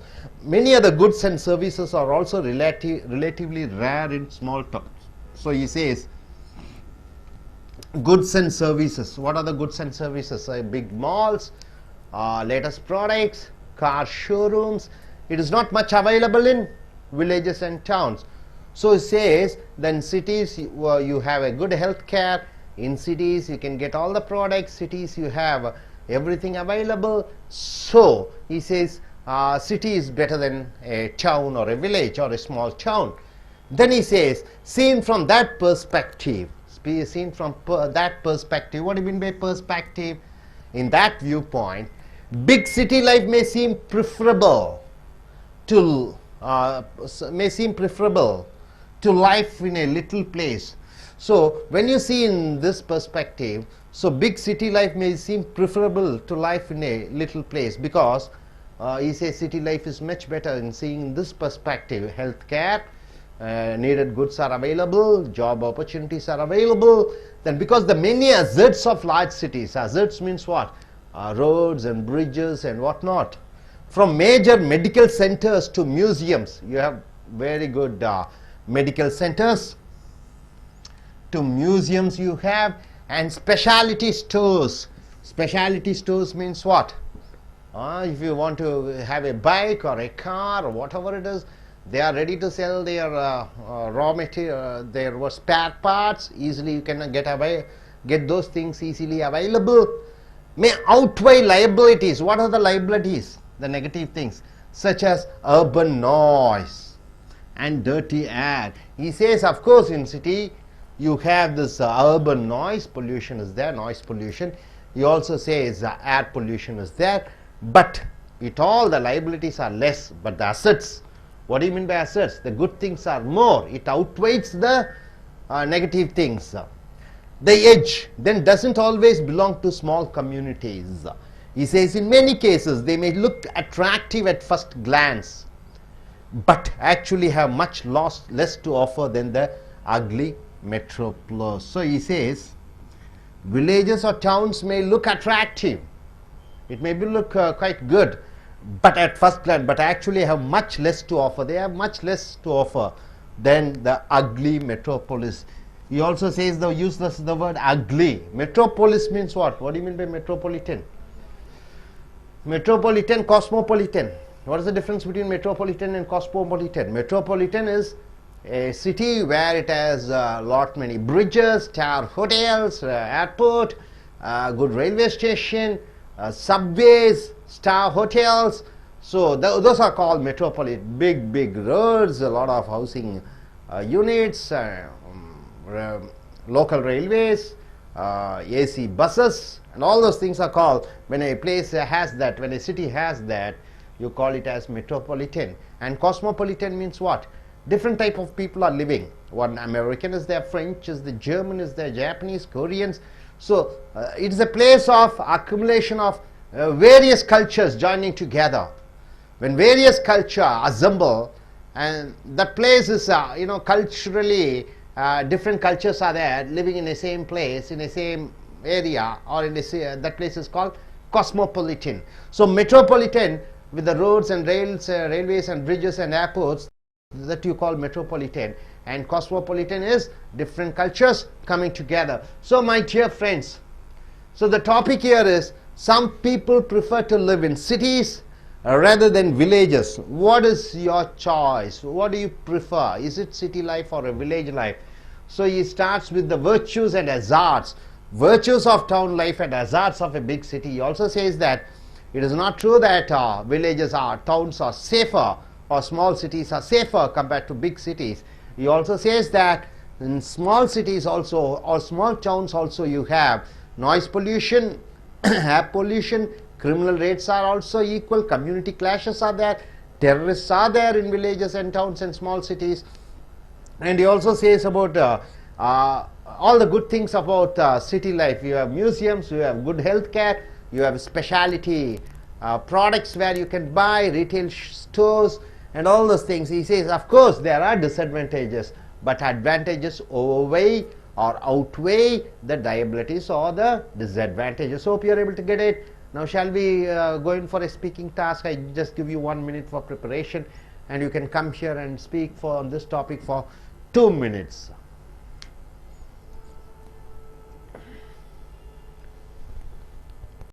What's your name? Lavanya, Lavanya, what's your qualification? B aeronautical, So what do you plan to do? to study in abroad. Which country are you going UK. to? UK. Okay, then what are you going to take? You are taking academic examination, Yeah. isn't it? When is your examination? When do you plan to write your exam? In the month of November. Okay, regarding this topic, could you tell about this topic? I'll just give you 2 minutes to speak. Right? Okay, You start. thank you.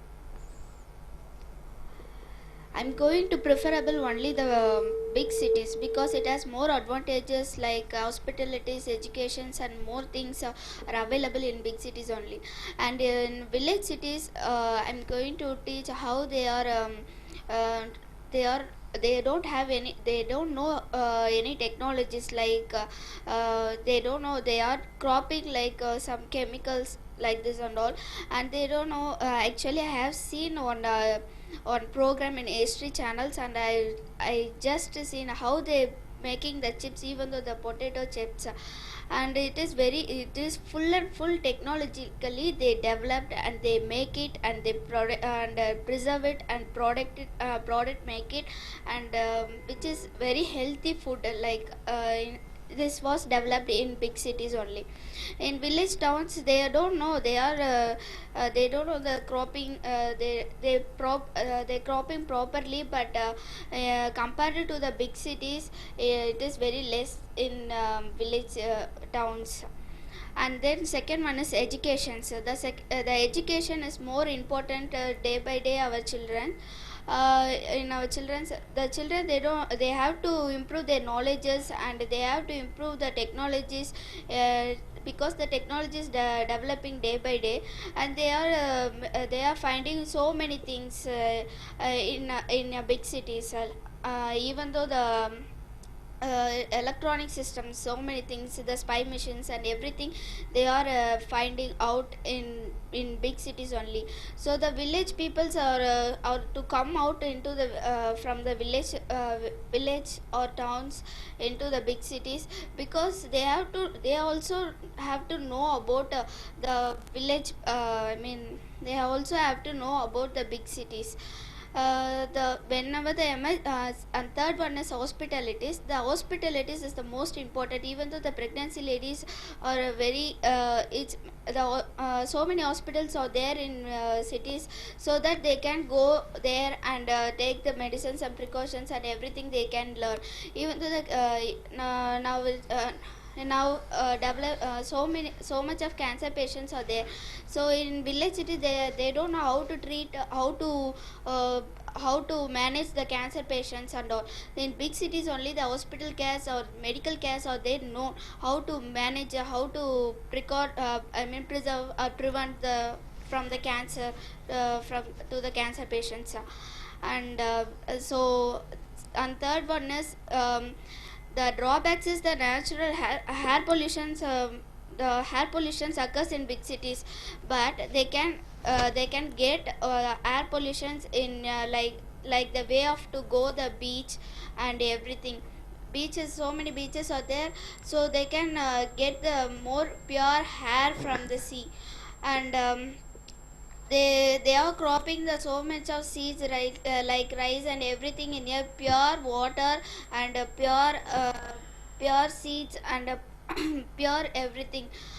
But in villages the chemicals are mixed along with the water, and they don't know the chemicals are in the water, so we can crop the more so much of vegetables and crops and everything. So thank you. So I preferred only the big cities. Okay. Still you have to develop your English. I know. Okay. Come.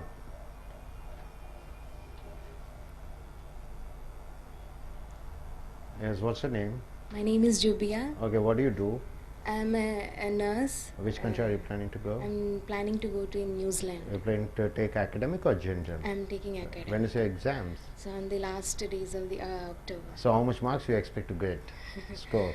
I'm overall? expecting overall 7. In reading? Or everything first. Okay, Individual okay. 7. What do you think about this topic? So I will prefer to live in a big city.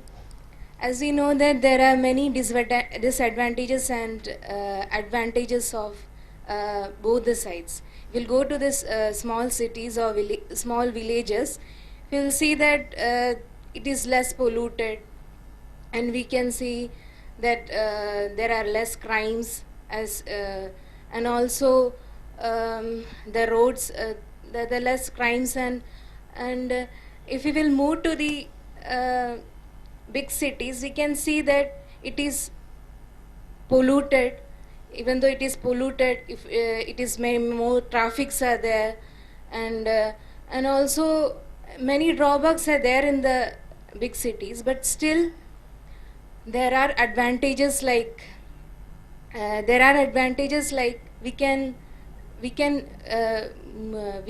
have more job opportunities. Like many people, they migrate from the villages to the cities mainly for the searching for the job.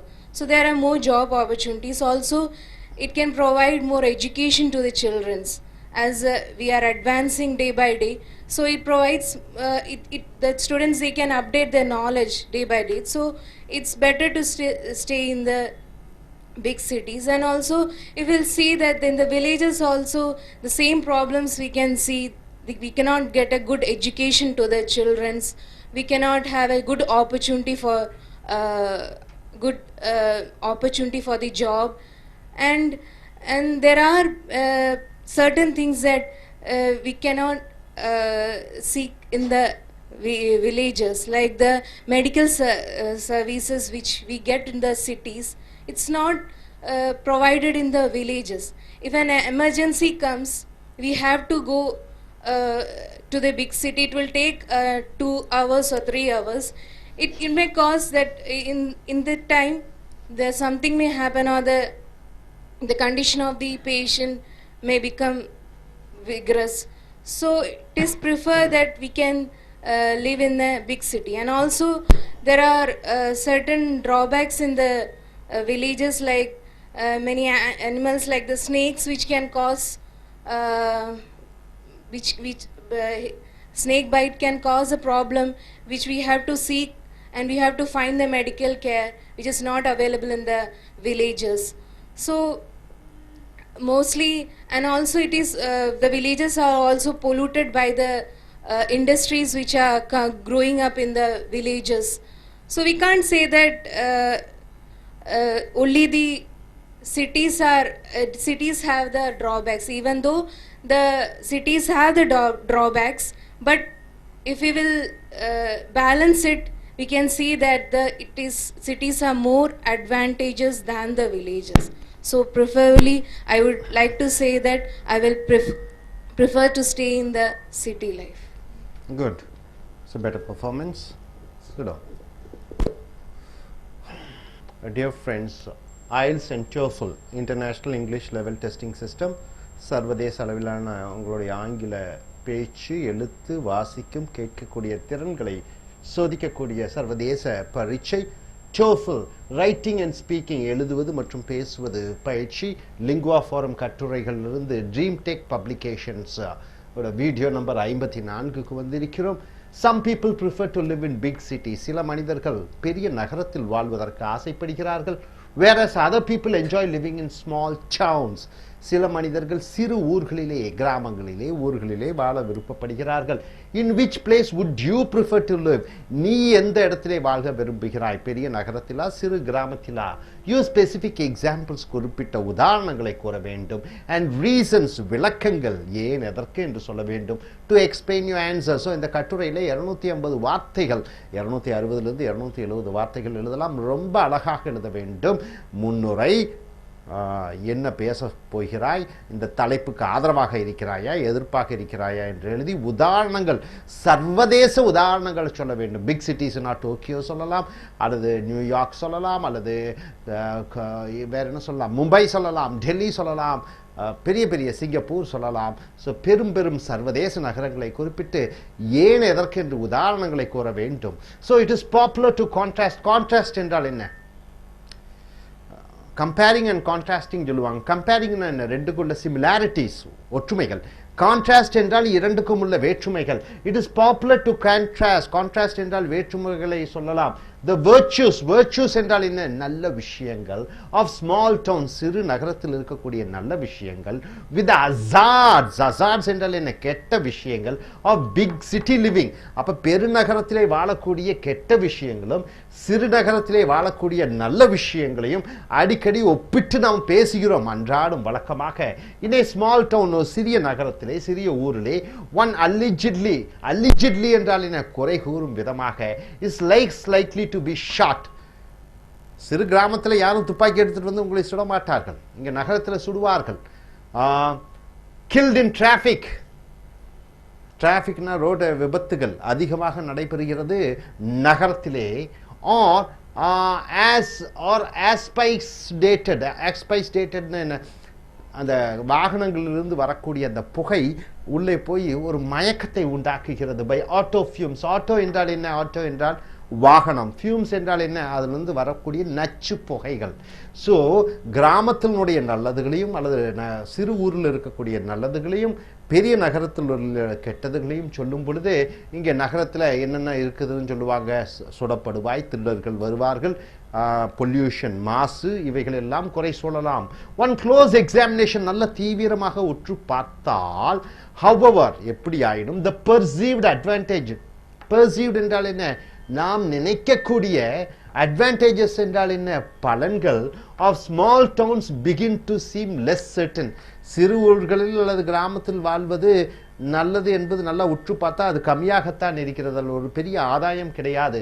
the little community that looks so calm. little community என்றால் என்ன?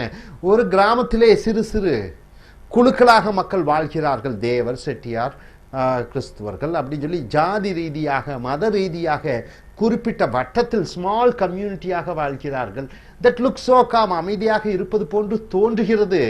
And desirable, அது தேவை என்று நமக்கும் தோன்றுகிறது.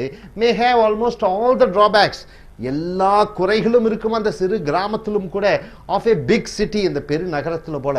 கிராமத்தில் தான் ஜாதி மோதல்கள் ஏற்படுகிறது, கிராமத்தில் தான் மத மோதல்கள் ஏற்படுகிறது, கிராமத்தில் தான் கட்ட பஞ்சாயத்துகள் நடைபெறுகிறது, கிராமத்தில் தான் தீவிரவாதிகள் இருக்கிறார்கள்.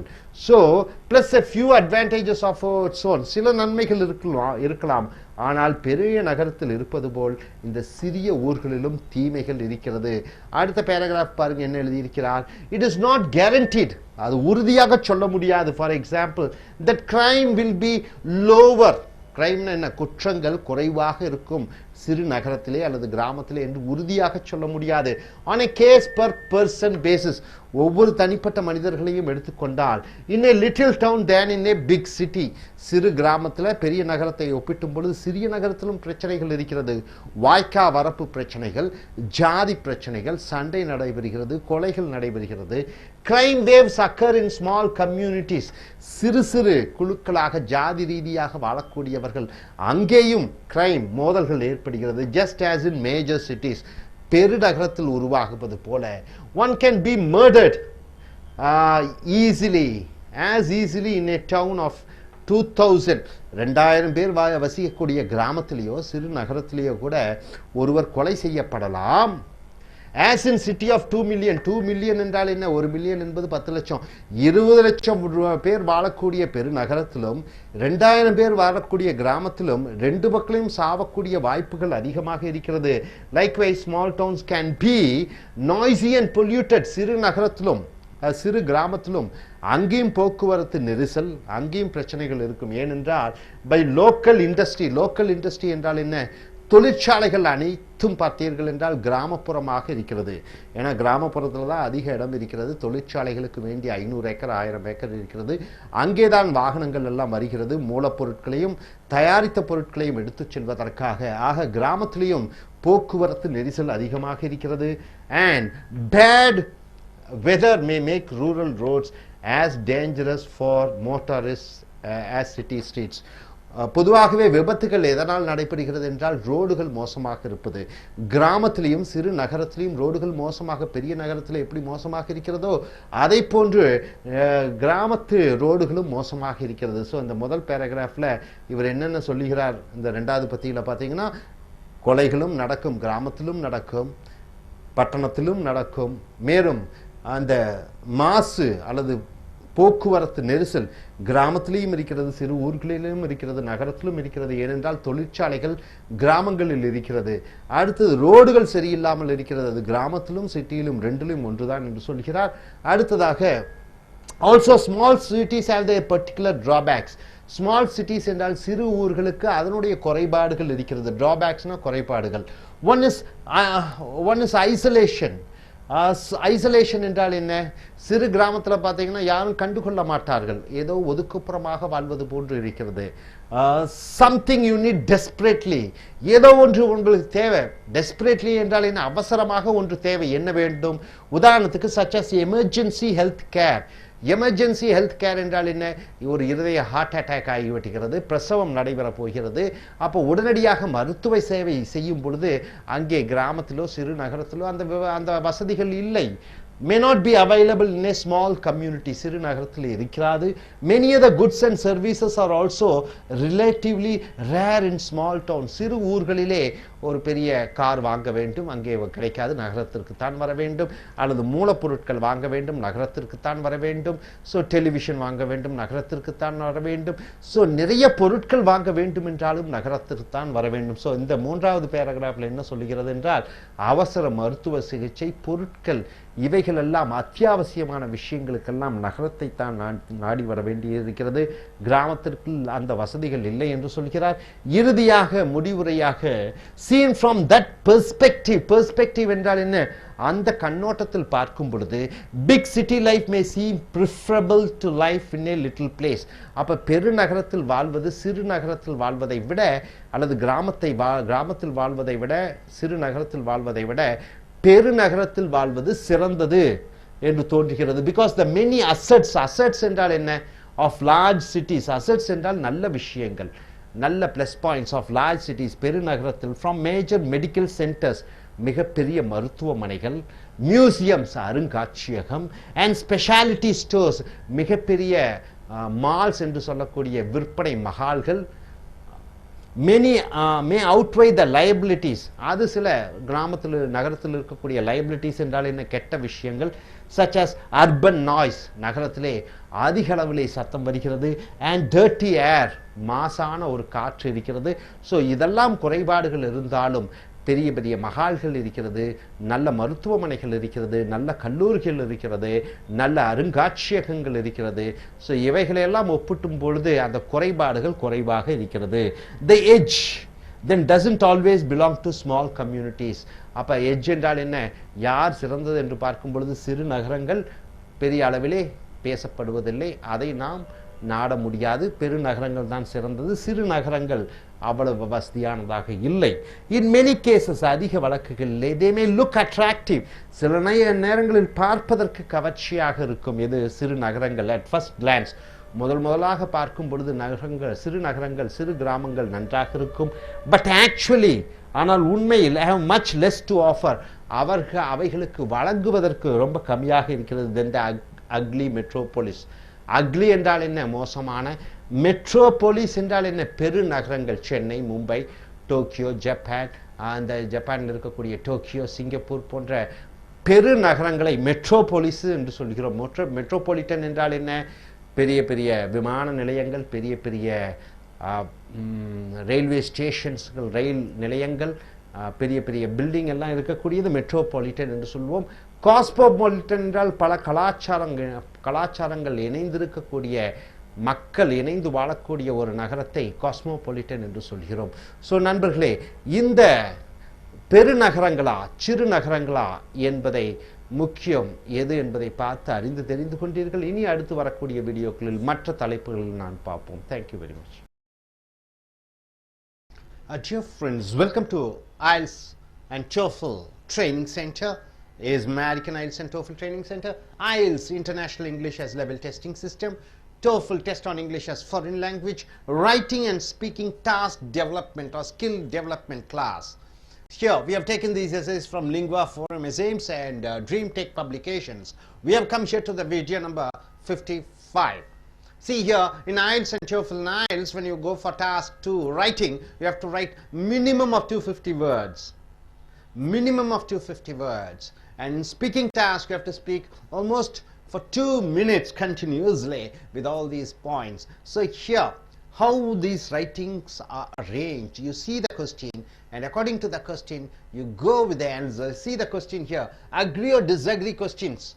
So these are something debatable topics, like some people, see the topic here, some people prefer means choosing either one, this or that. So some people prefer to prepare and eat meals at home. So home cooked food, some people prefer, they love it to eat home cooked food. And other people, some other people would rather eat at a food stand. They like to eat in a restaurant or a food stand, or which place do you think is better? So out of 2 places, home cooked food or eating in a restaurant, which do you think is better? Use specific examples. He says to use specific examples and reasons. What are the reasons? And to explain your answer. So home cooked food is good, or eating in a restaurant or an eatery, is it good? Yes. Able to understand, madam, question? Restaurant or home cooked food? When in a hurry, life in city is a hurry-burry life, isn't it? Life in a city, it is highly materialistic. Life in a city, it is well planned and programmed. Run. So within stipulated time, you have to do a lot of work. So life in a city is a hurry. When in a hurry, he says, when in a hurry. See how the writer has written this article or this essay. When in a hurry or meeting with friends. So in a hurry or meeting with friends, I sometimes eat at a restaurant. So when in a hurry, burry, or when with friends I eat at a restaurant. On the whole, in total, however, anyway, I prefer to prepare and eat meals at home. So the writer says, no, even though I eat in hotels and restaurants at times, but I prefer to eat at home for reasons of convenience. He says it is for convenience. Convenience means what? Comfortability. Hygiene, the food hygiene. Hygiene means what? It should be clean and good. And healthfulness means what? Considering my health, it is always good to eat in a home, eating the home cooked food rather than eating in a restaurant. So in introduction part, he has clearly told that he prefers home cooked food rather than eating in a restaurant or in a eatery.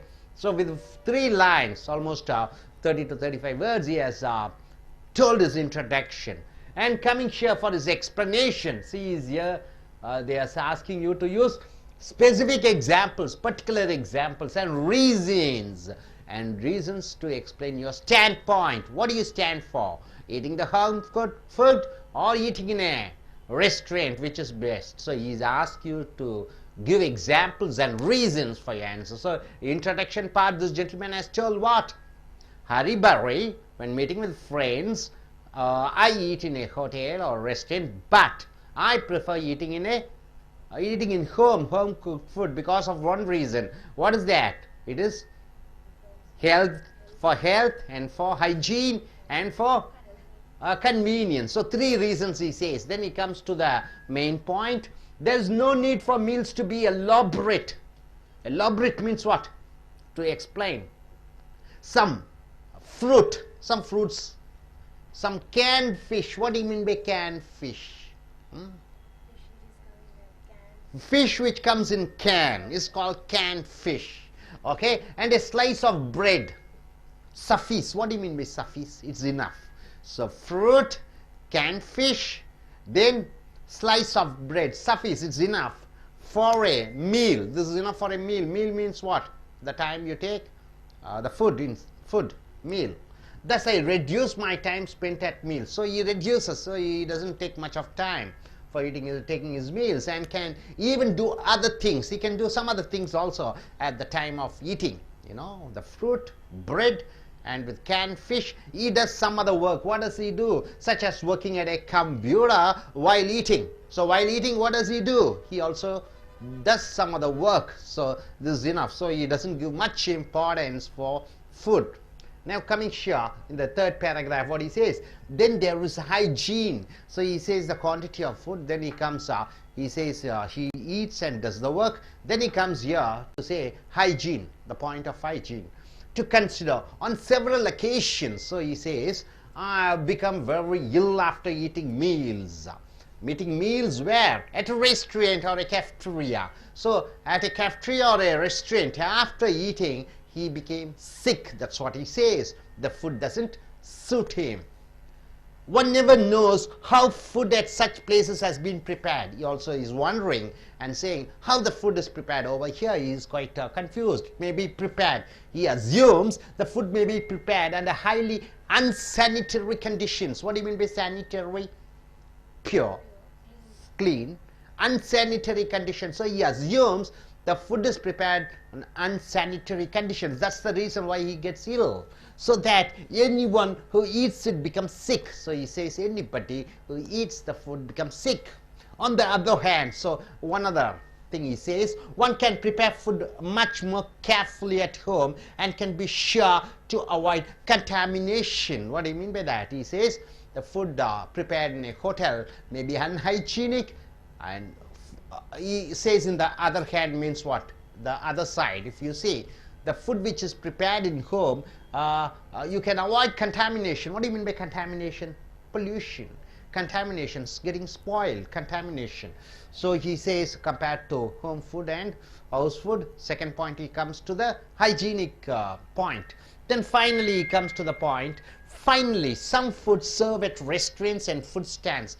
He says the fast food stands and the restaurants, the type of foods he is coming here to the point, may be unhealthful. He says it may be unhealthful. It may be made of inferior ingredients. What do you mean by ingredients?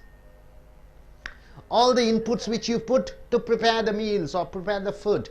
Ingredients. Can you say an example for ingredients? Vegetable. Then what else? Oil. Then chili powder, salt. Everything is called ingredients. And high in saturated fat. What do you mean by saturated fat? Saturation. What do you mean by saturation? Saturated fat. Unwanted, you can say saturated. Something which has reached the point, after that it is not of use. Saturated. The life is over. Saturated fat. That wasteful fat and other harmful substances. So saturated means life is over. Spoiled items. At home, one can choose ingredients and prepare meals with close attention to their quality. So he says that with quality, you can take the ingredients and prepare in your home. But in a hotel or in a restaurant, the saturated, the unwanted, the waste, the expiry date is over for certain products. So they use it as an ingredient. The result is a low-fat diet which reduces the risk of health problems. So he says, comes here to the point, high fat contents are there with a hotel food, but in home cooked food you can take the ingredients with low fat, so health problem, risks of health problems is less in home cooked food. Then coming here to the conclusion, he says, for me, then, see commas here, for me, then, meals prepared and eaten at home are preferable to meals at restaurants or food stands. So conclusion, he is reaffirming the introduction part, and he says home cooked food is better than restaurant food. At home, one can eat a meal without wondering how it has been prepared. So when you eat the food in a home, you can be very sure the food is prepared in a good healthy condition, good hygienic condition. But in restaurant, we don't know how the food is made, where the ingredients came from, you know, where the ingredients. When you prepare in the home, you can buy the products in a very good shop, so you are guaranteed that food is going to be good. But we don't know much about the restaurant food and can save time and money besides. He also says that money is also one part which is saved. Restaurant, you take a same idli, you can get it for 1 rupee. Same idli, one idli is 5 rupees in a hotel. Then you go in for a middle class hotel, then it cost you 20 rupees. You go to a 5-star hotel, how much is one idli cost you? It almost cost you 100 rupees. Same idli costing in different ranges. So in home, it almost comes to 50 paise or 60 paise. So money is involved in preparing the food. So eating in the home is always best. That's what he says. So my dear friend, the topic here is home cooked food is good, hotel food or restaurant food is good. So the author starts with an introduction, then he goes about first he says about he can do work and eat. Number second point he says about the hygienic conditions, and third point he says about the all type of the ingredients which is used for cooking the food, and finally he comes to the conclusion that stating that yes, definitely it is home cooked food is best. And he also says besides one other point, what is that? Money point, the finance point, he says. And with this he concludes. So my dear friends, I request you to come one by one and present if you are given a topic like this in IELTS, and how you are going to speak, or how you are going to write, and go on your own, state examples, state reasons. It's not necessary for you to go in for the same topic. You can go for against the topic according to your wish. That is hotel food is best or home cooked food is best according to your choice. Shall we start? Yes. What's your name? My name is Jubia Koshi. So what do you do? I'm a nurse. Which country are you planning to go? I'm planning to go to New Zealand. Okay, well, what's your profession is a nurse. You're going for studies or for job? For studies. Okay. Could you tell some of the restaurants in your place? Famous restaurants? Meridian. Okay. The Red Chilies. Fine. The famous restaurants. Okay, see the topic here. It's a wonderful topic. What do you prefer? Go eating in your home. Which food do you think is best for you, best suitable for you? And just add your views. I will say that eating in the home is the best food, because as we know that nowadays today all of the restaurants, like the many restaurants come like Red Chilies, Meridians, so they are famous restaurants. So they will be using many of the many types of food they be serving, and we are because of our lack of our time, and we may prefer to have food in the restaurant, but behind that we don't know what's the real problems are going. We just don't know what are the ingredients what they are using, and it is hygienic food or not. So we don't know usually it is healthy food for our lives. So it's better to prepare food in our homes, so that we can say that it's healthy food. It will be more hygiene, and without thinking also we can eat the food. So I will say that eating food in preparing the food in home is a better way. And also at restaurants there will be some restrictions, but that which type of food we want. But in the home, if we can have variety of foods, like we can choose, we can make any foods which is our pleasing.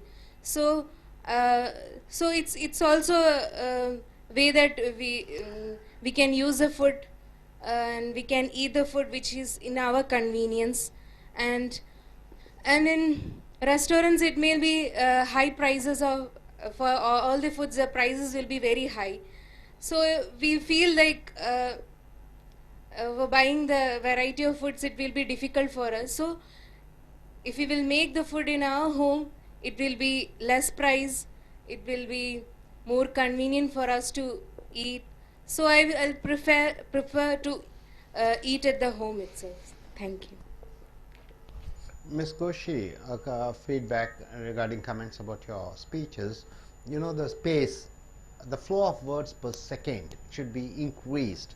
Voice modulation, same type of tone voice is there. You have to go up and down, and new vocabularies. Pauses, a lot of pauses are there that we have to correct, right? Okay, madam, please come.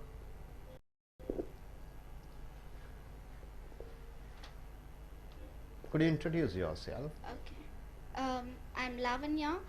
Studied B Aeronautical, planning to go abroad in UK for studies, and I'm coming here for IELTS academic. Good. So restaurants or home cooked food, what's your point of view? Okay.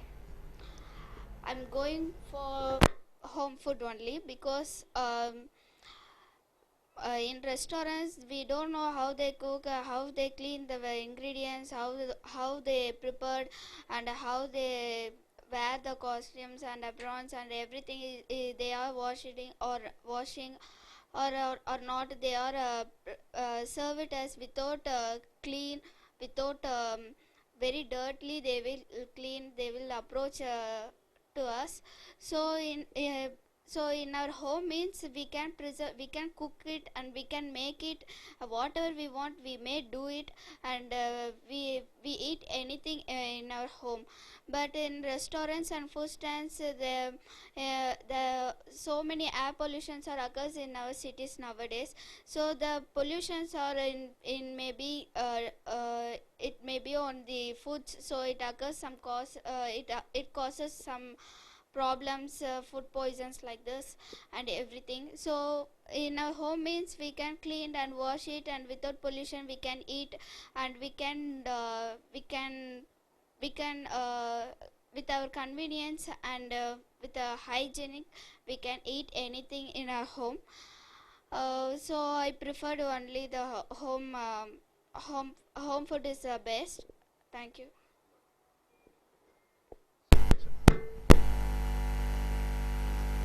Good, it's a better performance. You try to improvise, right? Because you don't take a seat. Dear friends, IELTS and TOEFL சர்வதேச அளவிலே ஆங்கிலத்தில் பேச்சு, எழுதுவது, வாசிப்பது, கேட்பதனுடைய பயிற்சிகள், இது பரீட்சைகள்.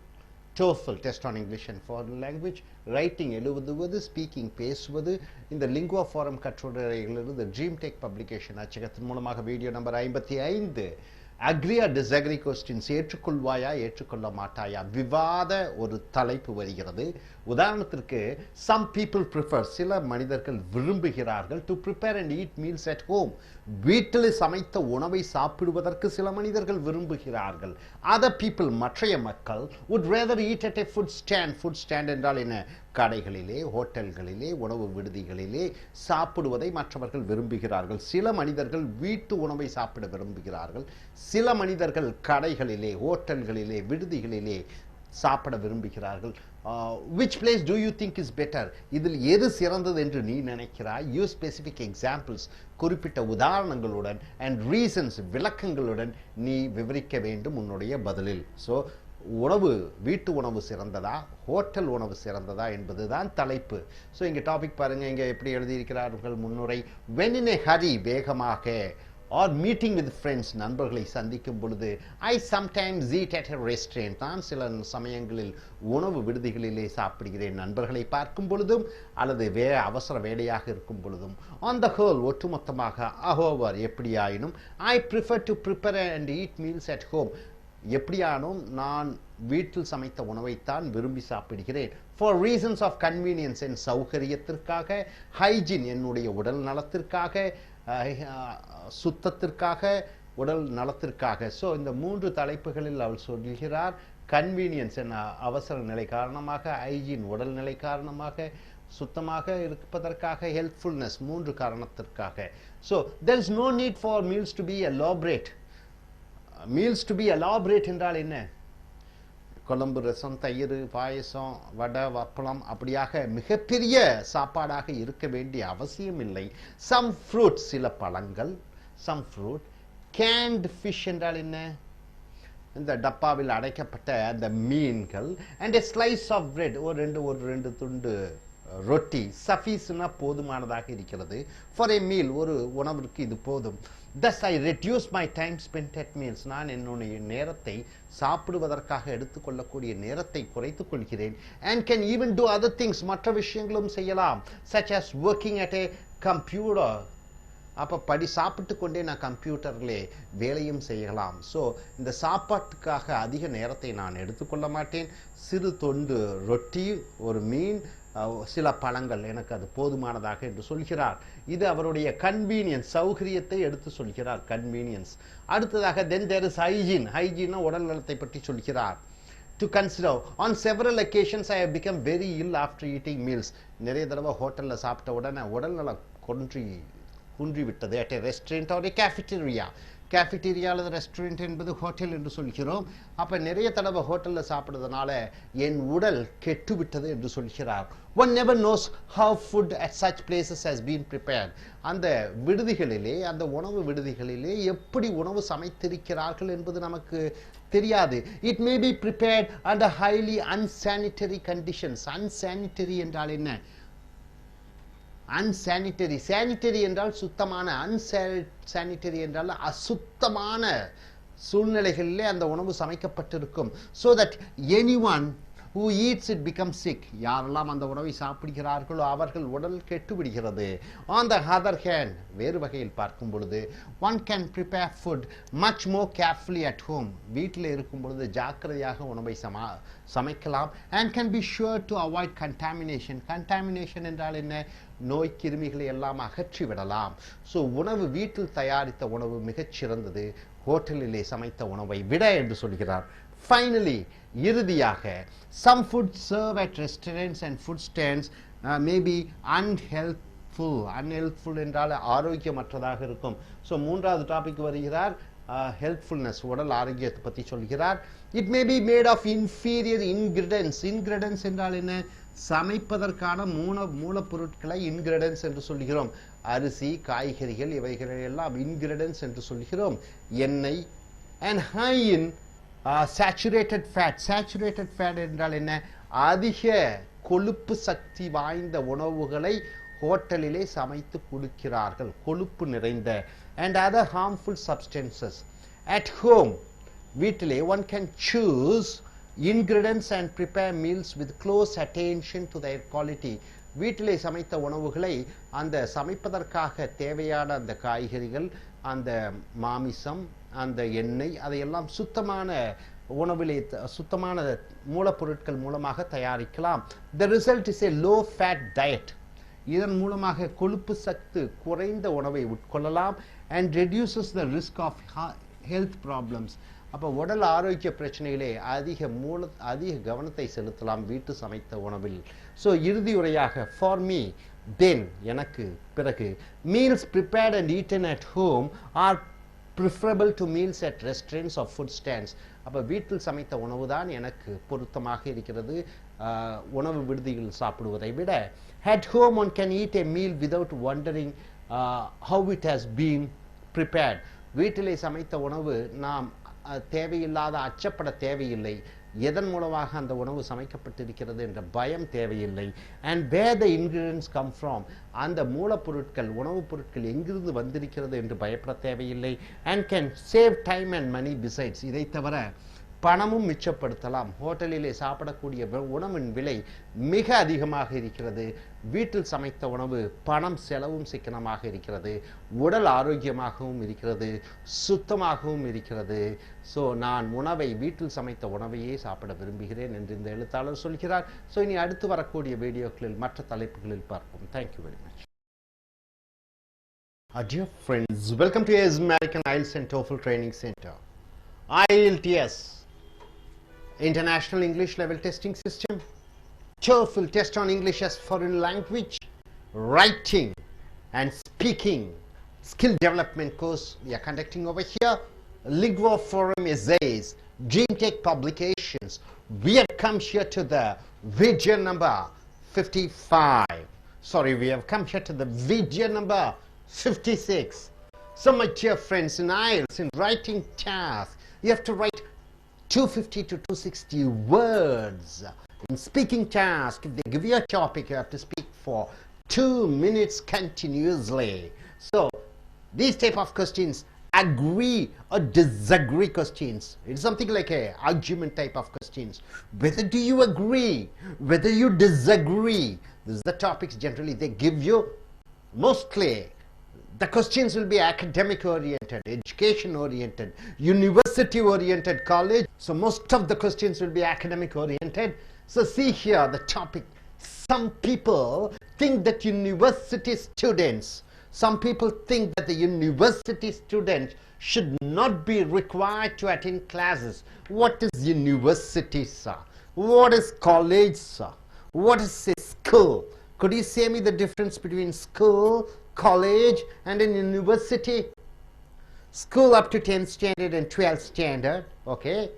College, BA, BE, BSc, all those courses which you study is called, the place that is called college. The institution is called college.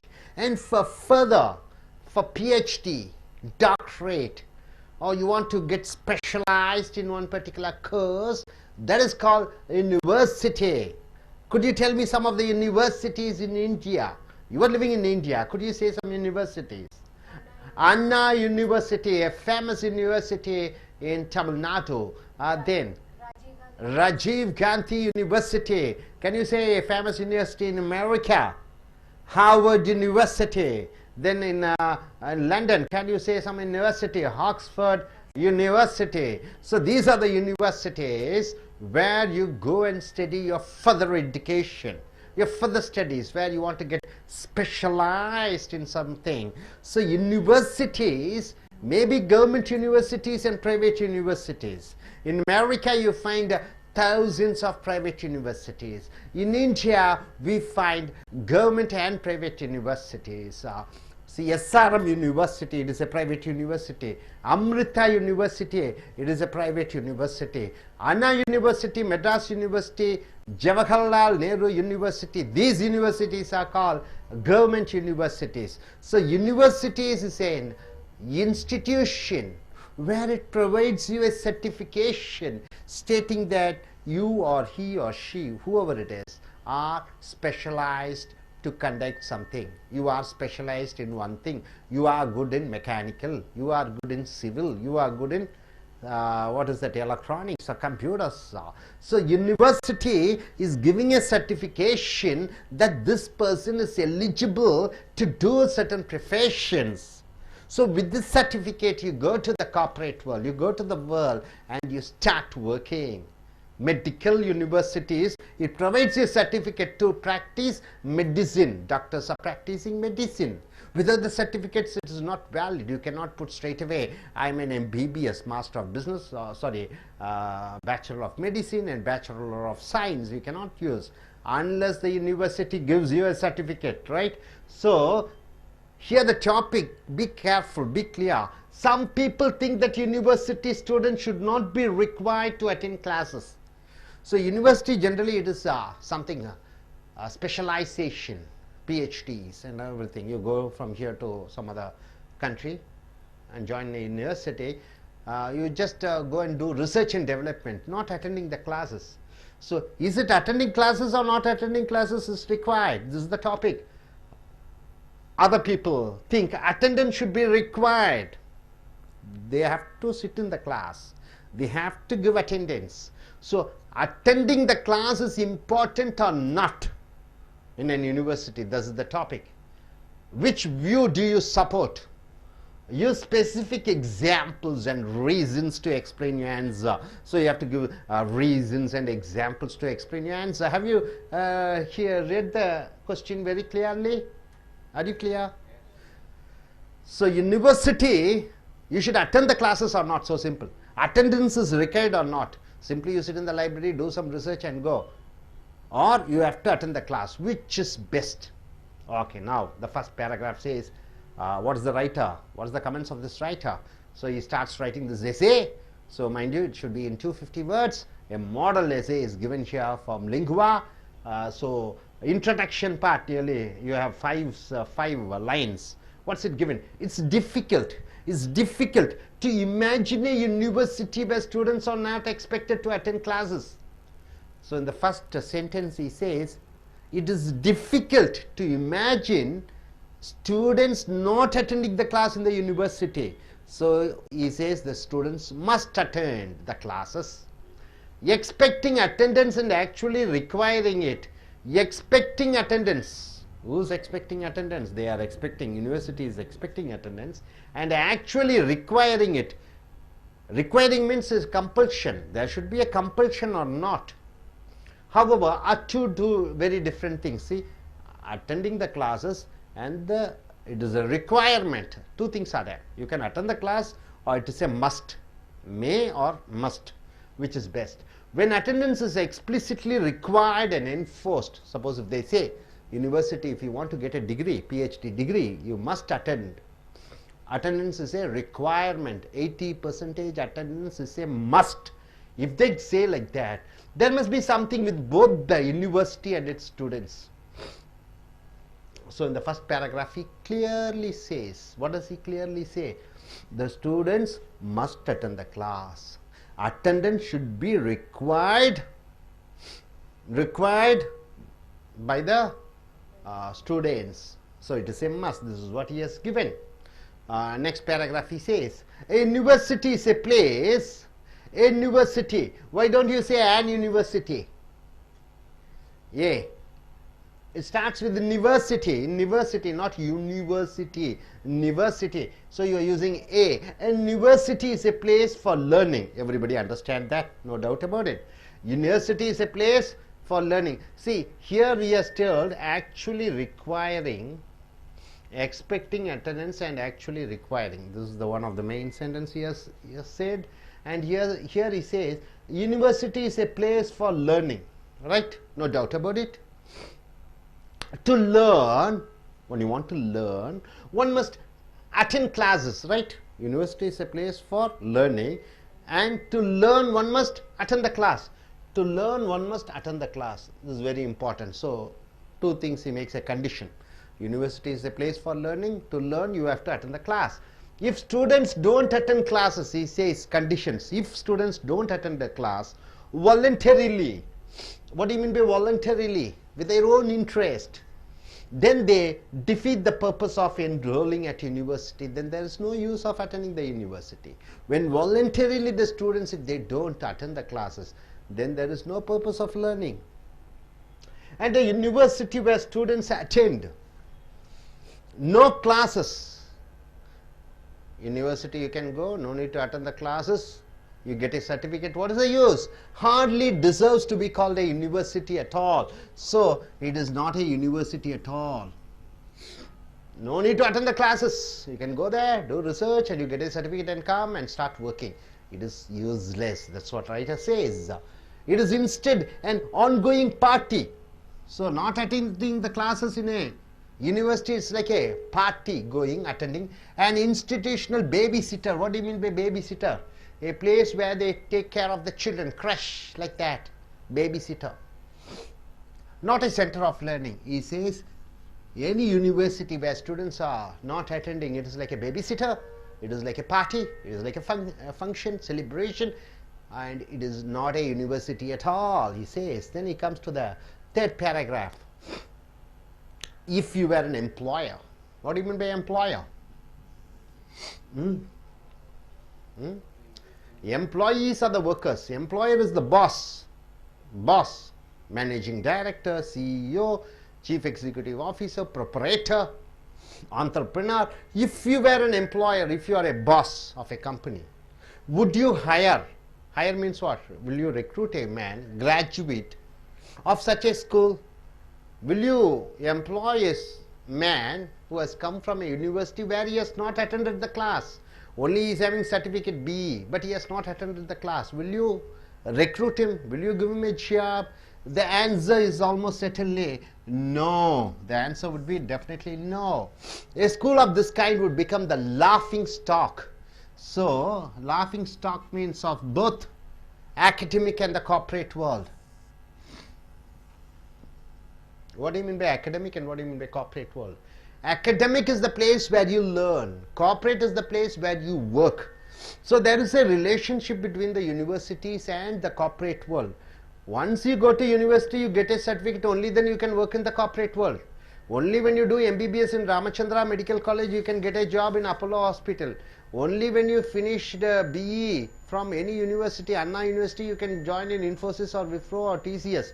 So there is a relationship between academic world and university world. So a university where it is not necessary to attend the class, it becomes a laughing stock. Laughing stock means what? A joke for both academic and the corporate world. That is why practically any university, most students will attend of their own free will. That is the reason most of the universities, the students are attending on their own free will. A majority, if not all, of their classes. So majority of them attend the classes on their own. They try to learn from their teachers, professors who are doctorates and whatnot. If they meant to do otherwise, if they think to bunk the classes, not attending the classes, somehow write the examination and pass, they probably would not be at school in the first place. So it is a waste. That's what he says. So once again he emphasizes the connection between the university and the academic world and the corporate world. So not attending university classes, it is a waste. That's what he says. And finally he comes to a conclusion, actually requiring policing and enforcing students. Policing and enforcing student means you are compelling the students attendance is unnecessarily. University level, you should not compel the students, you should not police them, you should not compel them to attend the class. Students enroll at a university to learn and to succeed in their studies. Why do the students enroll in at a university? They want to learn and they want to succeed, to be successful in their studies, isn't it? So that they get a good job. That is the reason why you people are going to, I think, New Zealand, and one other person to London to study in university to study, isn't it? Okay.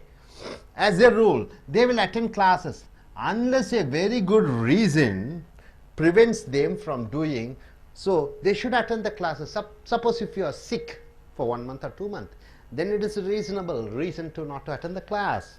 If they had to be forced to attend classes, suppose if the university compels you must attend the class, a 90% attendance is a must. If they force them, then they would be slaves rather than students. Then it will be like a school students, forcing them like slaves. So the student should voluntarily go and study in the class. If you compel, if the university puts a compulsion, then it will be like students are like slaves. And the school they attended would be a strange institution. So the institution will be a strange institution. Indeed, actually requiring attendance at each and every class then is neither necessary or desirable. So in a university morning to evening, if you make a compulsion that they have to attend each and every class, then what happens? So my dear friends, the article is written, the essay has been written in 5 paragraphs, I believe. So 1, 2, 3, 4, 5 paragraphs. So the introduction part is clearly says that the students should attend the class voluntarily. In second paragraph he says that what is that, if the universities, if you don't attend the class, or universities doesn't teach classes, then it is something like not university at all. It is like a babysitter. Then he goes for the corporate world and academic world.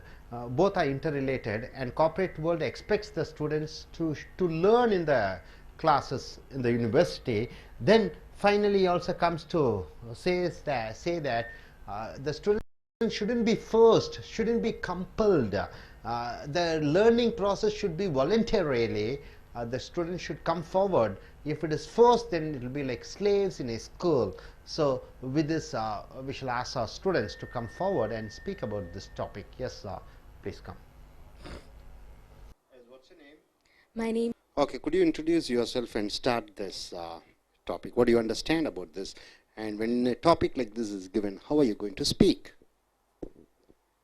My name is Jubia, and I'm a nurse, and I'm planning to move to New Zealand. So I'm doing my academic I.E.L.T.S. So I'm just about the topic. Some people think that the university student should not be required to attend the classes, and some things that they have to attend the classes. So I agree with this topic. And as we know that university is a place where we do our PhDs or researches or many of the doctorates which we get a certificate from the well-known university. So for that we have to do many researches, and we have to attain much knowledge from the from others. So it's a place of learning. University is a place of learning which they can give us many knowledge, much knowledge about different activities and things which we don't know. So if we want to attain that knowledge by sitting in home or by doing voluntarily, we can't attain the knowledge. So basically we need someone to guide us and to lead us. So that's the university is a place for learning which leaders will be guiding. So basically the children should attend the classes in the university. So some people they say that we should not attend, but basically I would say that we should attend. Otherwise, if the university they don't provide the knowledge, and it will become a place that all the children are coming and enjoying. All the children they are coming and enjoying and going. So it's not a place of enjoyment or a party, but it's a place where we study, we acquire knowledge. So, and also in university, we can't compel children to come and attend the classes. So the need should come voluntarily to study. Solely they can attain the knowledge. Probably if we will compel the students or children, it will become like a school, a child which is going to a school compelled by the parents. So and compelled by the parents to study. So it's not like that school. Here the children they are coming to study. So basically I will say that university in the university the children should attend the classes. Thank you. Good, Koshi, you've done a better performance this time, but the problem here is quite repetition was there, but it is a better performance than the earlier one. I request you gentlemen to come forward. Could you introduce yourself and tell what you understand from this topic? If a topic like this comes, what are you going to say? Hello everyone, and my name is Subden, and today's our topic is attending class is important or not.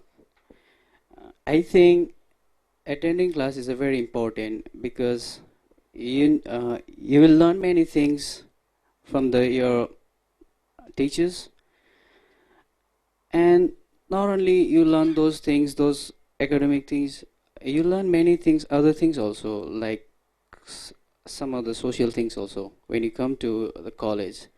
And in the other hand, not attending classes is like sitting at home also. You can do those things through net and all, but you know what, at home you'll do those things, but it's like you feel bored.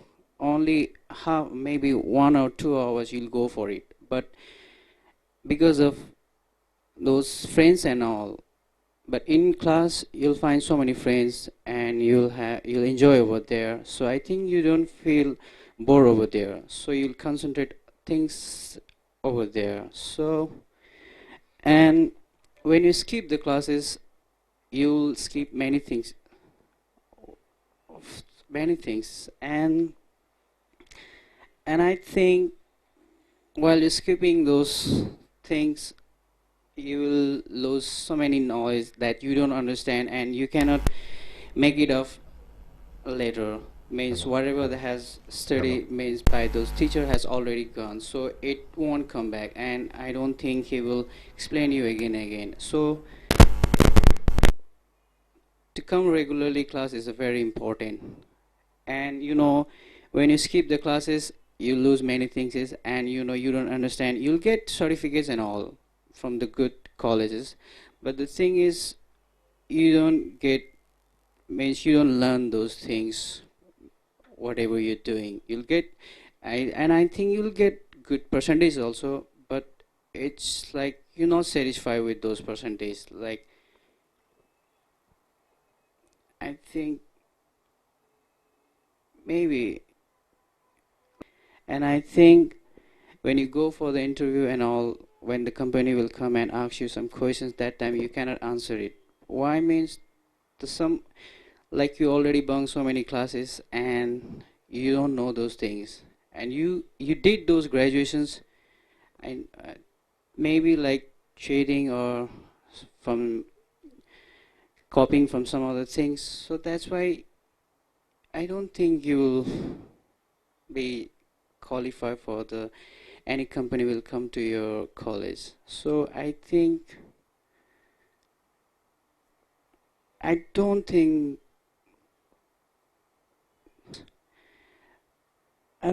it's a not attending class is a proper way. So I think I wanted to say this: to come class is regular is a very important. You learn many things. So that's all. Thank you. Good. Fine. What's your name? Tubden Tamang. Oh, my name is Tubden Tamang. Yeah. Spell it. Thupden, Tubden, and Tamang, Tamang. Tamang. Okay, Tamang we can understand. Tupping and Tamang. Okay, Tamang. Okay, fine. You said with the nice examples, like, they come for interview, corporate company, and they ask you questions, and if you're unable to answer on the topic because of your bunking the classes, then you have problems. So, good examples he has told. Now, coming here for a Tamil version. So, நண்பர்களே, IELTS and TOEFL, International English Level Testing System, TOEFL test on English as foreign language, சர்வதேச அளவிலான British அமெரிக்க அரசாங்கம் நடத்தக்கூடிய இந்த சர்வதேச ஆங்கில மதிப்பெண், அதாவது சோதனை எழுதல், உங்களுடைய எழுத்து, பேச்சு, கேட்கும் திறன், வாசிக்கக்கூடிய அல்லது படிக்கக்கூடிய திறன்களை சோதிக்கக்கூடிய பரீட்சை. ஸோ இது லிங்குவா ஃபோரம் என்ற கட்டுரைகள் மூலமாக ட்ரீம் டெக் பப்ளிகேஷன் அச்சகத்தின் மூலமாக வீடியோ நம்பர் 56க்கு வந்திருக்கிறோம். இந்த மாதிரி கேள்விகள் கேட்பார்கள். Agree or disagree questions. ஏற்றுக்கொள்கிறாயா, ஏற்றுக்கொள்ள மாட்டாயா? Agree or disagree questions. ஏற்றுக்கொள்கிறாயா, ஏற்றுக்கொள்ள மாட்டாயா? ஸோ டாபிக் பாருங்க. Some people think that university students should not be required to attend classes.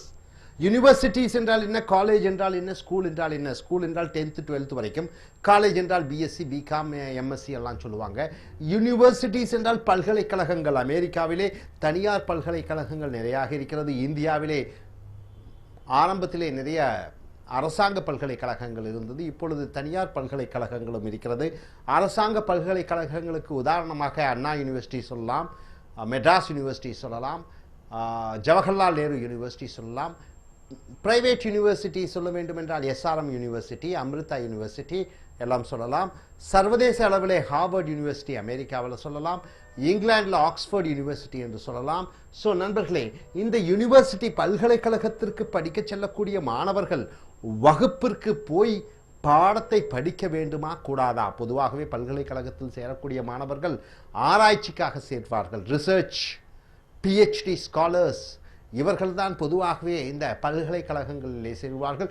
இந்த பல்கலைக்கழக மாணவர்கள், இந்த PhDs ரிசர்ச் பண்ணக்கூடியவர்கள் வகுப்புக்கு சென்று படிக்க வேண்டுமா கூடாதா என்பதுதான் தலைப்பு. இதை நீங்கள் உதாரணங்களுடன் காரணங்களுடன் விளக்க வேண்டும். So it is difficult to imagine a university where students are not expected to attend classes. இந்த முதல் வாக்கியத்தில் என்ன எழுதி இருக்கிறது? It is difficult to imagine என்றால் கற்பனை பண்ணுவதற்கே கஷ்டமாக இருக்கிறது.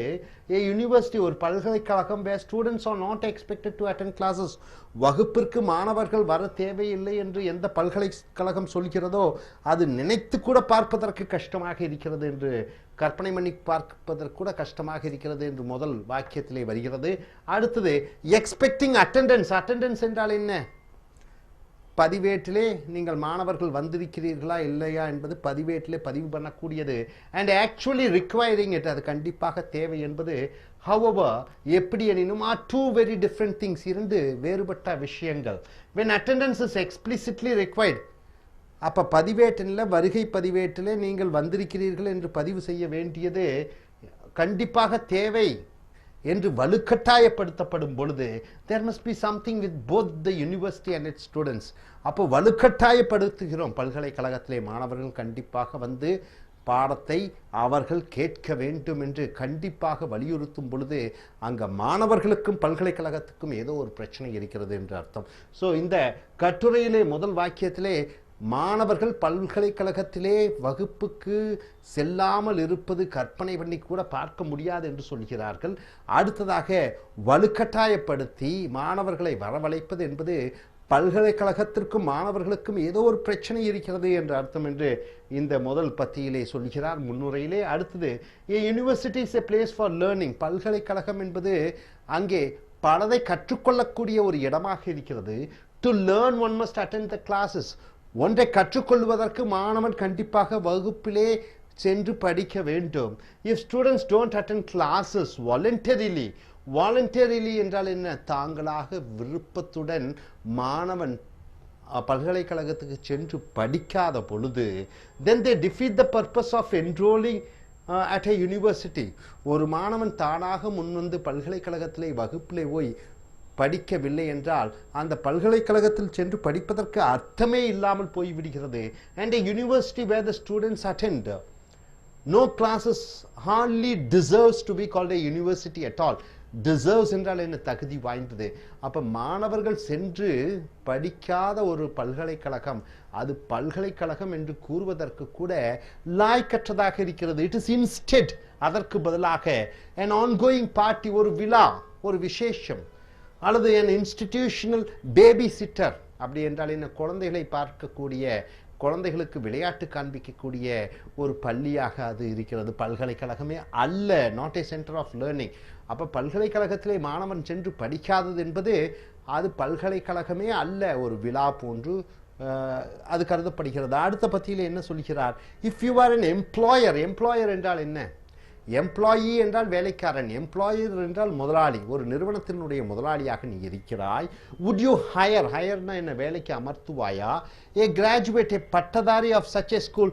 இந்த மாதிரி ஒரு பல்கலைக்கழகத்திலிருந்து படித்த ஒரு மாணவனை அல்லது மாணவியை உன்னுடைய அலுவலகத்தில் நீ வேலைக்கு வைப்பாயா? The answer is almost certainly no. பதில் இல்லை. கண்டிப்பாக பல்கலைக்கழகத்திலே சென்று பட்டம் வாங்கி இருக்கிறான், ஆனால் வகுப்பில் அவன் கலந்து கொள்ளவில்லை, அவனுக்கு நீ வேலை கொடுப்பாயா? நிச்சயமாக கிடையாது. A school of this kind would become the laughing stock. laughing stock என்றால் என்ன? நகைச்சுவையான ஒரு விஷயமாக கருதப்படுகிறது of both academic and the corporate world. academic என்றால் என்ன? இந்த படிப்பு சம்பந்தப்பட்ட கல்லூரிகள், பல்கலைக்கழகங்கள். corporate world என்றால் என்ன? பெரிய பெரிய நிறுவனங்கள், டிசிஎஸ், விப்ரோ. இப்போ ராமச்சந்திரா மெடிக்கல் காலேஜில் நீ படித்து எம்பிபிஎஸ் சர்டிஃபிகேட் வாங்கினால்தான் அப்போலோ போன்ற ஒரு பெரிய மருத்துவமனையிலே சென்று வேலையில் சேர முடியும். அதே போன்று அண்ணா யூனிவர்சிட்டியிலும் மெட்ராஸ் யூனிவர்சிட்டியிலும் படித்தால்தான் உனக்கு இங்கே டிசிஎஸ்லையும் விப்ரோலையும் வேலை கிடைக்கும். அண்ணா யூனிவர்சிட்டியில் பாடமே எடுக்காமல் சர்டிஃபிகேட் கொடுத்து விடுகிறார்கள். டிசிஎஸில் உனக்கு வேலை கொடுப்பார்களா? ராமச்சந்திரா மெடிக்கல் காலேஜில் நீ வகுப்பே அட்டன் பண்ணாமல் எம்பிபிஎஸ் டிகிரி சர்டிஃபிகேட் கொடுத்து விடுகிறார்கள். அப்போலோவில் உனக்கு வேலை கொடுப்பார்களா? கிடையாது. So that is why at practically any university most students will attend of their own free will. ஆகையால் தான் எந்த பல்கலைக்கழகமும் own free will என்றால் என்ன? மாணவன் தானாக முன்வந்து விருப்பத்துடன் படிக்க வேண்டும். A majority if not all of their classes, if they meant to do otherwise then they probably would not be at school in the first place. So அவர்களாக தானாக படிக்க வேண்டும், இல்லாவிட்டால் அது படிப்பே கிடையாது. ஸோ இறுதி பத்தியிலே கன்க்ளூஷனில் actually requiring policing and enforcing students attendance is unnecessary. Actually requiring, கண்டிப்பாக மாணவன் வகுப்பிற்கு வர வேண்டும். போலீசிங் என்றால் என்ன? அவனை ரொம்ப கொடுமைப்படுத்துவது. என்ஃபோர்சிங், பல சட்டத்திட்டங்களை உருவாக்கி நீ கண்டிப்பாக கல்லூரிக்கு வர வேண்டும், வகுப்பிற்கு வர வேண்டும் என்று வலுக்கட்டாயப்படுத்துவது தேவையற்றது. Students enrol at a university to learn. ஒரு மாணவன் பல்கலைக்கழகத்திற்கு எதற்காக சேர்கிறான்? படிக்க. அண்ட் டு சக்சீட், வெற்றியடைய. இன் தேர் ஸ்டடீஸ், அவன் தன்னுடைய பாடத்திட்டத்தில் ஜெயிக்க வேண்டும் என்று செய்கிறான். இவங்க நர்ஸ் படிக்கிறார்கள், நியூசிலாந்து போகிறார்கள். நியூசிலாண்டில் போய் என்ன கற்றுக்கொள்ள வேண்டும் என்று ஆசைப்படுகிறார்கள்? நர்சிங் கற்றுக்கொள்ள வேண்டும். அந்த நர்சிங்கில் மேற்படிப்பு கற்க வேண்டும். இவர் பிஇ எம்எஸ் படிக்க வேண்டும் என்று ஆசைப்படுகிறார் லண்டனிலே. ஆக இவர் செல்வது படிப்பதற்குத்தான் மட்டுமே ஒழிய வேறு எதற்கும் இல்லை. ஸோ ஆஸ் எ ரூல், ஒரு சட்டமாக they will attend classes unless a very good reason prevents them from doing so. So உடல்நிலை சரியில்லை, ஏதாவது ஒரு விபத்து, ஏதாவது ஒரு முக்கியமான விஷயம் என்றால் நீ பாடத்திட்டத்தை நீ வகுப்பிலே கலந்து கொள்ள வேண்டாம், மற்ற நேரங்களிலே கண்டிப்பாக நீ வகுப்பிற்கு சென்றே ஆக வேண்டும். If they had to be forced to attend classes, then they would be slaves. உன்னை வலுக்கட்டாயப்படுத்தி 80% மார்க் இருந்த அட்டெண்டன்ஸ் இருந்தால்தான், 80% வருகை பதிவேட்டிலே நீ வந்திருந்தால்தான் உனக்கு பரீட்சை எழுத அனுமதி கிடைக்கும், உனக்கு சர்டிஃபிகேட் கிடைக்கும், சான்றிதழ் கிடைக்கும் என்று நாம் வலுக்கட்டாயப்படுத்தினால் அந்த மாணவன் ஒரு அடிமையாக இருப்பான், ஸ்லேவ்ஸாக இருப்பான், rather than students. And the school they attended would be a strange institution indeed. ரொம்ப வலுக்கட்டாயப்படுத்தி மாணவர்களை உட்கார வைத்தால் அது ஒரு வித்தியாசமான ஒரு பல்கலைக்கழகமாக இருக்கும். Actually requiring attendance at each and every class then is neither necessary nor desirable. So வலுக்கட்டாயப்படுத்தி மேற்படிப்புக்காக பல்கலைக்கழகத்தில் சேரக்கூடிய மாணவர்களை வலுக்கட்டாயப்படுத்துவது தேவையற்றது, வேண்டாதது. ஸோ மாணவனாக தானாக விருப்பப்பட்டு அந்த பல்கலைக்கழகத்திலே வகுப்பில் சென்று பாடத்தை கற்க வேண்டும். அதுதான் கார்ப்பரேட் உலகத்திற்கும் வேலை கொடுக்கக்கூடிய உலகத்திற்கும் படிக்கக்கூடிய உலகத்திற்கும் சிறந்ததாக இருக்கும். So topic universities class should the students should attend the classes in university or not. மாணவர்கள் பல்கலைக்கழகத்தில் பாடம் வகுப்பிற்கு சென்று படிக்க வேண்டுமா கூடாதா? ஸோ இந்த தலைப்பில் என்ன எழுதியிருக்கிறார்? கண்டிப்பாக மாணவன் பல்கலைக்கழகத்தில் வகுப்புக்கு செல்ல வேண்டும். இப்படி எழுதலாம், தேவையில்லை, வகுப்புக்கு செல்ல தேவையில்லை. இன்னைக்கு இன்டர்நெட் உலகத்தில் எல்லாமே எதில் இருக்கிறது? இன்டர்நெட்டில், இந்த கம்ப்யூட்டரில் இருக்கிறது. You can learn everything from YouTube. Then why it is necessary to attend the classes என்று சொல்லலாம். யூடியூப்லேயே அனைத்தும் இருக்கிறது, கூகுளில் அனைத்தும் இருக்கிறது, சாஃப்ட்வேர்ஸில் இருக்கிறது, சிடிஸில் இருக்கிறது. வாத்தியார் ஆசிரியர் எடுப்பதை விட சிறந்ததாக இந்த கம்ப்யூட்டரில், இன்டர்நெட்டில், யூடியூப்பில் இருக்கிறது. எதற்காக பாடத்தை, நேரத்தை வீணாக்க வேண்டும்? பல்கலைக்கழகத்துக்கு பதிவை செய்து சர்டிஃபிகேட் வாங்கியெல்லாம் பரீட்சையை நாம் எழுதி விடலாம். அப்படியும் சொல்லலாம், இப்படியும் சொல்லலாம். ஸோ இனி அடுத்து வரக்கூடிய வீடியோக்களில் மற்றவைகளை பார்ப்போம். Thank you very much. So good evening my dear friends. We have come here to I.E.L.T.S, International English Level Testing System, TOEFL test on English as foreign language, writing and speaking skill development course, Lingua Forum essays. We have taken these essays from DreamTech Publications. We have come here to the video number 57. So in IELTS, in writing task, you have to write almost about 250 to 260 words, and if you get a topic, you have to speak for 2 minutes continuously, logically, with a good vocabulary, and the presentation of your ideas should be excellent with examples and reasons. So you may get a question like this: agree or disagree type questions, a debatable topics. Here the topic here, some people, not every people, some people. So some people prefer means what? When two are there, you have to choose one. When two nouns are there, two things are there, you are choosing one. Some people prefer learning. Some people prefer learning from a teacher. Some people prefer learning from a teacher. You call him a teacher, you call him a master, you call him a professor, you call him a guru. What's the difference between teacher, professor, guru and lecturer and all those things? Almost all are synonyms, isn't it? Okay. Some people prefer learning from a teacher. A person who teaches is called a teacher. Whereas some other people prefer to learn by themselves. So they think it's not a teacher is not necessary for them. So they can learn by themselves. Which method do you think is better? Learning under a teacher or learning by your own self? Which is better? Of course, it is something subjective, isn't it? Relative. It depends upon person. So you can go for either this or that. Use specific examples, particular examples and reasons. You have to say the reasons why you are supporting this topic or why you are against this topic in your explanation. Hope you are able to understand. Learning under a teacher is fine, or learning by yourself. Teacher is not necessary. So this is the topic. So in introduction, you see what's it given. Introduction almost he has written in almost 5 to 6 lines. Nearly 60 to 70 words are there. Just go through this. Teachers are important to learning. He starts the essay with saying that teachers are important to learning. For learning, teachers are important, he says. And of course, he's making sure a good teacher is invaluable. He says the teacher is invaluable. You cannot compare him with anything. Invaluable. Still, now he starts. Now he comes for the contradiction. Still, after basic education is completed, maybe after your 12th stand, after your degree, okay, BSc, your basic education is completed, much of learning, whatever you learn, is best conducted on one's own.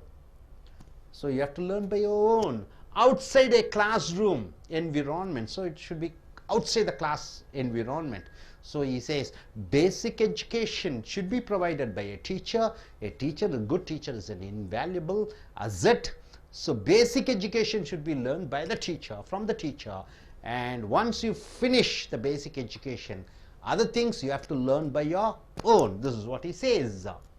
Next, that way one can study in one's own time. So according to your time convenience, you can learn at one's own pace. Pace means speed. According to your speed, according to your, you can learn faster, you can learn slowly.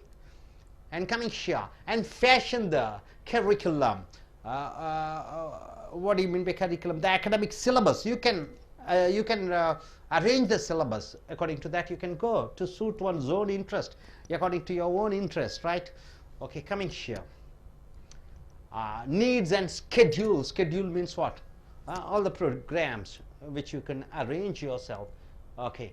Such self-instruction has many advantages over learning. So it has many advantages over learning from a teacher. So he says self-learning is better than learning under a teacher. Of course, basic education is a must. Then after that, according to your own pace, according to your convenience, according to your needs, according to your curriculum, according to your needs, you can set your curriculums. So this is what he says in the first paragraph. Then coming here to the main ideas is the introduction part. Here he says, first, many teachers simply are not good. Many teachers are simply not good. So it's a debatable point. You can go either for this or not. So he says, first, many teachers simply are not good. Majority of teachers are not good. That's what he says.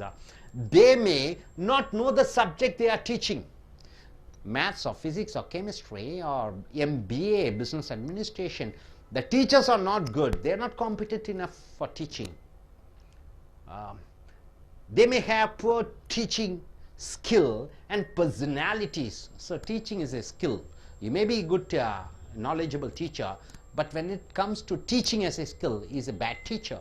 And personalities means what? Is inner values, maybe not good.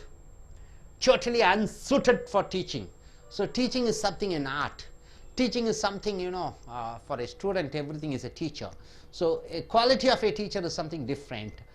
So many teachers are not skillful. Many teachers are not competent. Many teachers, they don't know about the subject. Many teachers, they don't have the skill in teaching. They may be knowledgeable. That's what he says.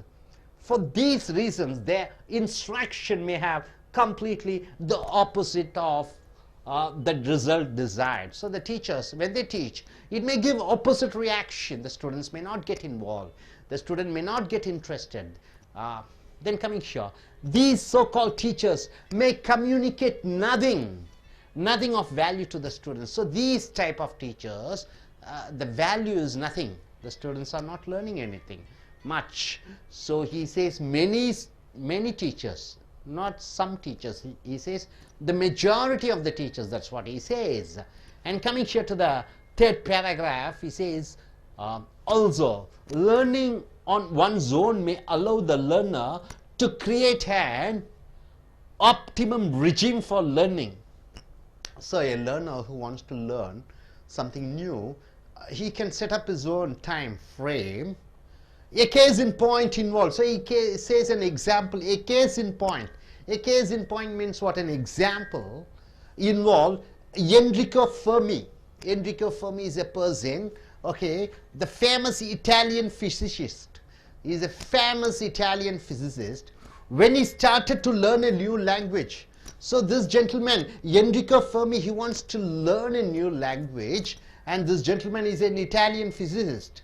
He would read novels in that language. So whenever he wants to learn a language, he will read novels, fictitious novels, with the help of a dictionary.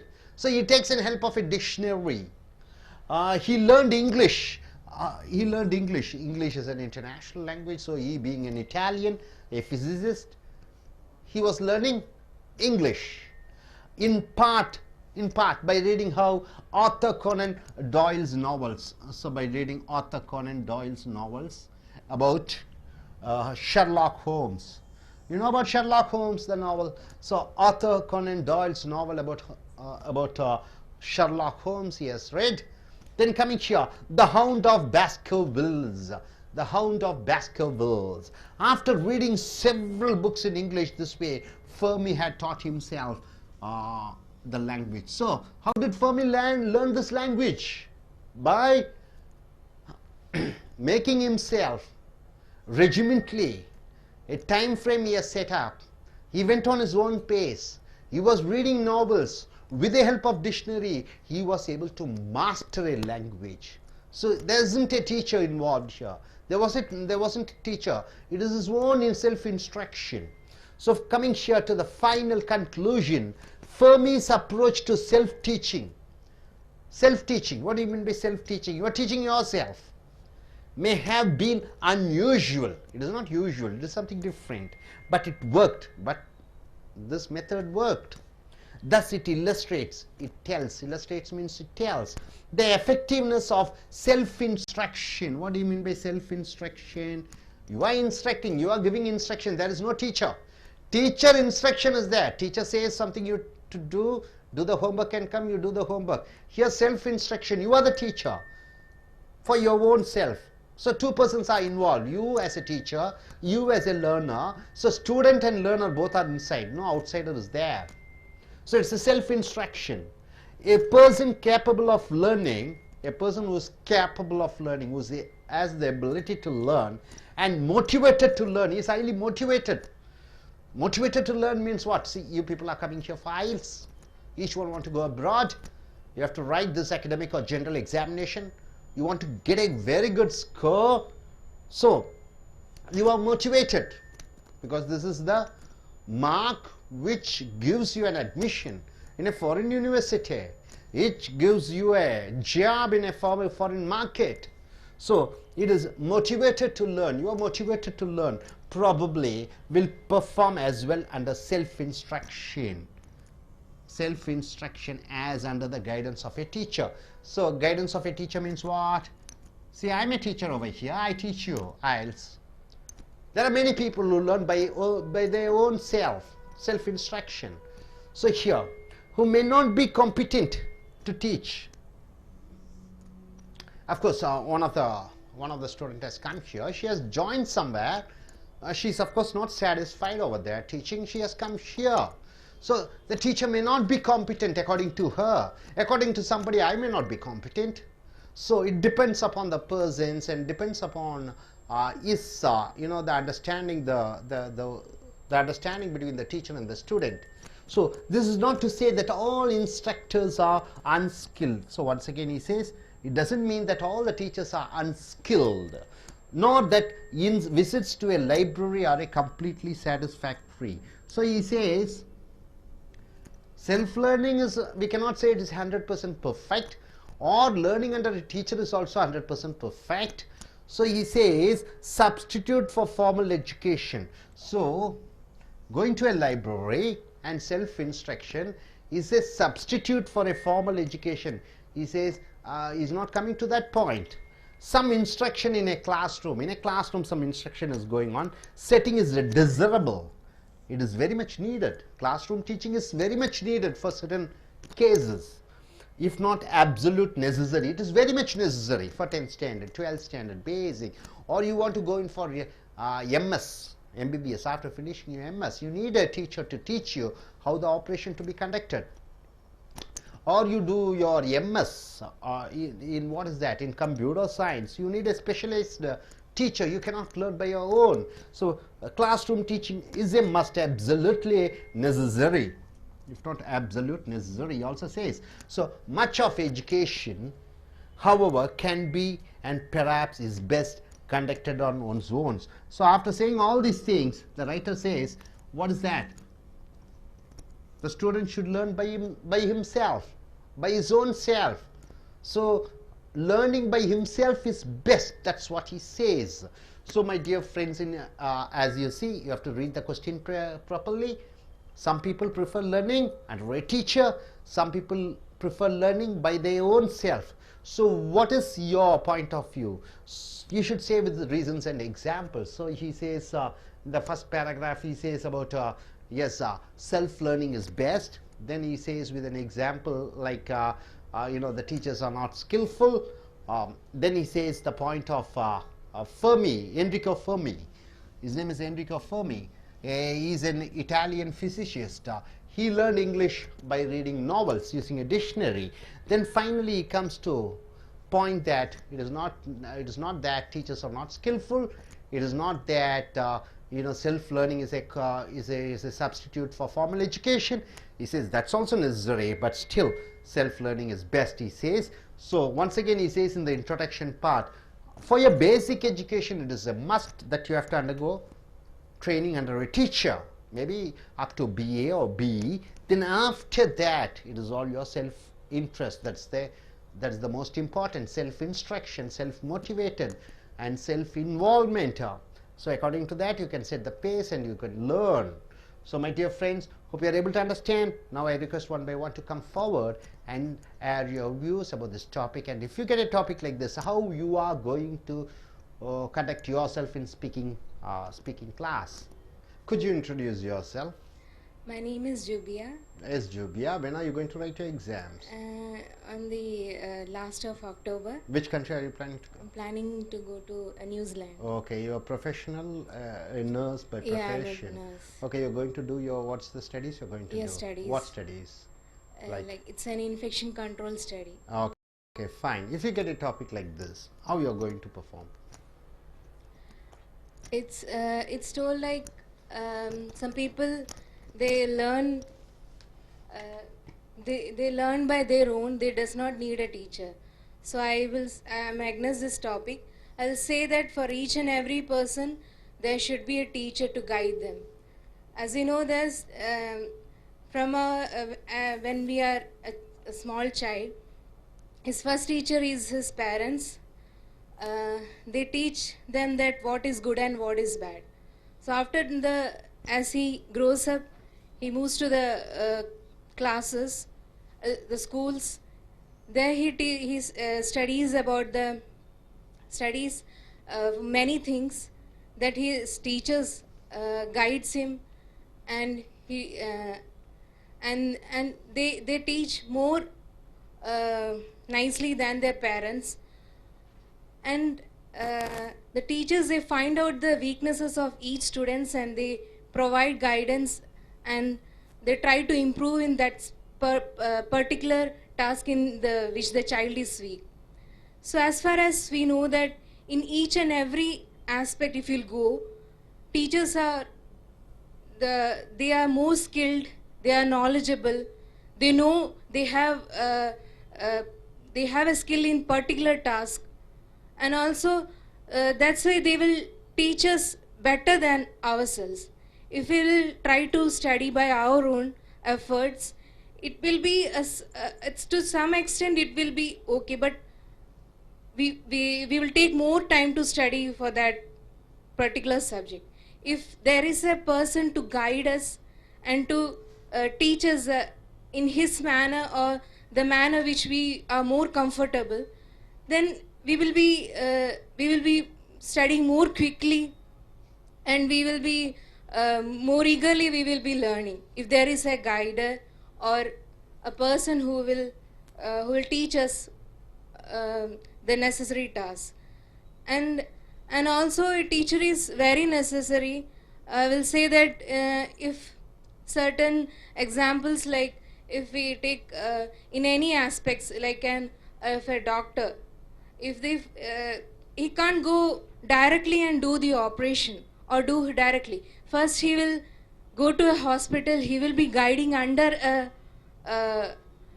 under a well trained doctor. So he will be a trainer and he will be study what all the things which he has to do and which he don't have to do. So without the well trained doctor he can't do his job very successfully. So for doing a job successfully, for studying successfully, we need a guider. That is, a teacher is must. Thank you. Good Koshi is a better performance. Why not? Yes, why not you come, Mr. Tyag Muni?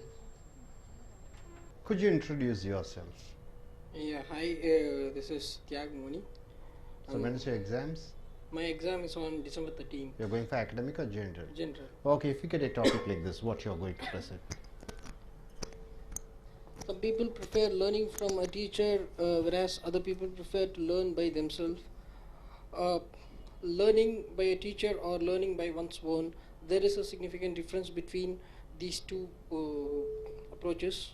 If you could see some people learning by their own, they find it difficult in terms of understanding the subject, and they may leave it off the way. But if it is in the proper channel, that is through a teacher, then a difference between the people who opt for learning by their own and the people who go for a teacher. As we all know, for each and every stage in our life, there is a teacher behind us, knowingly or unknowingly. There is a teacher behind us. In the childhood stage, there are our parents, and during our school days, obviously there will be teachers in our school, and also during the college days, and during our higher educations, there are guides to guide us. So if an individual is trying to learn by his own, and if he is stuck up in the middle of something, then he may be left with that, he may be left in that position. But if an individual is undergoing a course or learning a subject with the guidance of a teacher, then there is less possibility for him to leave the subject in off the way. So and also the most important factor is time consuming. For an individual under the guidance of a teacher, for him to understand a subject, the time consuming is very less, and for an individual who is going by his own, it is very difficult for him to finish it within the time limit, and yes, it is a highly time consuming process. And the next one is for the normal cold or headache or whatever it is, but there is a professional for treating all those health related issues. And for people who are in the sports, they might be experts in what they are, but there is a person called coach to help them, to make them sharper enough in that profession. I cannot say that all the teachers are good, but predominantly most of the teachers are skilled enough. That is why they are called teachers. And also I may not say that most of the individuals who learn, all the individuals who learn by their own will fail. Most of them may fail just because of the lack of understanding, or understanding it in a different way. So in each and every stage of our life, there is a teacher knowingly or unknowingly supporting us. So teacher is must for knowing a subject. Good. I request Mr. Taman to come forward.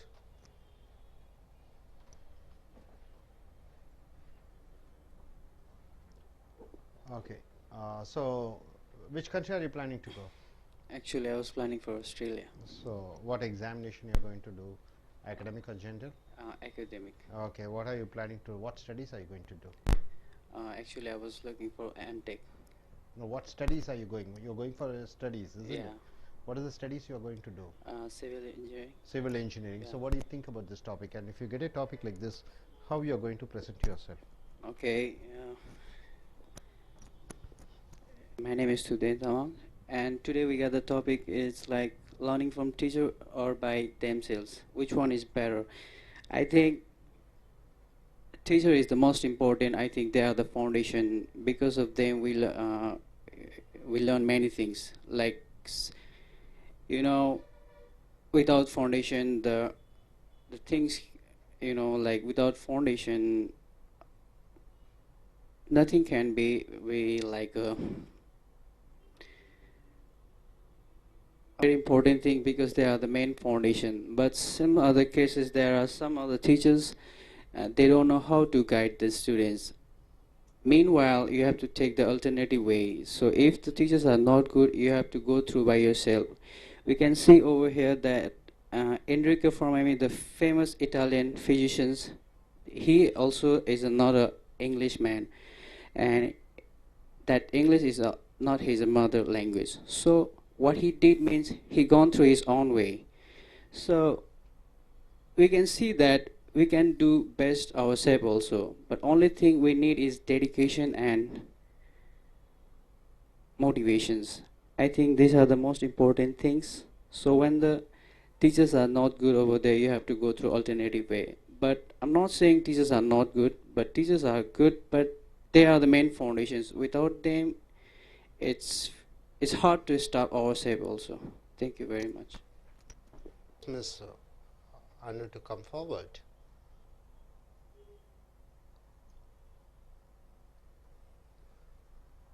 So which country are you planning to go? Canada. Canada. What's the examination you're going to do? Academic or General? general? Okay, if you get a topic like this, what you're going to do? What are you going to speak? Good evening. I agree the topic we learn on basic because some of the teachers are not guide properly because they're thinking about not properly because that they not at all understand the children mind how they will pick up the studies. Some children are quickly and easily understand everything about studies or games, etc. Some children are very slow learner.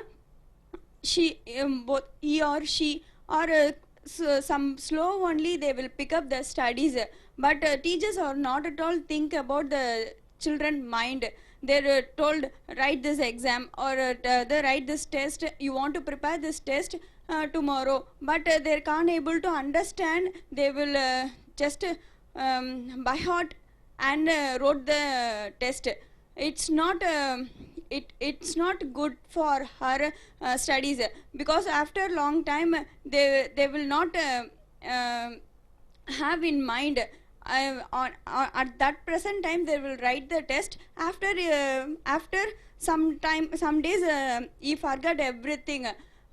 For example, I have one my friend.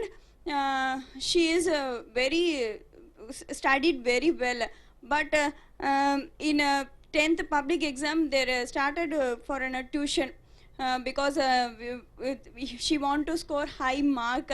For that responsibility their parents get a tuition. She went for a tuition. In 10th we have a 5 subject: English, science, maths, social science, Tamil, like 5 subject. In school also we learning that subjects. In school itself they started test 5 subject 1 day test. At tuition also they started test, every test. That on that time every test she can't able to prepare for all the test. Some of the test only there is she can able to prepare. One person routine different types of test subjects she cannot able to understand. She cannot able to go through everything on one day itself. So on the end of the exam she failed. For what reason? The parents are forcing to study and they're telling to get score high marks. The in a school, in our school, teachers are concentrating on our own subject. You want to get this high score in social, you want to get science in science in high marks. There also 5 teachers are forcing the children to get a high score. In tuition also, you want to get a high score. Don't force the children to get high mark. Don't give a lot of pressure, and they will get, after sometimes they will get a lot of depression. It makes the children not at all concentrate the subject. After some of the period, the children are not love the subjects and not love the studies. So teacher want to guide the children, understand our mind setup and children outcoming. Thank you. Good. I request you to, okay. Good. Miss Babita, could you introduce yourself? My name is Babita. What's your qualification, Babita? My qualification is PhD. PhD. Doctorate in what subject? Inorganic chemistry. Which university are you from? Madras University. So which country are you planning to go? America. For further studies. Okay. Could you tell about this topic? When you get a topic like this, teachers, you being a PhD scholar, you must be knowing the importance of teacher. Is it the teacher necessary or self-studies is important? Which do you prefer? Yes, you can say to the audience. My topic is some people prefer learning from a teacher, whereas other people prefer to learn by themselves. Nowadays, teacher is very useful for the students. Why? Because they learn easily to the subject and then identify the some other ideas. So these things they based on the teachers. For example, some other students, they sit own language and then sit effort on the home or hostel. They get some idea for, they didn't get an idea for him, for her. Why? Because the teacher they tell the subject means they easily understood. Nowadays teacher some other teacher is not good for skills and knowledge. So students they didn't understand the subject, so that's why they sit and learn to the home or hostel. So some other guidance they need for the students.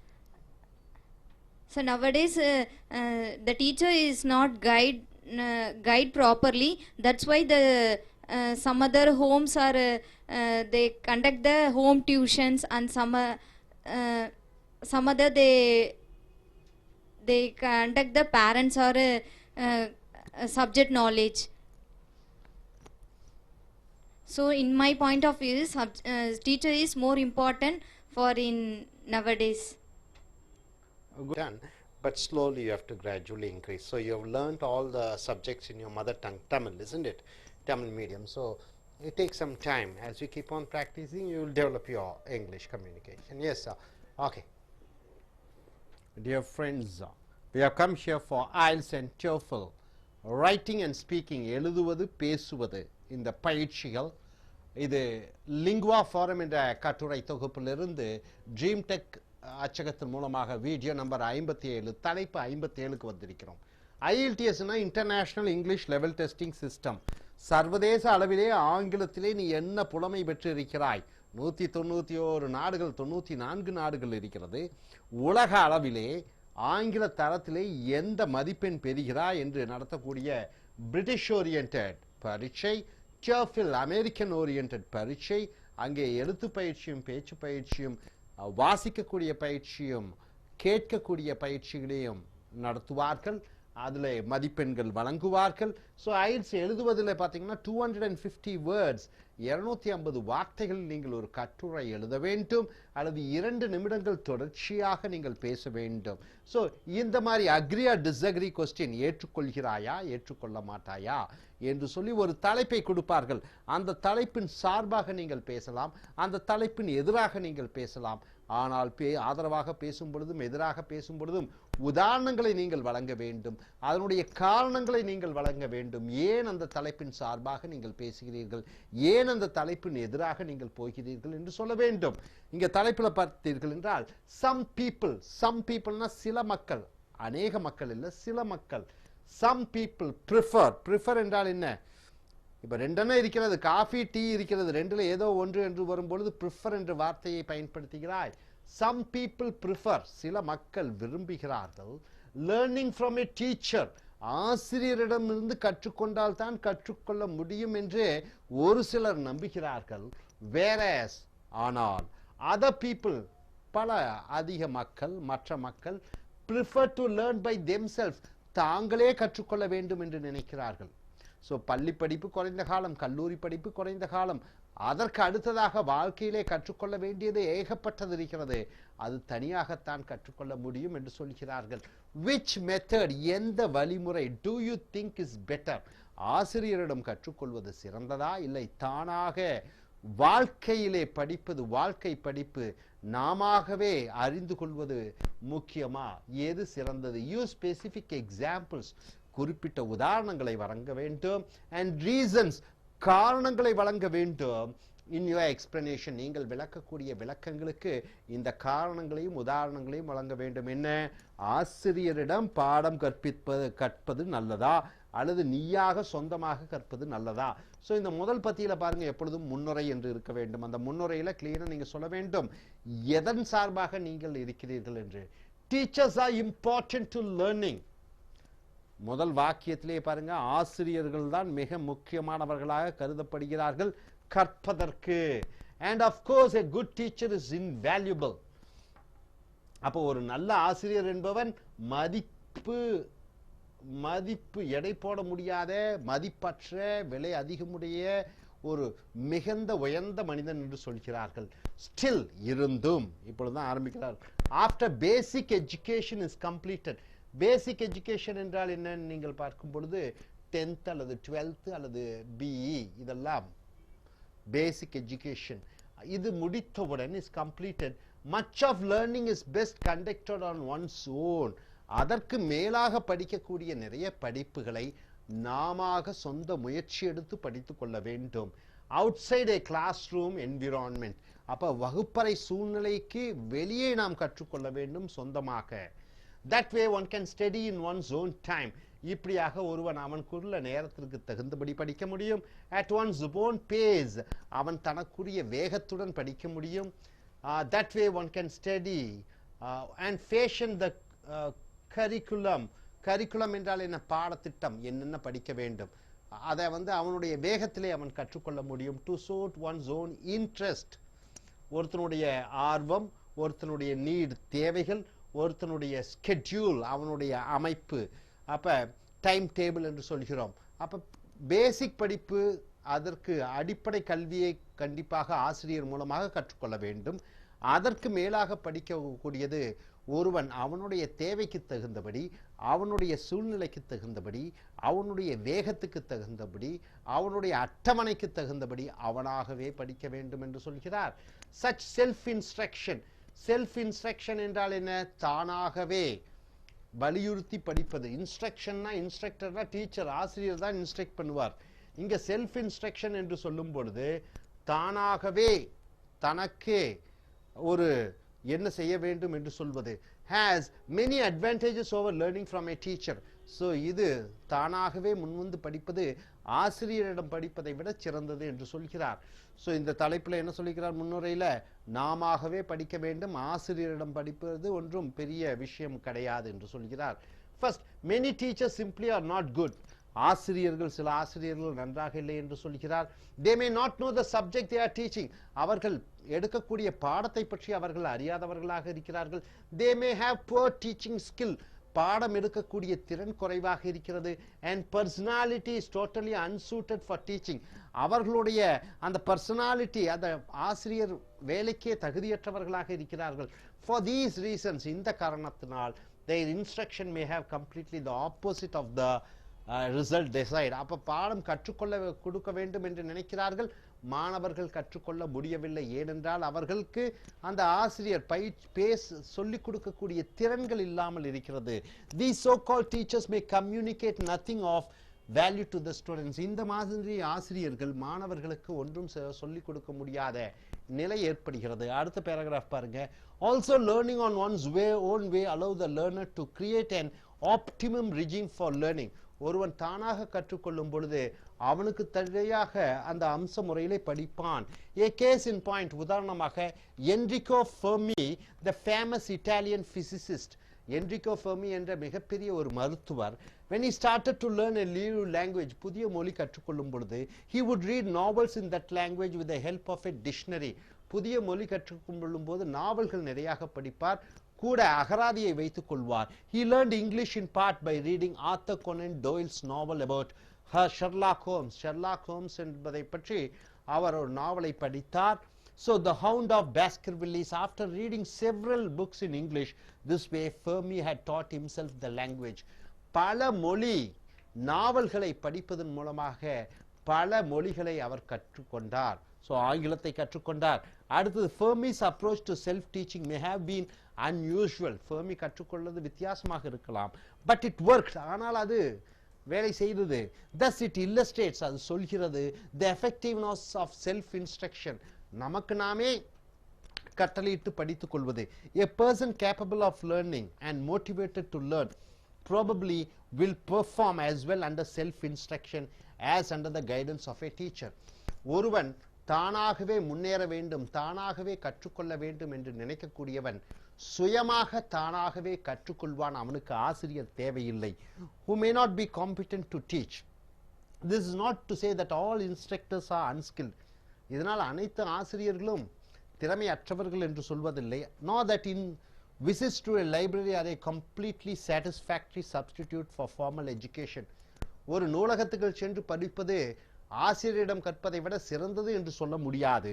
Some instruction in a classroom setting is desirable. சில நேரங்களில் வகுப்பறை மூலமாக பாடம் கற்பது நல்லது. If not absolute necessary, கண்டிப்பாக தேவை.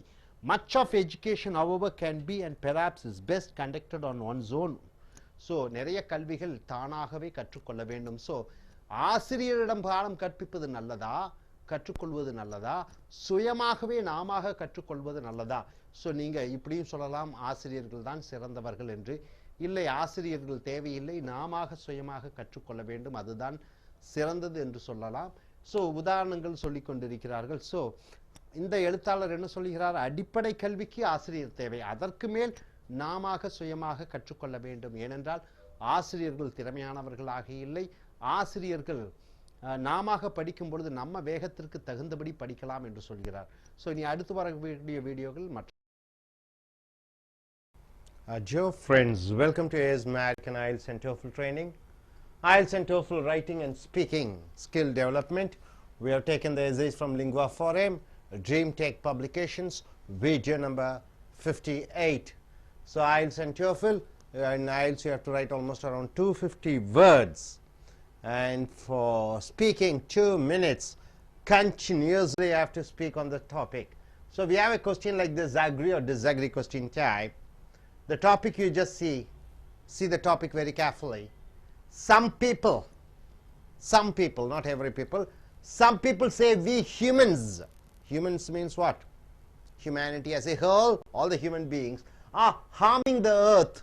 Earth is, what is the earth? It's the planet, it's the world where we live in. So we are harming the earth, human beings are harming the earth through our activities. But other people say we are improving the quality of life on our planet. So some other people say we are improving the quality of life on our planet. So first, the planet is getting destroyed, and some other people say that the quality of life is improving on the planet. So you have to read the question properly. One, human beings destroying the planet.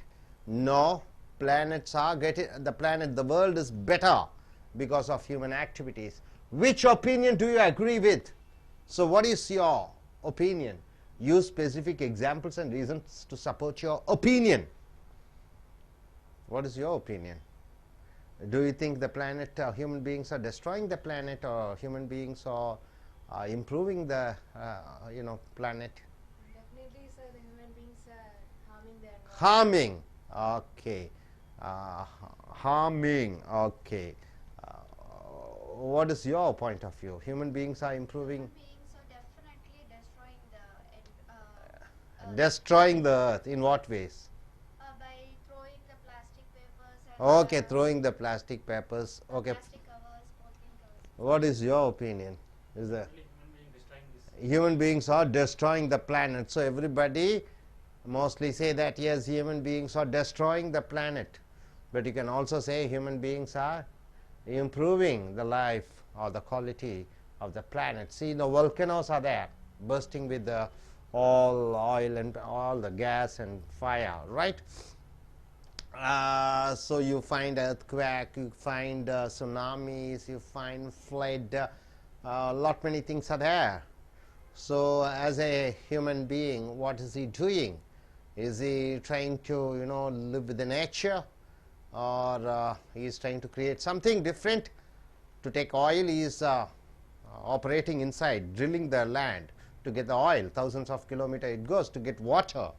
He bore wells, the earth, and for building, construction, he constructs huge buildings, taking mud from one place, taking iron from one place, and the diamond mines, gold mines, all dug from the earth. So is he really harming the planet? So it's a debatable point. So here let us start the introduction. There is no question. There is no question that human activity harms the world. History offers countless examples of environmental destruction caused by humans. So he says, now he says human activity definitely harms the world. He also says environmental destruction caused by humans. Okay. Northern Africa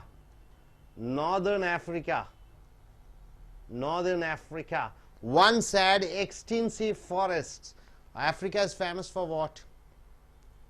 Thick forest. Africa is famous for what? Gold mines and oil mines, oil stocks. They were cut down thousands of years ago.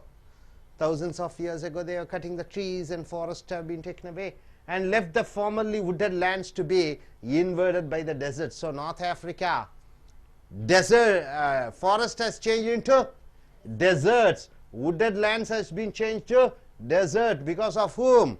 Because of the human being. So in introduction part, he says within 4 lines, he states that human beings definitely harming the environment, the planet. He says in one example, simple example, North Africa is famous for forest, and because of humans cutting the wood, the forest has changed into a desert. Now coming to the second paragraph. More recently, unrestrained hunting in the United States. In America, what did they do? Hunting took place. Hunting. Unrestrained means what? No control at all for hunting. Led to the extinction. What do you mean by extinction? Destruction of the passenger pigeon. You know pigeon, what do you mean by this? A bird. So hunting by the people. So the pigeons are almost extinct. In the 19th century, passenger pigeons were so numerous in the US.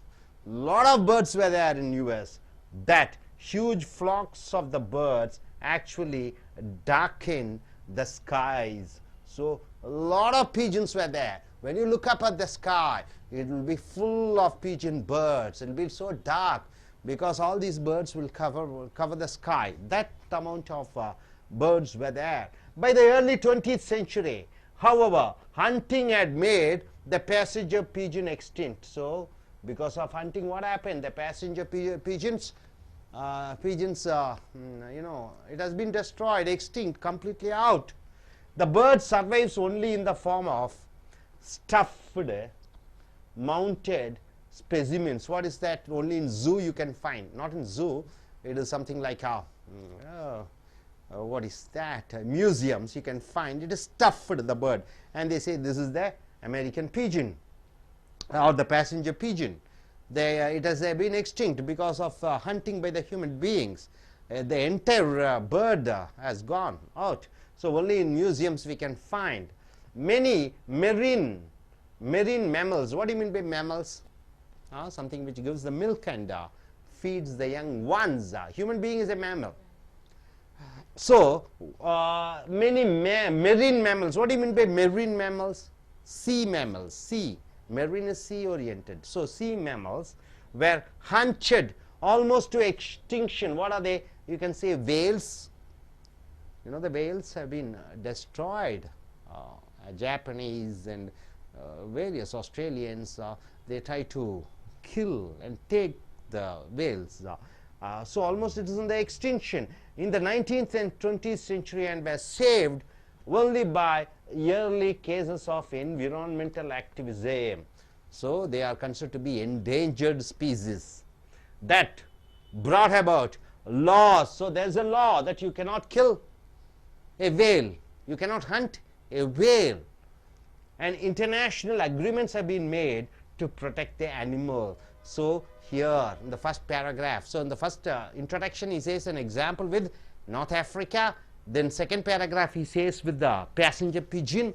So now it is an extinct, now you can find only in museums. Then he says about the example of marine mammals. Now you can find very less. So international laws has been passed. This is what he says in the second paragraph. Now coming here to the third paragraph. These are examples of deliberate human activities that had devastating environmental impact. What do you mean by devastating? Very bad.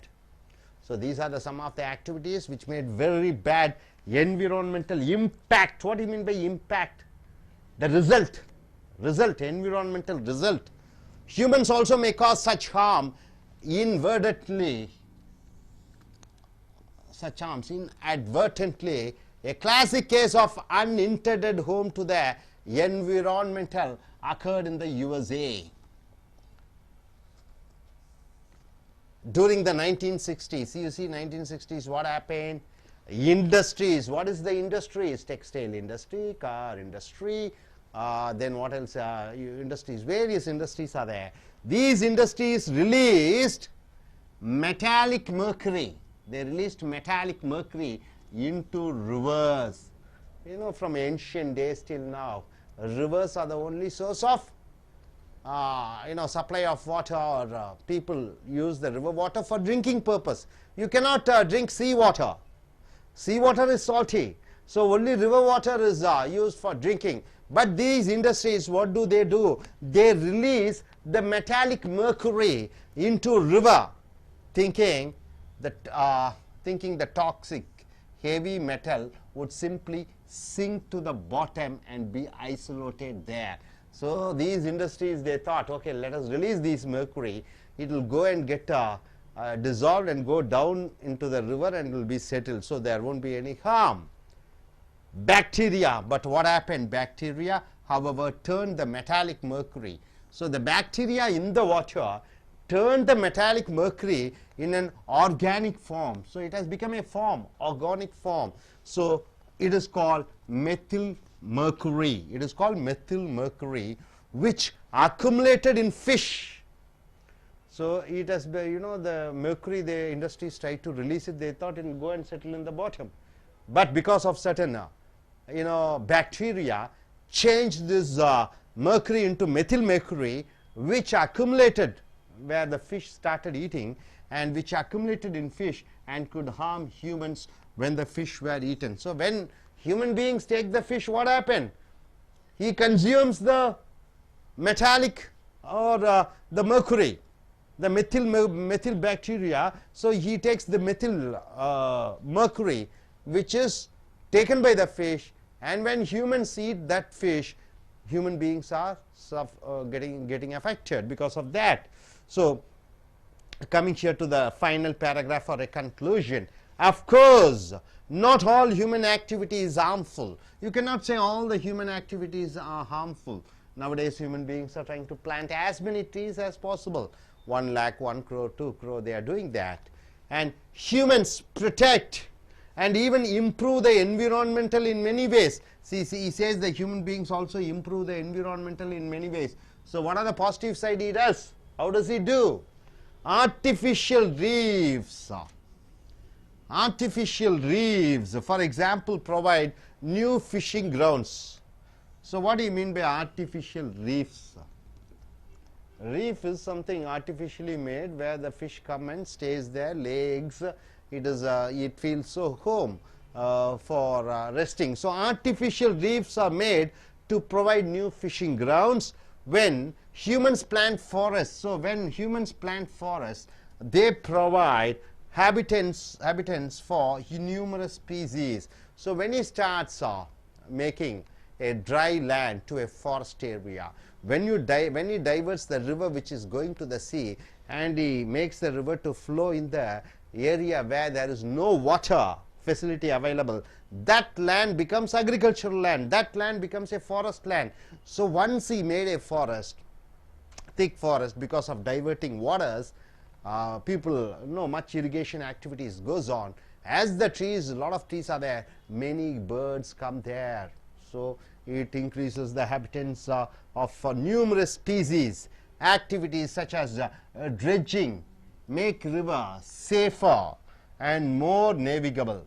So in rivers, a lot of stones are there, so he tries to make artificial, that is canals, so the ship may go, a boat may go. So in the Pacific northern of the US, in Pacific northwest of the US, for example, dredging has largely eliminated. What do you mean by dredging? Anybody? You are making way, you are take away the stones apart, so you dig, and all those things are called dredging. The dangerous of the Columbia River bar. So Columbia River bar, it was able to dredge and make safer for the journey. Once a notorious hazard to shipping. Notorious means very bad for shipping. You cannot sail. Anytime you may hit on the rocks and your boat or ship can be destroyed. So they did the dredging. So humans have the power to improve as well as damage the environment. So he comes to a conclusion, humans have the power to improve as well as damage the environment. So he has two powers. One, he can improve the quality of life in the planet, and he can destroy also. So, and need the wisdom to decide. He needs the wisdom to decide which activities are harmful and which are helpful. So he has the choice, he has the wisdom by deciding which to do good and what are the activities which he should not do. For example, nuclear bomb testing, isn't it? Now in the present world, within 5 minutes he is having the capability of destroying the planet into 1,000 pieces. He can completely eliminate because of the atomic bombs he possesses. So that is something which is harmful. He has some lot of gastric ammunition, where when he bombs, the entire human race can be destroyed because of the chemical weapons he can use it. So various things are there which he has to decide and think with wisdom and do what is needed for the planet. So my dear friends, so in introduction, whether human beings are harming the planet or whether the human beings are improving the planet, and this gentleman, the writer says definitely the human beings are harming the planet. Then he says with an example of passenger pigeon, then he goes with an example of the marine fish, the marine mammals, that is the fish, big fish like whales, it is an extinct. Then he comes to the metallic mercury, where the industries release, it goes down and it becomes a methyl mercury. When the fish eats, it is accumulated in the fish, and as when human beings eat the fish, even he is getting affected because of that. Then he goes with the example of not only that, human beings also, they do good for the planet, just like dredging and near the Columbia, where where a lot of canals are made for shipping, and then he goes in for an example of a lot of things are there where he has to decide with wisdom what to do and what not to do for the improvement of the planet. So I request one of our students to come forward, each one of them to come here, and when you get a question like this, how are you going to present yourself in your speaking task? Shall we start? Yes. Miss Koshi, welcome. Could you introduce yourself? Which country are you planning to go? I'm planning to go to New Zealand. What course you plan to take? Academic or general? What exam? Academic exam. Okay, which country are you going? New Zealand. New Zealand. What's your profession? I'm a nurse. Okay, you want to be a specialized in nursing, Yeah. and you want to go and do a nursing course. Yeah. So if you get a question like this, what will be your answer? The question like human activities are destroying the, are harming the earth. Definitely, I would say that the human activities are destroying and they are harming the environment. Because as we know that today, many of the human beings, they are for their comfort zone or for their comfort, they are destroying the deserts. They are building many industries and many of the things which they want to do it. They are destroying overall all the they are making the deserts for, they are destroying the forest and making it as a desert. And because of these activities, the environment, it's becoming like it is polluted. And as the pollution, because of this pollution, we can see that the ozone layers, in the ozone layers which covers the earth, the holes are there in the ozone layer. So definitely there is a problem with the human beings. So the sunburns and the skin diseases are there is the impact of the impact which because of the human activities. And also, as we know that the because of the human activity, the problems like the nuclear bomb which was held in Hiroshima and Nagasaki, which till now the impact of that each child is suffering from that. Some problems each child is having. Even the grasses are not grown in the Hiroshima and Nagasaki. It's after this many years also there is that effect is continuous. And also because of the growth of these industries, the many of the waste products, they are sending it into the or drowning it into the rivers, which also causes an impact to the human itself. The waste products, it is converted to the metallic. It is converted to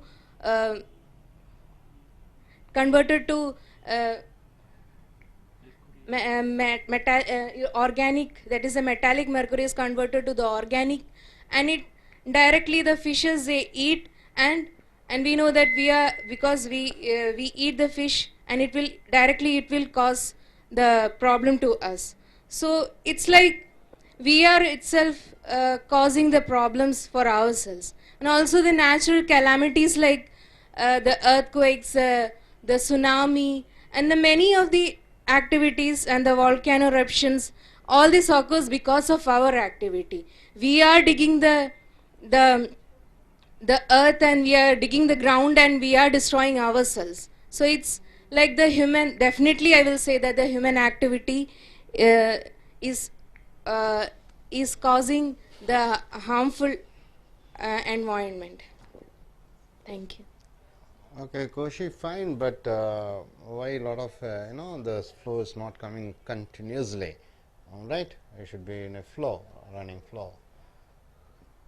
Yes, Lavanya, could you introduce yourself? What's your qualification? B. Aeronautical. Aeronautical engineering. Which country are you planning to go? UK. United Kingdom. So you're going to take your academic, right? Yeah. So which university are you planning? Glasgow University. Glasgow University. If you get a topic like this, 2 minutes continuously speak on this topic, right? Okay, don't give any Thank breaks. The topic is humans are harming the earth due to their activities or quality of life on a planet. But of course the human activities are destroying the planet because they are making their purposes they are destroying the forest, but they don't know they are destroying themselves only because the planet, because the forest due to the forest only we will get on rains and everything. The animals also live in the forest, so that the animals get freedom. The animals also get the freedoms and all.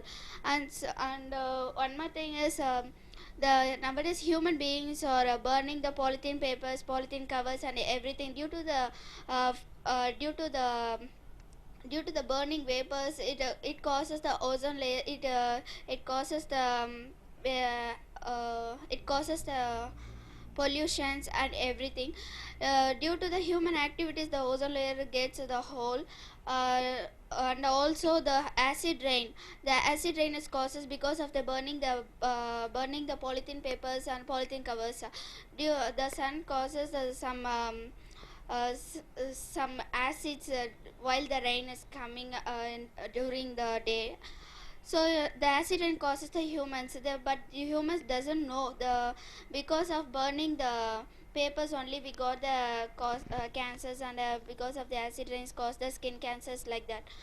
And second one is the humans are using the animals in human activities, like elephants. Elephants are if elephants are living in our planet, they are using by blessing the peoples to get the money, and they also using the so many animals, and they are if animals dead, they using their what's that, they using their skins and everything they are using. They are kill the animals, and they are for their purposes they are kill the so many animals. So now in future they will see only the few most of the animals in museums and like species like plants in in zoos and everything. And second one is so I'm saying the human activities only the harms the planet, and they are thinking the due to in our planet we are improving, we are getting more jobs and getting more lives, and but their day by day the population is increases, so they are destroying the forest. They are they are building the houses, industries, and everything. So they should not, they should avoid those things. Those few foresters are there, so they are should not destroy these forests. So I'm telling human activities only destroying the earth. Thank you. Good. Lavanya, keep it up, and let us go in for a Tamil version. Testing system, TOEFL, writing and speaking, எழுதுவது மற்றும் பேசுவது. இந்த திறன் வளர்க்கக்கூடிய பயிற்சி Lingua forum கட்டுரை மூலமாக Dream Tech publication video number 58 வந்திருக்கிறீர்கள். Agri or disagree. ஸோ 250 வார்த்தைகளுக்கு மிகையாகாமல் எழுத வேண்டும். ஸோ ஏற்றுக்கொள்வாயா ஏற்றுக்கொள்ள மாட்டாயா? சம் பீப்புள் சே, சில பேர் சொல்கிறார்கள், வி ஹியூமன்ஸ், நாம் மனிதர்கள் are harming the earth, இந்த பூமியை பாழ்படுத்தி கொண்டிருக்கிறோம். சில மக்கள் சொல்கிறார்கள், மனிதன் பூமியை பாழ்படுத்தி கொண்டிருக்கிறான் through our activities, நம் செயல்பாடுகள் மூலமாக. But other people say, மற்றைய மக்கள் சொல்கிறார்கள், we are improving the quality of life on our planet, நம்ம பூமியிலே வாழ்க்கை தரத்தை, பூமியை மேன்மைப்படுத்தி கொண்டிருக்கிறோம் என்று. Which opinion do you agree with? இது எதற்கு ஒற்றுக்கொள்கிறாய்? use specific examples குறிப்பிட்ட உதாரணங்களை கூறவும் and reasons to support your opinion அதற்கான விளக்கங்களும் கொடுக்க வேண்டும். ஸோ நீங்க பொதுவாகவே நீங்க எல்லாம் 3 பேரும் என்ன கேட்டோம், டெஃபினெட்லி ஹியூமன்ஸ் மனிதர்கள் வந்து கண்டிப்பாக பூமியை கெடுத்து கொண்டிருக்கிறார்கள். மனிதன் பூமியை காப்பாற்றுகிறான்னு யாரும் சொல்லல. You can do lot of things. அதை எப்படி சொல்லலாம், இதை உதாரணத்துக்கு வெதரை கண்டுபிடிக்கிறான்.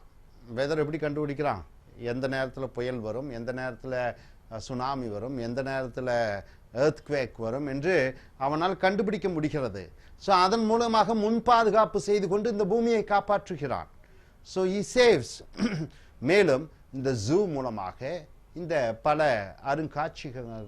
ஜூ வனவிலங்கு காப்பகத்தின் மூலமாக விலங்குகளை காப்பாற்றுகிறான் அப்படியும் என்று சொல்லலாம். மேலும் சிலதெல்லாம் சொல்லலாம், இந்த யுனைடெட் நேஷன்ஸ் ஆர்கனைசேஷன் மூலமாக போர் நடைபெறுவது நின்றுவிட்டது அதையும் சொல்லலாம். ஏன்னா உலக போர்லாம் வேர்ல்டு வார் 1, 2 வந்து மனிதன் உலகத்தை கெடுத்தான், குண்டுகள் எல்லாம் போட்டு, ஹிரோஷிமா நாகாசாக்கி சொல்லலாம். ஆனால் அதற்கு பிறகு யுனைடெட் நேஷன்ஸ் ஆர்கனைசேஷன் மூலமாக இந்த போர்கள் நிறுத்தங்கள் ஏற்படுகிறது அதையும் நீங்க சொல்லலாம். மற்றும் என்ன சொல்லலாம், மனிதர் பூமியை நிறைய வனங்கள் ஃபாரஸ்டை உருவாக்குகிறான் அதை நீங்க சொல்லலாம். ஸோ நிறைய மனிதன் பூமிக்கு நிறைய செய்திருக்கிறான். இன்று பூமி நன்றாக இருக்கிறது மனிதனால் அப்படியும் என்று சொல்லலாம். இந்த வேஸ்ட் எல்லாம் ரீசைக்கிளிங் சொல்லுவாங்க, அந்த ப்ராசஸை செய்கிறான். கடல் தண்ணீர் இருந்து நல்ல தண்ணீராக மாற்றக்கூடிய கெப்பாசிட்டியை மனிதன் செய்கிறான். ஸோ இந்த மாதிரி நிறைய விஷயங்களை நீங்க சொல்லலாம். இல்லை கண்டிப்பாக மனிதன் பூமியை கெடுத்தான் என்று சொல்லும் பொழுது அதற்கு தகுந்தபடி சொல்லலாம். இங்கே இந்த கட்டுரையாளர் இந்த முதல் பத்தியில் என்ன சொல்லி இருக்கிறார், there is no question, கேள்வியே இல்லை, that human activity harms the world. மனிதனுடைய செயல்பாடுகள் பூமியை பாழ்படுத்தி கொண்டிருக்கிறது, அதற்கு எந்த விதமான மறுப்பும் சொல்ல முடியாது. ஹிஸ்டரி ஆஃபர்ஸ் வரலாறு சொல்லுகிறது கவுண்ட்லெஸ் எண்ணிலடங்கா எக்ஸாம்பிள்ஸ் உதாரணங்கள் ஆஃப் என்விரான்மெண்டல் என்றால் என்ன, சுற்றுப்புற டிஸ்ட்ரக்ஷன் அழிவு காஸ்ட் பை ஹியூமன்ஸ் மனிதன் ஏற்படுத்தி இருக்கிறான் சுற்றுப்புற சூழ்நிலை பாதிப்புகளை. நார்த் ஆப்பிரிக்கா என்றால் என்ன, so sorry Africa, northern Africa, இந்த வடநாட்டு ஆப்பிரிக்காலே ஒன் had extensive forest, அங்க மிகப்பெரிய காடுகள் வளங்கள் இருந்தது. they were cut down thousands of years ago, 1000 ஆண்டுகளுக்கு முன்னாடி மனிதன் என்ன பண்ணிவிட்டான், அந்த மரங்களை எல்லாம் வெட்டி சாய்த்து விட்டான். and left the formerly wooded lands to be invaded by the desert. இப்பொழுது அது பாலைவனமாக இருக்கிறது. ஏதோ ஒரு சொல்லுங்க சார், நார்தர்ன் ஆப்பிரிக்கா என்று ஃபாரஸ்டாக இருக்கக்கூடியது. நார்தர்ன் ஆப்பிரிக்கா ஒரு கண்ட்ரி நீங்க சொல்லுங்க எக்ஸாம்பிளா. லிபியாவை சொல்லலாமா, ஏதாவது நாடுகள் சொல்லுங்க. நார்த் ஆப்பிரிக்காவில் இருக்கக்கூடியது இன்று பாலைவனமாக மாறிவிட்டது.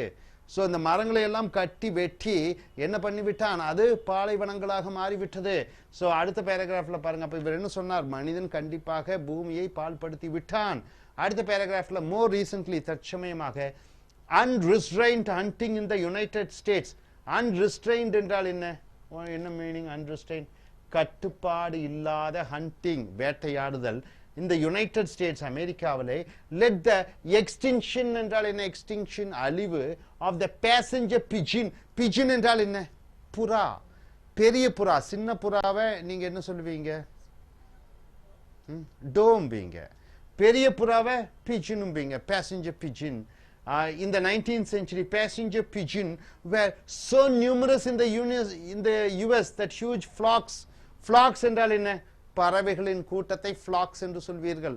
அப்ப அமெரிக்காவில் ஏகப்பட்ட பறவைகள் இருந்தது. Of the birds actually darken the skies. வானத்தை பார்த்தா வானமே இருண்டது போல இருக்கும். ஏனால் எல்லாம் அந்த பேசஞ்சர் பிஜின்ஸ் என்று சொல்லக்கூடிய அந்த புறாக்கள் கூட்டமாக இருக்கும். வானத்தையே பார்க்க முடியாது, வானமே இருண்டது போன்று இருக்கும். So by the early 20th century, however, hunting had made the passenger pigeon extinct. ஆனால் 20வது நூற்றாண்டு, 20th century எப்போ சொல்லுங்க பார்க்கலாம், 20th century, when is 20th century, 1900s. இது 21st century, அது வந்து 1900.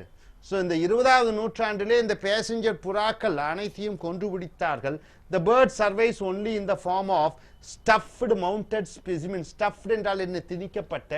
mounted specimens என்றால் என்ன, ஒரு லெபார்டரியில வைத்திருக்கிறார்கள், ஆய்வு கூடத்தில் வைத்திருக்கிறார்கள், ஒரு மியூசியத்தில் வைத்திருக்கிறார்கள்.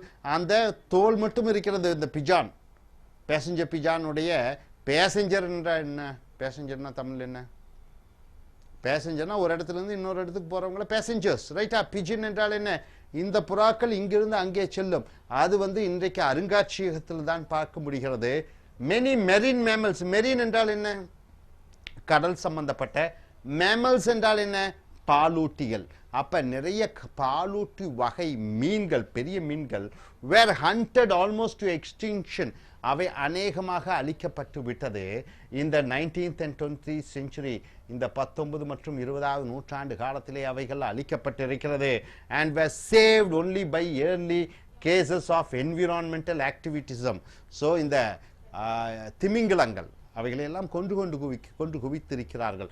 ஸோ சர்வதேச அளவிலே சில சட்ட திட்டங்கள் மூலமாக இந்த மீன்களை காப்பதற்காக கொண்டு வந்திருக்கிறது சட்டம். that brought about laws and international agreements to protect the animals. So சட்ட திட்டங்கள் ஏற்படுத்தப்பட்டிருக்கிறது இந்த மிருகங்களை காப்பாற்ற. ஸோ இந்த முதல் கொஸ்டின்ல என்ன சொல்றாரு? கண்டிப்பாக மனிதன் பூமியை பால்படுத்தி கொண்டிருக்கிறான். எக்ஸாம்பிள் என்ன? நார்த் ஆப்பிரிக்கன் கண்ட்ரீஸ், அங்கே நிறைய பாலைவனங்களாக உருவாகி இருக்கிறது. அடுத்தது ரெண்டாவது எக்ஸாம்பிள் என்ன சொல்றாரு? பேசஞ்சர் பிஜின்ஸ் என்று சொல்கிறார்கள், அது அழிந்து விட்டது. அடுத்து என்ன சொல்றாங்க? மெரின் மெமல்ஸ் சொல்றாங்க. ஸோ அடுத்தது இங்க பாத்தீங்கன்னா these are examples of deliberate human activities. Deliberate என்றால் என்ன? வேண்டுமென்றே மனிதன் செய்யக்கூடிய செயல்பாடுகள். that had devastating என்றால் என்ன? பேரழிவு உண்டாக்கக்கூடிய. environmental impact என்றால் என்ன? பாதிப்பு. environmental என்றால் சுற்றுச்சூழ பாதிப்பை ஏற்படுத்தி இருக்கிறது. humans also may cause such harm inadvertently, வேண்டுமென்றே. A classic case of unintended harm to the environmental occurred in the USA during 1960s. 1960களில் அமெரிக்காவிலே மிகப்பெரிய ஒரு பிரச்சனை நடந்தது. என்னது? Industries released metallic mercury. Industries என்றால் என்ன? தொழிற்சாலைகள். அது என்ன செய்ய? தன்னுடைய கழிவுகளை, அது கழிவுகள் என்ன? மெட்டாலிக் மெர்க்குரி என்று சொல்வார்கள். அந்த மெர்க்குரி என்பது வெள்ளையாக இருக்கும். அது வந்து தண்ணீர் போன்று லிக்விடாகவும் இருக்கும், சாலிடாகவும் இருக்கும். மெர்க்குரியை லிக்விடும் சொல்லுவீங்களா, சாலிடும் சொல்லுவீங்களா? ரெண்டும். லிக்விடுமாகவும் இருக்கும், சாலிட் அது ரவுண்ட் அப்படி உருண்டுட்டு போடிட்டே இருக்கும், தண்ணீரை போன்று இருக்கும். அந்த மெட்டாலிக் மெர்க்குரி என்ன சொல்றான்? ஆற்றிலே கரைத்து விடுகிறான் மனிதன். தொழிற்சாலைகளிலிருந்து கோடிக்கணக்கான டன் அளவு மெட்டாலிக் மெர்க்குரியை ஆற்றிலே கலந்து விடுகிறான். திங்கிங் தட் டாக்ஸிக், அந்த விஷ, அந்த metallic mercury, heavy metal would simply sink to the bottom. அந்த மெட்டல் எல்லாம் கீழே தண்ணீர் கீழே போய் தேங்கி விடும் என்று நினைக்கிறான். and be isolated there, அங்கேயே இருந்து விடும் என்று நினைக்கிறான். பட் பாக்டீரியா, அந்த பாக்டீரியா உயிர், however turn the metallic mercury in an organic form. அப்ப அந்த மெட்டாலிக்கல் மெர்க்குரியும் தண்ணீரில் இருக்கக்கூடிய அந்த பாக்டீரியா ரெண்டும் சேர்ந்து அது ஒரு ஆர்கானிக் ஃபார்ம் என்றால் என்ன? ஒரு வடிவமைப்பை எடுத்தது, ஒரு வடிவை எடுத்தது. அது மெத்தில் மெர்க்குரி என்று சொல்வார்கள். which accumulated in fish, அது மீன்கள் சாப்பிட்டு, அந்த மெத்தில் மெர்க்குரியை மீன்கள் சாப்பிட்டு, and could harm humans when the fish were eaten. மனிதன் மீனை சாப்பிடுகிறான். ஸோ மனிதனுக்கும் அந்த மெட்டாலிக் மெத்தின் வருகிறது.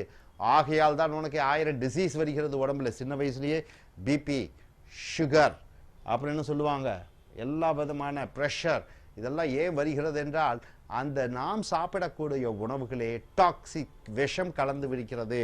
ஸோ அடுத்த ஃபைனல் பேராகிராஃப்ல பாருங்க. அஃப்கோர்ஸ், உண்மையில் not all human activities harmful, அனைத்து மனிதன் செயல்பாடுகளும் தப்பல்ல. Humans protect and even improve the environment in many ways. மனிதன் இந்த பூமியை மேன்மையும் படுத்துகிறான். ஆர்டிஃபிஷியல் ரீஃப்ஸ் என்றால் என்ன?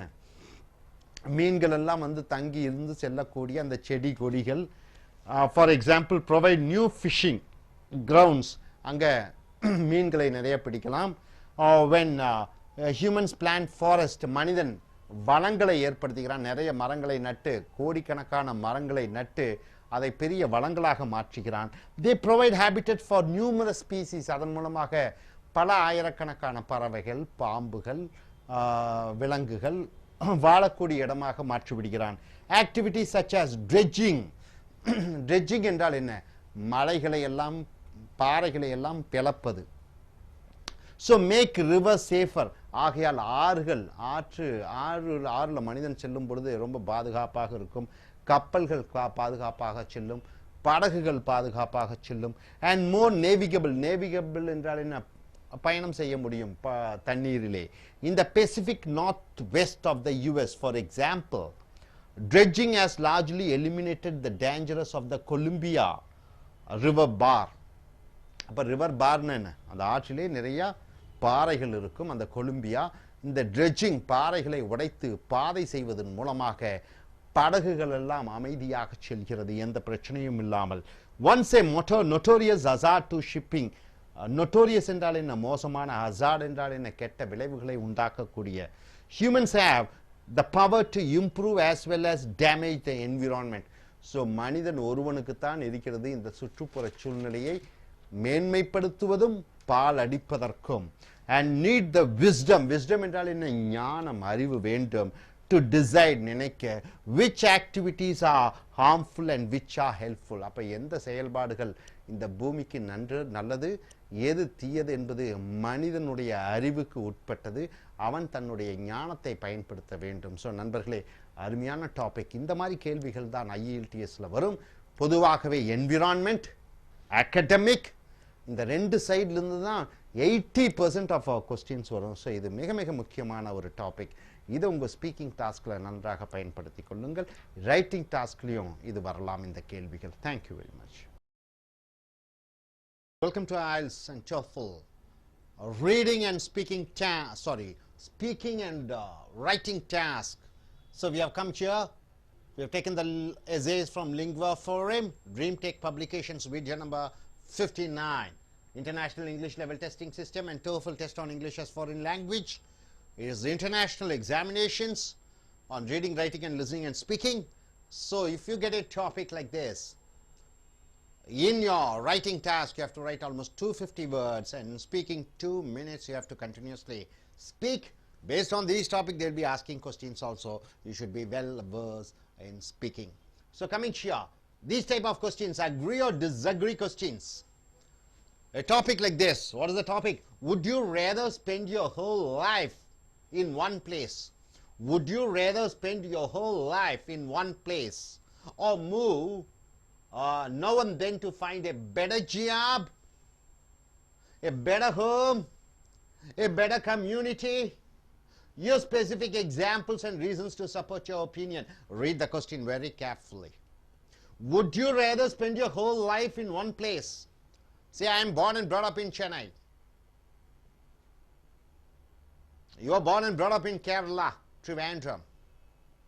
Will you stick on to the same place, or will you move on to a different place for a better job? Maybe to US, maybe to Japan, maybe to Mumbai, maybe to Delhi, maybe to London, for a better job. You're doing the same job over here. For the same job, you get a better pay and better incentives, a better home, a good atmosphere to live in, or better community. What do you mean by community, sir? You may be living in a village or a town or a city where certain social formalities should be followed, or will you move to a different place like in Singapore? Their culture is different. Move on to America where their culture is different. Where you move on to European countries where their culture is different. So to a better community, you see the word better must be better than what your job is, better than the place where you live in, better than the community, the social, all the society oriented formalities. So you have to use specific examples and reasons to support your opinion. Are you able to understand, sir? Sticking on to the same place, or you move on to a different place for a better job, better home, better community. Either you have to say, no, I am not going to move on. Even though if I get a better job, I am so attached to my place. No, I am not going to move on because my culture is good. No, I will never move on because my home house is better. I live with my grandfather, mother, father, parent, brothers, sisters. My relations are there. So you have to choose either one. Now you start here. What this writer has said, he's saying, many people, not some people, many people, he says, feel motivated to move They love to move. They like to change. So many people, this writer is saying, not it is a general statement, it is a relative, a subjective idea of a writer. He says many people feel motivated to move. They love to move on, motivated to move. They may seek a new and better house. They may try to move on to a better house, a better job, a better urban environment. What do you mean by urban environment, sir? Urban. Better house, a new, better job, a better urban environment. Better climate. Better climate. Chennai. You compare with Bangalore. Bangalore is a cold climate, isn't it? So they move on for a better climate. Better environment, urban environment. What is urban environment? There's a difference between the place where you live in Chennai and the place is Mumbai. Mumbai is urban environment. Night life, day life, with all the,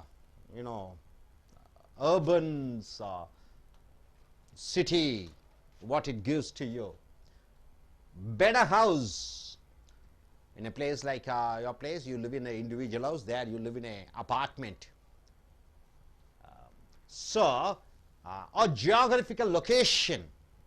Extreme east like Australia, extreme west like America, north to Canada. You like to move on to different geographical location. Geographical locations. They may wish to be nearer family members or in safer surroundings.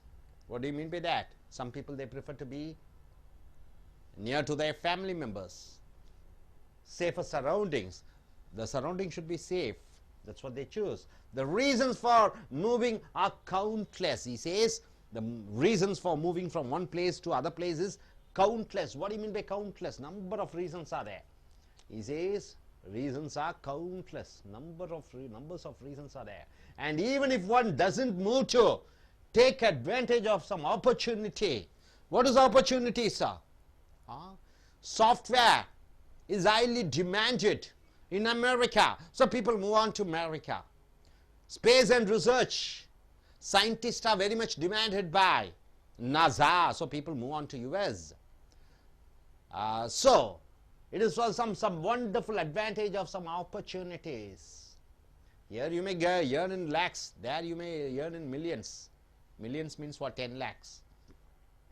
Or other, it is good idea at least to be prepared for moving if such an opportunity presents itself. So this gentleman, this writer says that what? Moving to say a better place is good. Moving to a better location is good. Moving to changing the environmental is always good. Climatic conditions for various reasons. At least if you are be prepared to move, that's a welcome idea. That's what he says in the first paragraph. Coming here to second paragraph, what does he say? For example, imagine one lives in a large city with a high rate of violent crime. So he says, imagine we are living in a large city. What is a large city? Can you say an example? With a high rate of crime. Delhi, once considered to be the capital of India. Good. Even now capital of India. Now rape capital of world. Delhi has become. Is it safer for the women to live there? Question. Real question. High rate of raping is happening. Molestation, eve teasing, all those things are happening in Delhi. It is not safe for the women to travel in night. Only one girl was raped. Many raping cases daily, at least 5 raping cases are happening in Delhi. Is it safe to live in a place like that? There is so much crime that police are unable to cope up with. Police are unable to cope up, adjust with. One cannot leave one's house or apartment stay safe at night. So you're living in a place like that, Mumbai, where mafia groups are there. It is not safe for you to travel in the night for a woman or a man. Even during the day, even during the daytime, one must take precautions. Precautions means what?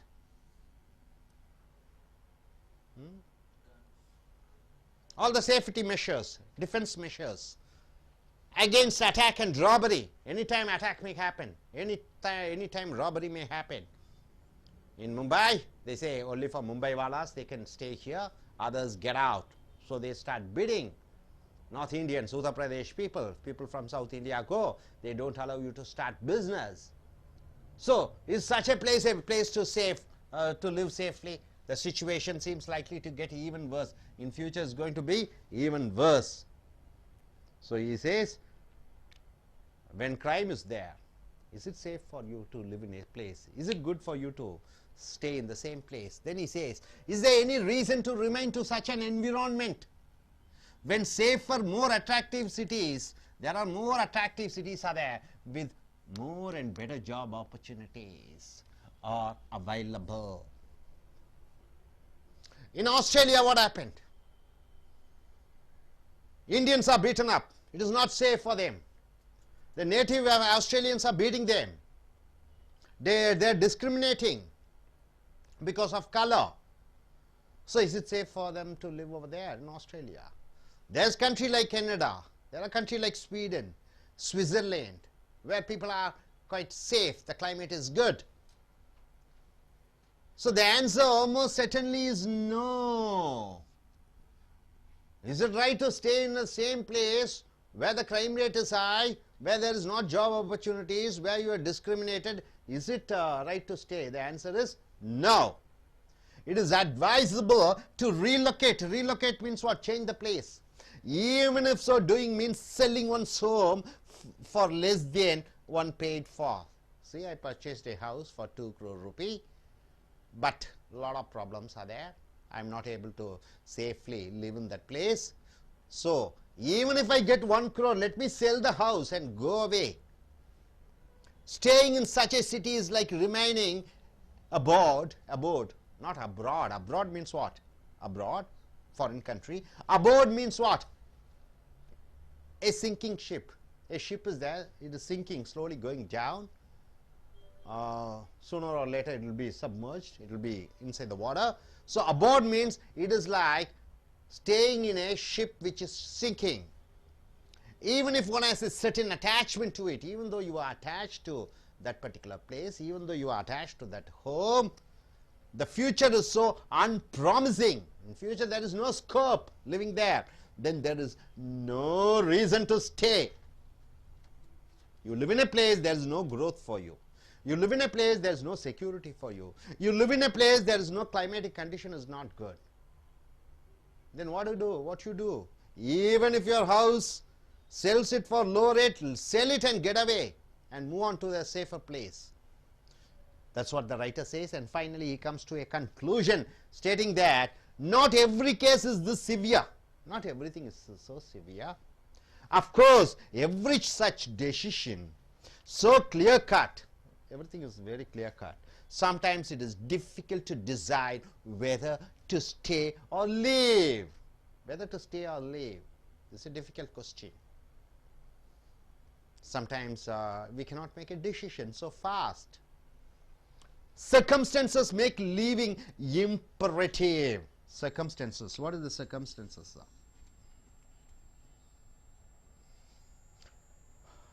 In Sri Lanka, I believe, Tamilians were, that discrimination happened.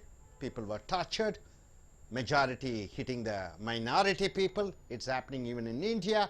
In Kashmir, the Pandits were, the Hindu Pandits were chased out of Kashmir. Lakhs of Kashmir Pandits are living in the valley. In Kashmir, their native land, but they were chased out by the separatists. And the Hindu Pandits are living in Jammu, not in Kashmir. Then you find Karnataka, the Kaveri water problem. Many Tamilians who thought that is their home, they were chased away. Then Sri Lankans, many Sri Lankans from Colombo, they were chased away. Now what's happening in Syria? What's happening in Iraq? What's happening in Turkey? The Muslim terrorists, they are fighting and they are chasing away the Kurds, the Shia Muslims. They are capturing the Syria, they are capturing Iraq's main places. So what happens? Can the people live there safely? They have to move on. You cannot stick on to the same place saying that this is a sentimental place. I'm so attached to it. So when circumstances needs, you have to move on. However, we should be ready to relocate as quickly and as easily as possible. In Delhi, after Indira Gandhi's murder, what happened? Sikhs were killed. Nearly 3,000 Sikhs were killed. In Gujarat, what happened? One small incident happened. Muslims, nearly 2,000 Muslims were killed. So is it safe? Let us move on to a safer place rather than giving sentimental attachment to the place where we live. So clearly this topic is, would you rather spend your whole lifetime in a place, or you move on for a better job, for better environment, better salary, and all the reasons you move on to a different place. So these are the two things, and the writer is telling that he definitely wants to move, and he says the reason why: because of the crime, because of the violence, so because of the better opportunities. So these are the reasons he is ready to move on. So let us go in for a discussion, let us go in for a presentation. I'll request all the IELTS takers to come forward and present their views on this topic. Yes. Yes, Taman. So you are taking an IELTS examination. So which country are you planning to go?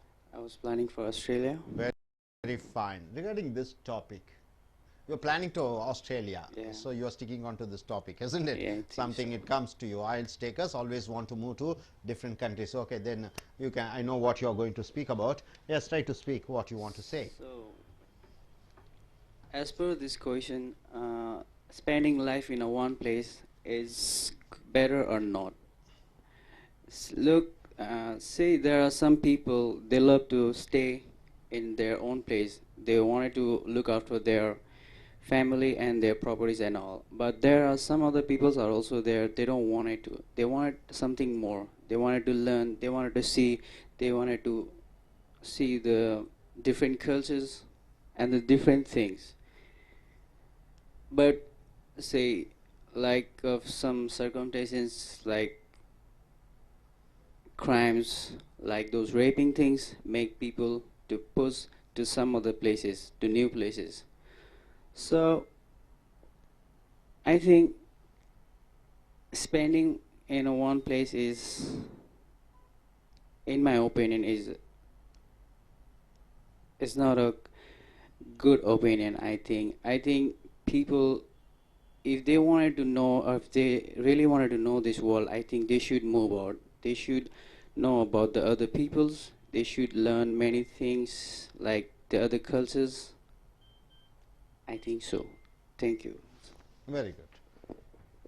Very good, Taman. I request you, young lady, to come forward.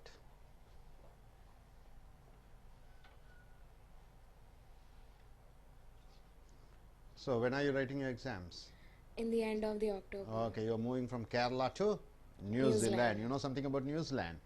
It's very calm and quiet. Calm and quiet, a better environment, not much polluted. You have good and wonderful rivers. It's island, and so people mostly speak in English. Okay, what do you think about this topic? I would say that spending the whole life in a particular, in a one place, it's very difficult.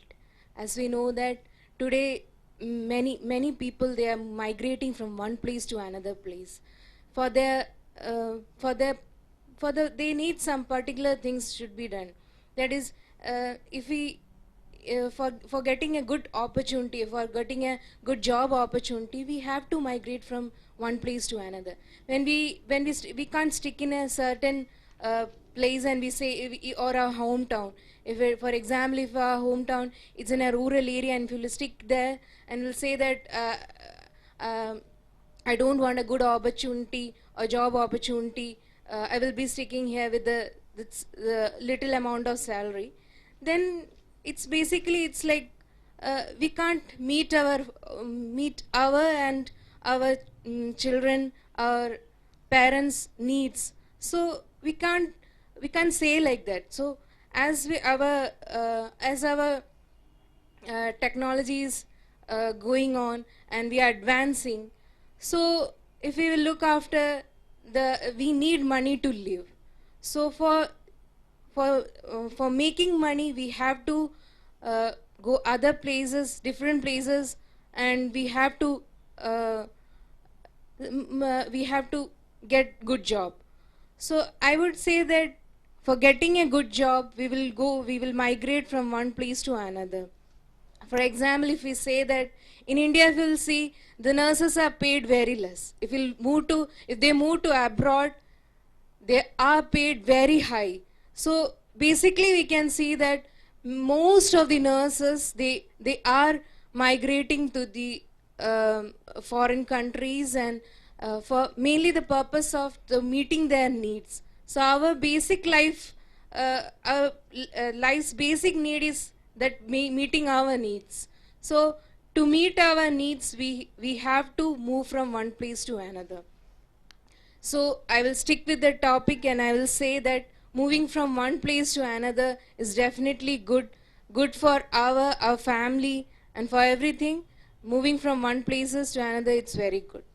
Thank you. What's your name? Satya. Okay, Satya, which country are you going? United States of America. United States of America. Very good. And what is your ideas regarding? I strongly support it. So move to different places. It will be better growth for our human lives. For us, if you are strictly one place, if you cannot find more jobs, you cannot find you cannot find the developments more.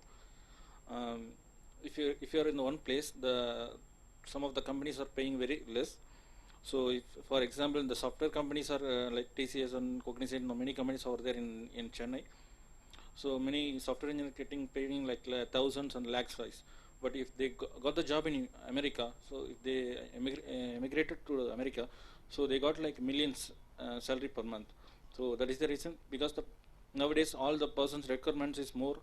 They want to fulfill their life thoughts, and many things are there. For example, many scientific people and engineers are required in US and anywhere, because scientific people are very demanded in NASA. So they are recruiting people from India. So they are using in even NASA technical things and scientific research and many things over there. I know I heard about one meeting discussed with Mr. Obama. That time he said we are importing many things from different kind of well. Even the Gulf, they are taking oils, and some of those countries they are taking like food items. But only the India only they are taking the peoples, because we are the valuable peoples. So they are making money with our knowledge. I am strongly supported for the moving the different places for our better opportunity. Thank you. Good. Thank you, Satya. நண்பர்களே, உங்களுடைய IELTS and TOEFL speaking and writing, பேசுவது எழுதுவது திறனை மேம்படுத்துவதற்காக lingua Forum கட்டுரைகள் மூலமாக Dream Tech publication அச்சகத்தின் மூலமாக வீடியோ நம்பர் 59க்கு வந்திருக்கிறோம். இங்கே 250 வார்த்தைகளுக்கு மிக இல்லாமல் நீங்கள் எழுத வேண்டும். பேசுவது 2 நிமிடங்களுக்கு பேச வேண்டும். இந்த மாதிரி தலைப்புகளிலே கேள்விகள் வரும். Agree or disagree questions. ஏற்றுக்கொள்கிறாயா, ஏற்றுக்கொள்ள மாட்டாயா, ஒற்றுக்கொள்கிறாயா, ஒற்றுக்கொள்ள மாட்டாயா. இந்த தலைப்பு பாருங்கள். would you rather spend your whole life in one place? உன்னுடைய வாழ்க்கை முழுக்க ஒரே இடத்தில் வாழ்வாயா? உதாரணத்துக்கு சென்னையில் பிறந்துட்டேன், சென்னையிலேயே பிறந்து சென்னையிலேயே வளர்ந்து சென்னையிலேயே நான் இறந்து விடுவேனா? or move on now and then to find a better job? அல்லது சென்னையை விட்டு மும்பை, டெல்லி, கல்கத்தா, ஆஸ்திரேலியா என்று பல ஊர்களுக்கு நல்ல வேலை கிடைக்கும் பொழுது நான் சென்று விடுவேனா? பெட்டர் ஹோம், நல்ல ஒரு வீடு, பெட்டர் கம்யூனிட்டி, நல்ல ஒரு சமுதாய மக்கள். அமெரிக்காலே அங்கே வாழக்கூடிய கலாச்சாரம், ஆஸ்திரேலியாவிலே கலாச்சாரம், ஜப்பானிலே ஒரு கலாச்சாரம், சிங்கப்பூரிலே ஒரு கலாச்சாரம், ஆப்பிரிக்காவிலே சவுத் ஆப்பிரிக்காவில் ஒரு கலாச்சாரம். இந்த கலாச்சார மாற்றங்கள் நன்றாக இருப்பதால் நான் அந்த நாட்டுகளுக்கு செல்வேனா, ஊர்களுக்கு செல்வேனா? யூஸ் ஸ்பெசிஃபிக் எக்ஸாம்பிள்ஸ், குறிப்பிட்ட உதாரணங்களும் விளக்கங்களும் டு சப்போர்ட் யுவர் ஒப்பீனியன்.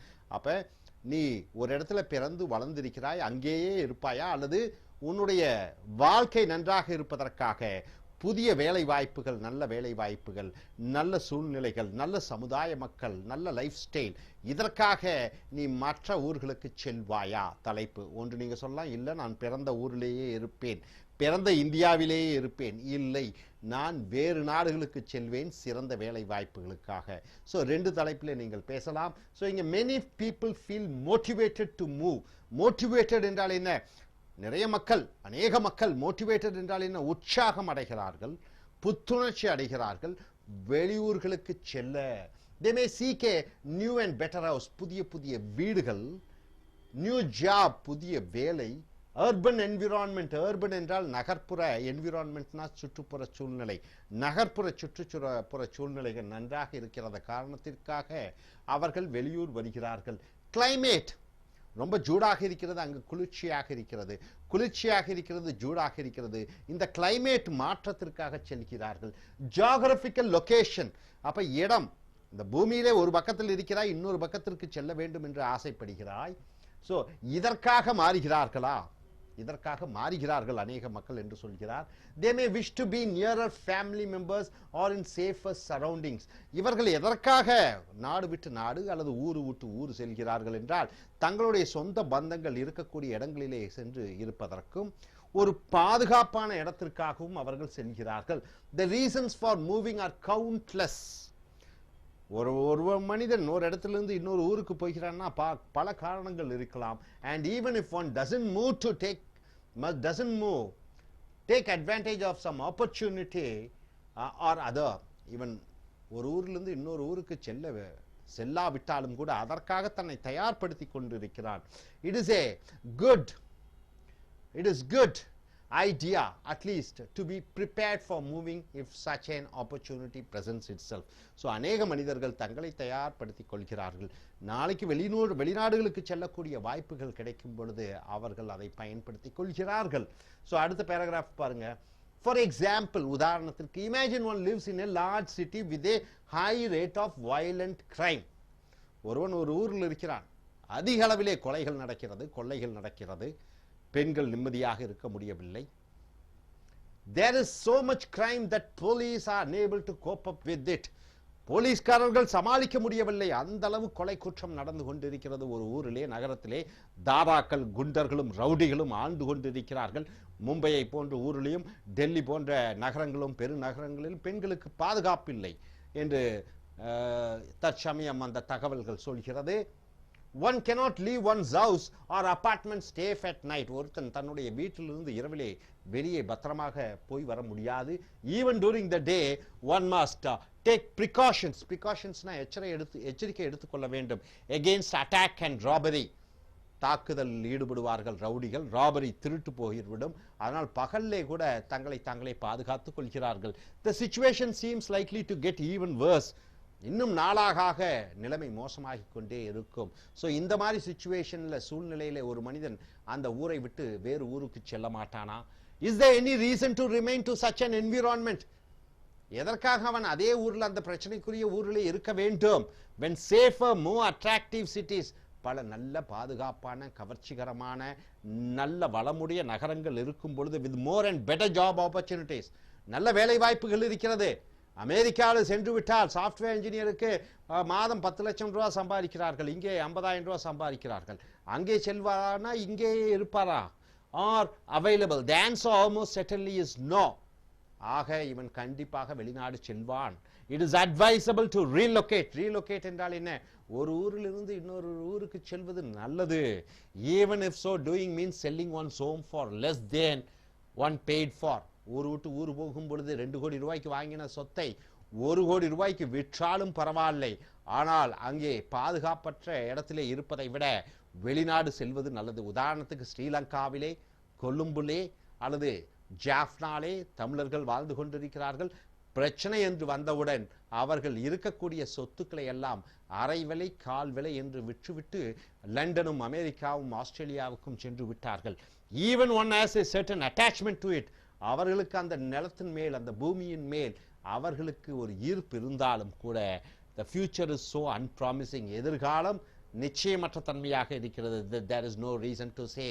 ஈராக்கிலும் ஆப்கானிஸ்தானும் சிரியாவிலும் பல பிரச்சனைகள் நடந்து கொண்டிருக்கிறது. மக்கள் லட்சக்கணக்கிலே தங்கள் வாழ்ந்த இடத்தை விட்டு நகர்ந்து கொண்டிருக்கிறார்கள். அதை ஒரு உதாரணமாக சொல்லலாம்.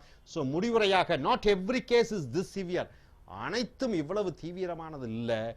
Of course, every such decision so clear cut, முடிவுகள் சரியாக எடுக்க வேண்டும். Sometimes it is difficult to decide whether to stay or leave. சில சமயம் முடிவெடுப்பதற்கு கஷ்டமாக இருக்கும். நான் சென்னையிலே பிறந்து வளர்ந்தேன், இந்த சென்னையை விட்டு செல்வதா, தமிழ்நாட்டை விட்டு செல்வதா, இந்தியாவை விட்டு செல்வதா என்று முடிவெடுக்க சிரமமாக இருக்கும். When circumstances make leaving imperative, imperative என்றால் என்ன?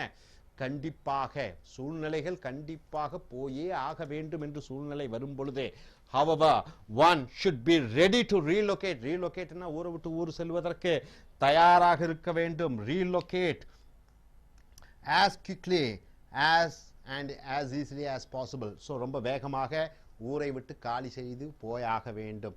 சிலது இப்படியும் சொல்லலாம் இப்படியும் சொல்லலாம், அந்த ஊர்லயே இருக்கணும். இந்தியா நாம் பிறந்த நாடு, நம் வளர்ந்த நாடு, இந்தியாவை முன்னேற்ற வேண்டும், எதற்காக நாம் வெளிநாடு சென்று வெளிநாட்டை முன்னேற்ற வேண்டும், அப்படியும் சொல்லலாம் இப்படியும் சொல்லலாம். ஸோ இதில் ரெண்டுலையும் நீங்கள் சிறந்த முறையிலே பேசக்கூடிய திறனை பெற்றிருக்க வேண்டும். இனி அடுத்து வரக்கூடிய வீடியோக்கள் மற்றவைகளை பார்ப்போம். IELTS and TOEFL Writing and Speak Skill Development Center. You are come here for Lingua Forum essay listening, and it's from Dream Tech Publications. We have come here to the video number 60. In IELTS, International English as Level Testing System, British Oriented Examination, and TOEFL, Test on English as Foreign Language, both the exams, they evaluate and find out what's your level in English, in writing, in reading, in your listening, and in your speaking task. So we have come here for the writing task. You have to almost write for 250 words in an essay, task 2. If you are given a topic like this, you have to speak for 2 minutes continuously, logically, with the introduction, with the examples, with reasons. So coming here, agree or disagree questions. If you get a topic like this, what type of topic? Whether you are agreeing or not on the topic. For example, you see the topic, some people, not every people, he has said some people. So the question is like this, you have to read the question very carefully. Some people think it's better to save money. So some people think it's better to save money, isn't it? You earn monthly 20,000 or 30,000, you allot certain amount of money, save money is better for use at some future date. So in future, some other date, you can use that money. Other people, some other people, what do they prefer? Prefer means selecting either one. Two, spend and enjoy money, enjoying the money as they earn it. While you earn the money, you spend it. Money earning is for spending, not for saving. Some people have the policy. Some people, what do they do? Usually Indians who go to America, weekends they don't go outside, they save money. They earn 1 lakh, they spend 20,000, save 80,000. Whereas an American over there, if he earns 1 lakh, the entire amount he will spend on the weekend. Go to the resort, go to the beach. So weekend is the day for them. So Indians have the saving mentality and Europeans having the spending mentality. So which do you prefer? Save money or spend money? So you have to choose either one topic and you have to say what you stand for, whether to spend money or to save money. Simple, isn't it? Simple topic. Economics is all about. Which plan do you think is better? Use specific examples. You have to give specific examples and reasons. You have to give the reasons to support your opinion. Opinion means it's your consideration. It is your thought. It is your wish. This is what you're telling. Okay, right? So, understood the question properly. Some people earn money to save. Some people earn money to just spend it. So, which do you stand for? So simple, isn't it? Okay, youngsters, you are. So, you should think and say, what is it all about? Let us start with this. See, the introduction is given in the black ink and the main ideas is given in the red ink. So, introduction in the black ink, what's it given? One traditional formula. What is the traditional formula? The old, the cultural, the civilized, the olden formula for using one's money is, it is a saying like, it is an adage, it is some proverb like, what is that? Spend some, save some, invest some. What does the sum stands for? Sum stands for money. Spend some. You are spending money, some money for something. You are saving some money for something, maybe education or marriage for your daughter or son. Invest some. So whatever you earn, invest in your business, right? So spend some, save some, invest some, right? Three things. This is something, a traditional formula. That's what they say. How much one saves is, of course, how much you are saving. I save 10,000, you save 20,000, he saves 30,000. So how much one saves is, of course, the individuals or family's decision, isn't it? If you're husband and wife, you both think together, sit together, how much shall we save? If you're an individual, it is your own will and wish how much to save. But saving is what? In general, a sound policy. Sound policy means what? A good decision, right, sir? So the introduction, he says, saving is necessary, saving is good, saving is a good thing, not spending every money. So he is for what? Save money. So now he says with the reasons and examples why saving is good, why not saving is bad. That's what he says. See, let us see the red ink. It is given the discussion, sentences, the source, sentences. What is it given here? Some money must be spent on the necessities. Oh my God, you earn 30,000 rupees. You cannot save all the 30,000 rupees in the bank. Some money must be spent on the necessities. What is necessities, sir? Paying rent is a necessity. Buying soap is a necessity. Eating food is a necessity. Going to a doctor is a necessity. So some money must be spent on the necessities, such as food. Of course, you cannot, postpone or do something. It isn't necessary. Clothing. Of course, you definitely need clothing. And shelter. You need a place to live. For that, you have to pay rent. So some money has to be spent on some necessities. If one's income is above subsistence level, what is subsistence? Anybody? Subsistence? So subsistence level means, say, I am in Chennai, I need minimum 20,000 rupees for my food, family's food, clothing, children's education. This is the subsistence level. Above that subsistence level is the money which is saved, right? Subsistence level. However, there probably will be income left over after bills are paid. After bills paid means what? After rent bill, telephone bill, electrical bill, grocery bill. What is grocery? You buy food items. After those, there will be some amount which are remaining. A save practice is to save all or part of this. So you have to do a saving practice. Save the money practice. Leftover income.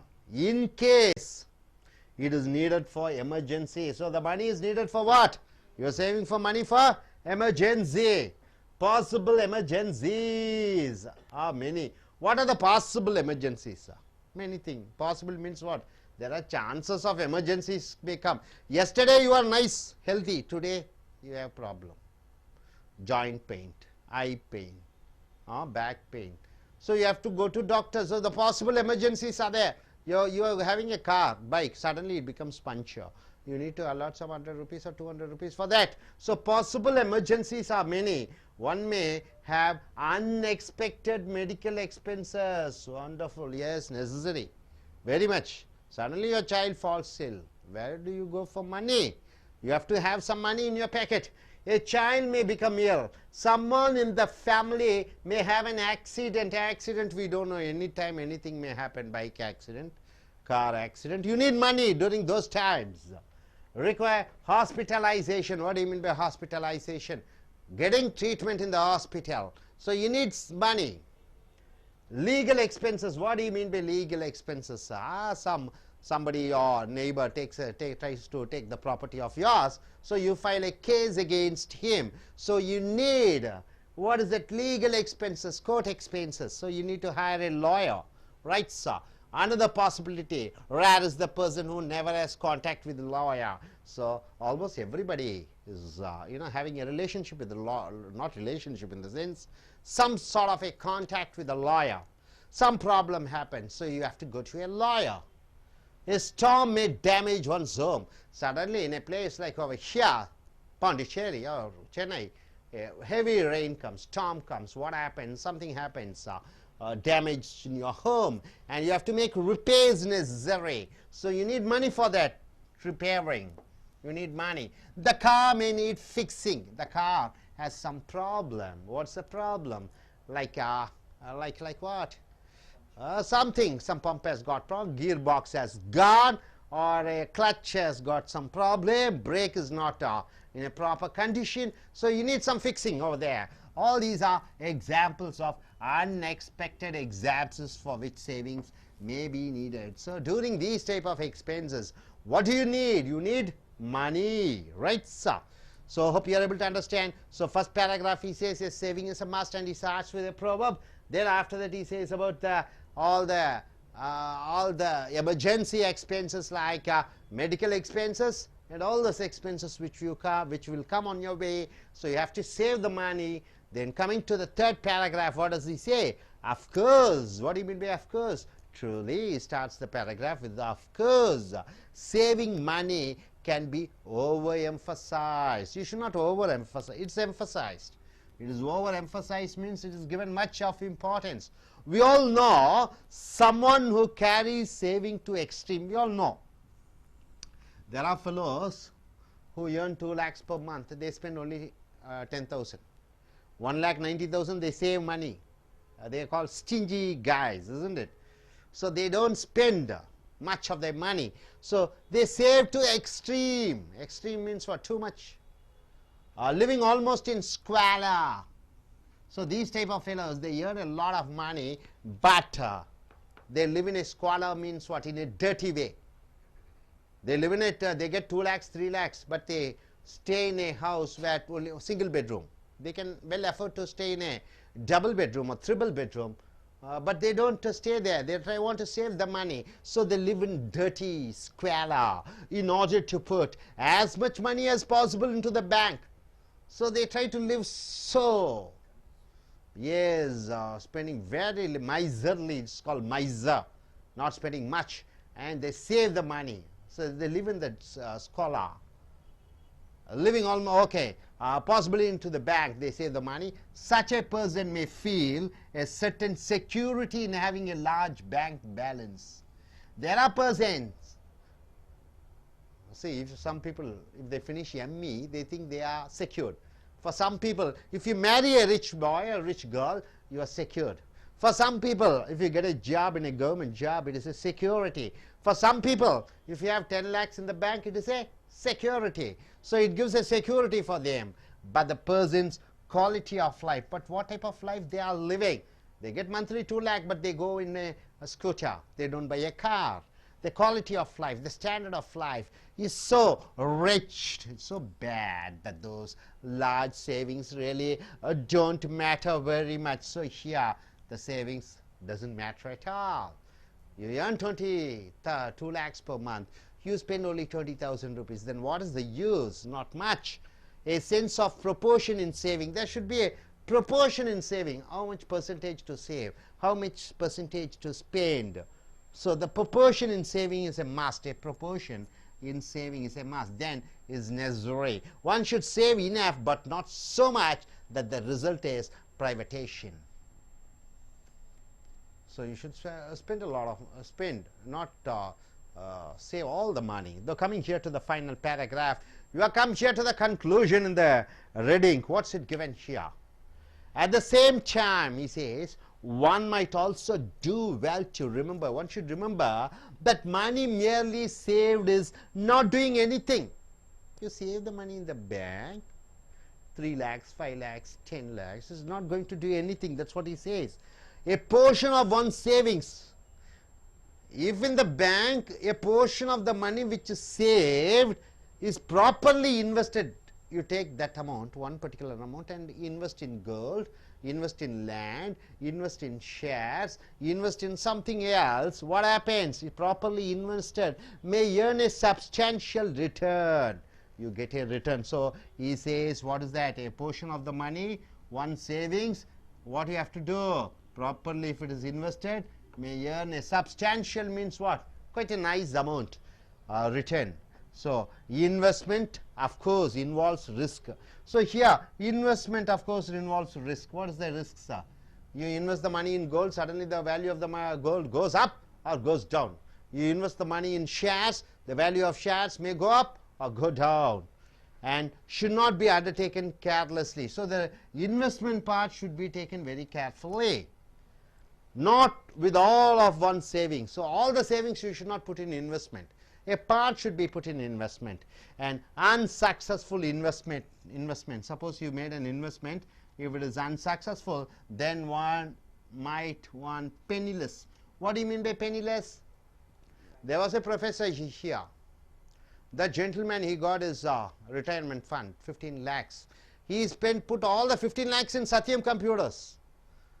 That's the Satyam computers. That time it was running in peak. Per share was 280 rupees or something. Suddenly Satyam scam happened, you know, you remember that, in Hyderabad based company. Suddenly the value of the share has come to 25 rupees. How much? 260 to 25. This man has invested 15 lakhs. Suddenly the entire deposit amount has come to only 50,000. 14 lakh 50,000 is totally gone. Total investment savings he has invested in what? The Satyam computer shares. So he became penniless. Means what? No money. Penny means money. Penniless means no money. That is why another saving advisors. So one other advice, what is that? Don't put all your eggs in one basket. What do you mean by don't put all your eggs in one basket? Don't put all the money in one particular company. Don't put all the savings in one particular gold. You put something in gold, you put some money in land, you put some money in shares, you put some money in finance. So you have to invest the money in proper way. Don't put all the, if you put all the eggs in one basket, what happens? Huh? It'll break, it shakes, and what happens? It won't be the even shape, it goes off. So it breaks, the shells breaks. Don't put all your eggs in one basket. So saving is, so to speak, one basket. So saving is the basket, the eggs are money. So the money should be put in different basket, different companies, different sources. Investing another, spending is necessary third. Together they make up a reasonable financial policy. So it is a financial policy. So this is not only for you, it is also for the family, it's also for the government. So it's a great economic subject which we have come here, right? So here the author, the question is whether spending money fully or saving money is good. And even if you save the money, how you should save the money, what you have to do with the money, where to invest, investing in what not. So all these things are there in given this topic. So I request the IELTS and TOEFL takers to come forward, and if a question like this comes, how are you going to write? How are you going to speak on this topic? For 2 minutes you have to speak, and when you are writing, you write on your own for nearly 250 words. Let us start the discussion. Yes. Introduce yourself. My name is Juvia. So which country are you planning to I'm go? planning to go to New Zealand. What's your profession like? I'm a nurse. What is the further studies you plan to do? I have to do a infection control course. Okay, infection control. So when is your exams? In the month of? October, last month. Okay, if you get a topic like this, you know, saving, I don't know, do you save money? Yes, definitely. Okay, you save money. Yeah. Okay, suppose if you get a topic like this, saving and not saving, spending the money. Of course, a lot of economics are there. So what do you think about, according to your point of view? How do you speak? Yes, if it is given to you. If the topic is given to me, like some people think that it's better to save money, and others they think that there is no use of saving money. I would say that saving money is very good, and it's a part of our life. Basically, we know that even today, in any way, if we will see that today there are certain things like our food, shelter, and clothing which are very necessary for us. So for basic things we have to spend money. For anything, if we will take for food and shelter and for housing, we have to spend a certain amount of money. But apart from that, if we will see that if we spend for unnecessary things, it's it's if it is not used, we should not spend it. Like if spending in the parties or spending in the some other things which are not necessary in our life, that I would say that it's like wastage of money. We can see that in any situation that emergency comes, like in an any of the accident, it's like it's not by our will it comes, but it comes as a sudden, or accidents, or any sorts of problems. And if we have to spend sudden money for the education of our child, and if we see that some parts, if for buying a land or something, we have to buy something, then at that point we can't borrow from someone, or we will be hesitating in borrowing for. So the best example is to save money for all the sorts of things. So, and for the hospitalization, if we have a sudden any types of any diseases or any something problems in our life, we have to spend money. So for that spending money we have to save and saving comes only we have to separate some amount of money from our basic salary. So it's necessary to spend money, that it's not known that being a multi-millionaire and spending only little amount of money and becoming like a beggar. It's not like that. We have to spend money, but according to our necessity we have to spend. That's what I have to say. Thank you. Good, Koshi. I request you gentlemen to come forward.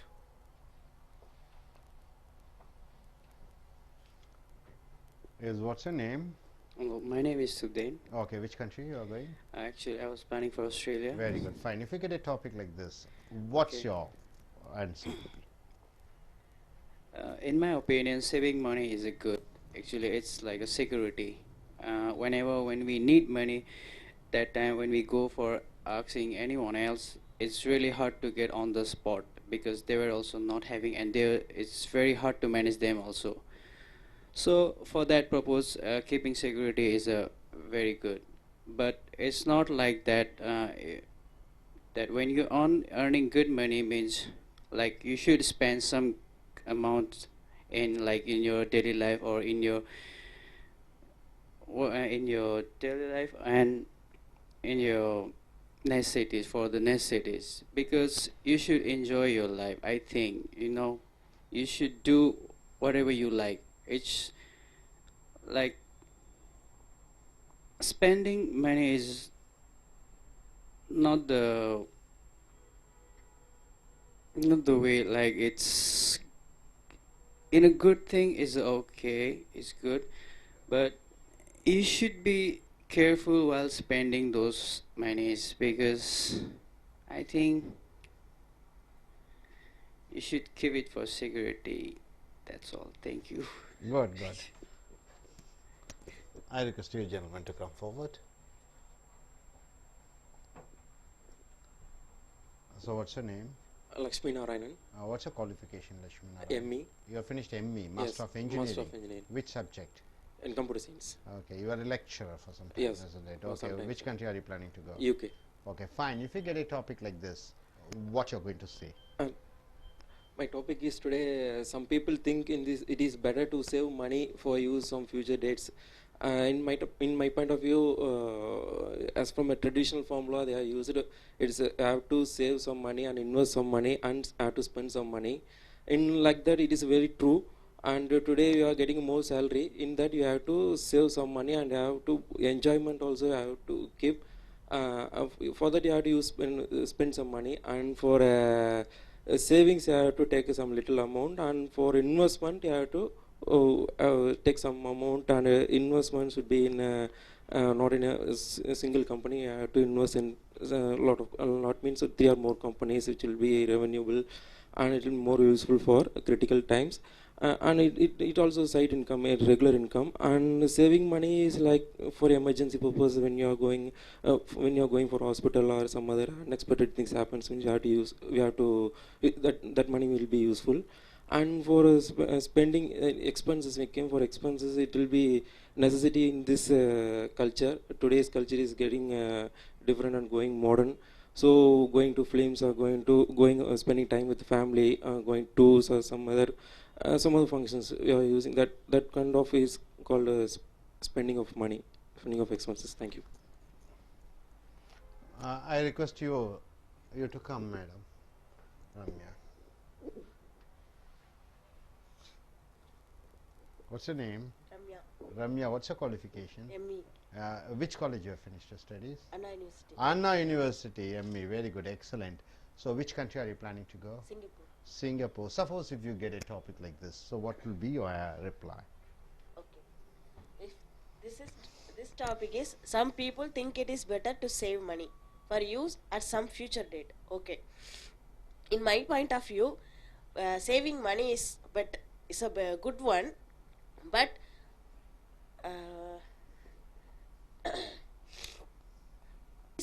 what is the place we are standing? If the place is very good place, then we have to save small amount of money. Otherwise, we have to do necessities for emergency and medical expenses, all those.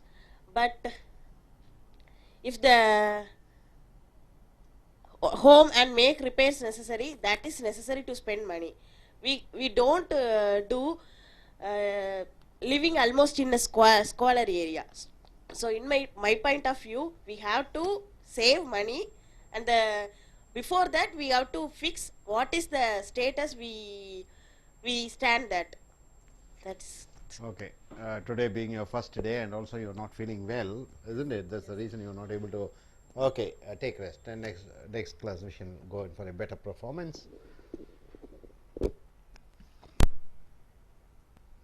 நண்பர்களே, உங்களுடைய IELTS and TOEFL international English சர்வதேச ஆங்கில உங்களை TOEFL test on English and foreign language British American orient பரீட்சைகள் இங்கே Lingua Forum என்ற கட்டுரை தொகுப்பு மூலமாக ட்ரீம் டேக் பப்ளிகேஷன் மூலமாக வீடியோ 60க்கு வந்திருக்கிறோம். இந்த IELTSல எழுத்து பரீட்சையின் பொழுது குறைந்தது 250 வார்த்தைகளுக்கு மிக இல்லாமல் ஒரு கட்டுரையை எழுத வேண்டும். ஒரு தலைப்பை கொடுத்து பேச சொல்லும் பொழுது 2 நிமிடங்களுக்கு தொடர்ச்சியாக நீங்கள் பேச வேண்டும். ஸோ இந்த மாதிரி கேள்விகள் வரும். Agree or disagree questions. ஒரு தலைப்பை கொடுத்து அந்த தலைப்பை நீ ஏற்றுக்கொள்கிறாயா ஏற்றுக்கொள்ள மாட்டாயா என்று வருகிறது. இந்த தலைப்பிலே சம் பீப்புள், சில மக்கள், think it is better to save money for use at some future date. சில மக்கள் நினைக்கிறார்கள் பணத்தை சேமிக்க வேண்டும், இந்த சேமித்த பணத்தை வைத்து எதிர்காலத்திலே நாம் செலவு செய்யலாம்.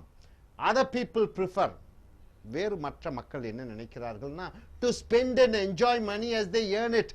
பணம் சம்பாதிக்கிற பணத்தை எல்லாம் அனுபவித்து விட வேண்டும், அதை மிச்சப்படுத்த கூடாது என்று சொல்கிறார்கள். which plan do you think is better? இதில் எந்த திட்டம் சிறந்ததாக இருக்கிறது? யூஸ் ஸ்பெசிபிக் எக்ஸாம்பிள்ஸ், குறிப்பிட்ட உதாரணங்கள் அண்ட் ரீசன்ஸ், காரணகர்த்தாக்கள் to support your opinion. So பணம் சம்பாதிப்பது சேமிப்பதற்கு, இல்லை பணம் சம்பாதிப்பது செலவு செய்வதற்கு என்று 2 தலைப்புகளிலே நீங்கள் ஏதோ ஒன்றிலே தேர்ந்தெடுத்து நீங்கள் பேச வேண்டும். ஸோ இங்கே கட்டுரையாளர் என்ன கொடுத்திருக்கிறார்? One traditional formula. ட்ரெடிஷனல் என்றால் என்ன? பழங்காலத்து. ட்ரெடிஷனல் என்று சொல்லக்கூடும் போதே அது பெயர் ஒரு சொல்லாக வருகிறது. ஃபார்முலான்னா திட்டம். என்ன ஒரு பழங்கால திட்டம்? ஃபார் யூசிங் ஒன்ஸ் மணி, ஒருவன் தன்னுடைய பணத்தை உபயோகிக்கப்படுத்தும் பொழுது. ஸ்பெண்ட் சம், கொஞ்சமா செலவு பண்ணு. சேவ் சம், கொஞ்ச பணத்தை சேமித்து வை. இன்வெஸ்ட் சம், கொஞ்ச பணத்தை கொள்முதல் பண்ணு அல்லது வியாபாரத்தில் பணத்தை இறக்கு. So how much one saves is of course the individuals or families opinion. ஒருவன் எவ்வளவு சேமிக்கிறான் என்பது அவன் தனிப்பட்ட முறை விஷயம், மற்றபடி அவனுடைய குடும்பத்தாரினுடைய முடிவுகள். But saving is general a sound policy. ஆனால் பணத்தை சேமிப்பது, இங்க சவுண்ட் என்றால் சத்தம் அல்ல, சவுண்ட் என்றால் ஆரோக்கியமான, சவுண்ட் ஹெல்த் என்று சொல்கிறோம். சவுண்ட் பாலிசினா ஆரோக்கியமான ஒரு கொள்கை. ஸோ இந்த முதல் பேராகிராஃப்ல என்ன எழுதியிருக்கிறது? Some money must be spend. பணம் நிச்சயமாக செலவு செய்யப்பட வேண்டும். 2 லட்சம் ரூபாய்னா 2 லட்சம் ரூபாய் நீங்க மிச்சப்படுத்த முடியாது, சேமித்தாக வேண்டும். On necessities. நெசசிட்டிஸ்னா தேவையான அத்தியாவசிய பொருட்கள், சச் ஆஸ் ஃபுட் உணவுக்கு, க்ளோதிங் உடைக்கு, ஷெல்டர் இருப்பிடத்திற்கு, கண்டிப்பாக பணம் செலவழித்தே ஆக வேண்டும். If one's income is above subsistence level, subsistence என்றால் என்ன? அந்த அடிப்படை தேவைகளுக்கான அளவு, அதற்கு மீறி வருமானம் வரும் பொழுது, however there probably will be income left over, பணம் மிச்சம் ஆகும். After bills are paid, telephone bill, current bill, மின்சார பில், தொலைபேசி பில் எல்லாம் கட்டி முடித்தவுடன் கொஞ்சம் பணம் இருக்கும். A save practice is to save all or part of this left over. அப்போ மிச்சப்படுத்த வேண்டியது, இதில் கொஞ்சம் பணத்தை மிச்சப்படுத்த வேண்டும். Income in case it is needed for emergency. எமர்ஜென்சினா என்ன? அவசர காலத்திற்கு தேவைப்படுவதற்காக பணத்தை சேமிக்க வேண்டும். பாசிபிள் எமர்ஜென்சிஸ், வரக்கூடிய ஆபத்தான விஷயங்கள் என்னெல்லாம்? One may have unexpected medical expenses. திடீரென்று மருத்துவ செலவு, குழந்தை உடல்நலம் சரியில்லாமல் போகலாம், உங்க அப்பாவிற்கு ஏதாவது ஆகலாம், அம்மாவிற்கு ஏதாவது ஆகலாம். A child may become ill, someone in the family may have an accident, ஒரு விபத்து நடைபெறலாம், and require hospitalization. Legal expenses, சட்ட பிரச்சனைகள் வரலாம். Or another possibility, rare is the person who never has contact with lawyers. இந்த காலத்திலே அனைவருக்கும் ஏதோ வகையிலே ஒரு வக்கீல் தொடர்புடையவராக இருக்கிறார். So a storm may damage one's home. Storm என்றால் என்ன? புயல்னால வீடு பாதிப்படையலாம். And make repairs necessary. ரிப்பேர்கள், பழுது பார்க்கக்கூடிய வேலைகள் இருக்க வேண்டும். The car may need fixing. Fixing என்றால் என்ன? கார் பிரேக் டவுன் ஆகலாம், காரில் கியர் பாக்ஸ் உடைந்திருக்கலாம். ஃபிக்ஸிங்னா அதை சரி செய்ய வேண்டும். All these are examples of unexpected expenses, எதிர்பாராத செலவுகள், for which savings may be needed. இதற்கு பணம் மிச்சப்படுத்தக்கூடிய பணம் தேவை. அடுத்த பத்தியில பாருங்க. of course என்றால் என்ன? உண்மையில் saving money can be overemphasized. பணத்தை மிச்சப்படுத்துவது, அதுக்கு ரொம்ப இம்பார்ட்டன்ஸும் கொடுக்கக்கூடாது. ஓவர் எம்பசைஸ்னா அதிக முக்கியத்துவம். We all know someone who carries saving to extreme living. Extreme, பணத்தை ஓவரா மிச்சம் பண்றான். 2 லட்சம் ரூபாய் பணம் வருமானம் வருதுன்னா 1,95,000 ரூபாயை மிச்சப்படுத்துகிறார். Living almost in ஸ்குவேலர். ஸ்குவேலர் என்றால் என்ன? அவர் ஒரு குப்பையிலே வாழ்ந்து கொண்டிருக்கிறார், ஒரு அசிங்கமான, ஒரு மோசமான நிலையிலே வாழ்ந்து கொண்டு பணத்தை மிச்சப்படுத்திக் கொள்கிறார். In order to put as much money as possible into the bank, பணத்தை மிச்சப்படுத்தி வங்கியிலே சேமித்து வைக்கலாம் என்பதற்காக தான் வாழக்கூடிய வாழ்க்கையை ஒரு நரக வாழ்க்கையை வாழ்ந்து கொண்டிருக்கிறார். Such a person may feel a certain security in having a large bank balance. So இந்த மாதிரி மனிதர்களுக்கு வங்கியிலே அதிக பணம் இருப்பது தங்களுக்கு ஒரு நல்ல பாதுகாப்பு உணர்வை கொடுக்கிறது. But the person's quality of life is so rich. ஆனால் அவர்கள் வாழக்கூடிய தரம் so rich என்றால் என்ன? ரொம்ப மோசமாக இருக்கிறது. That those large savings really don't matter very much.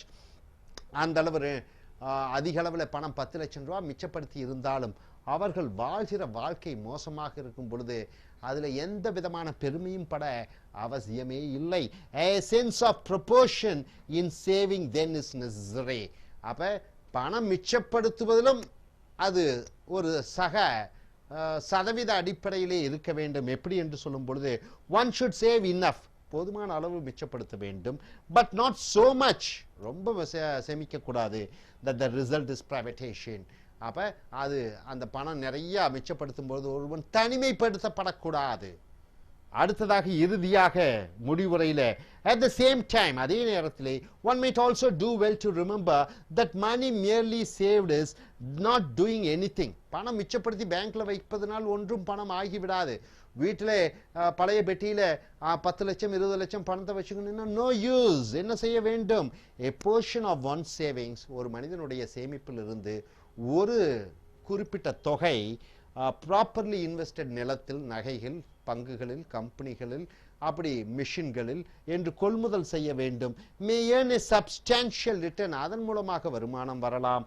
So investment of course involves risk and should not be undertaken carelessly.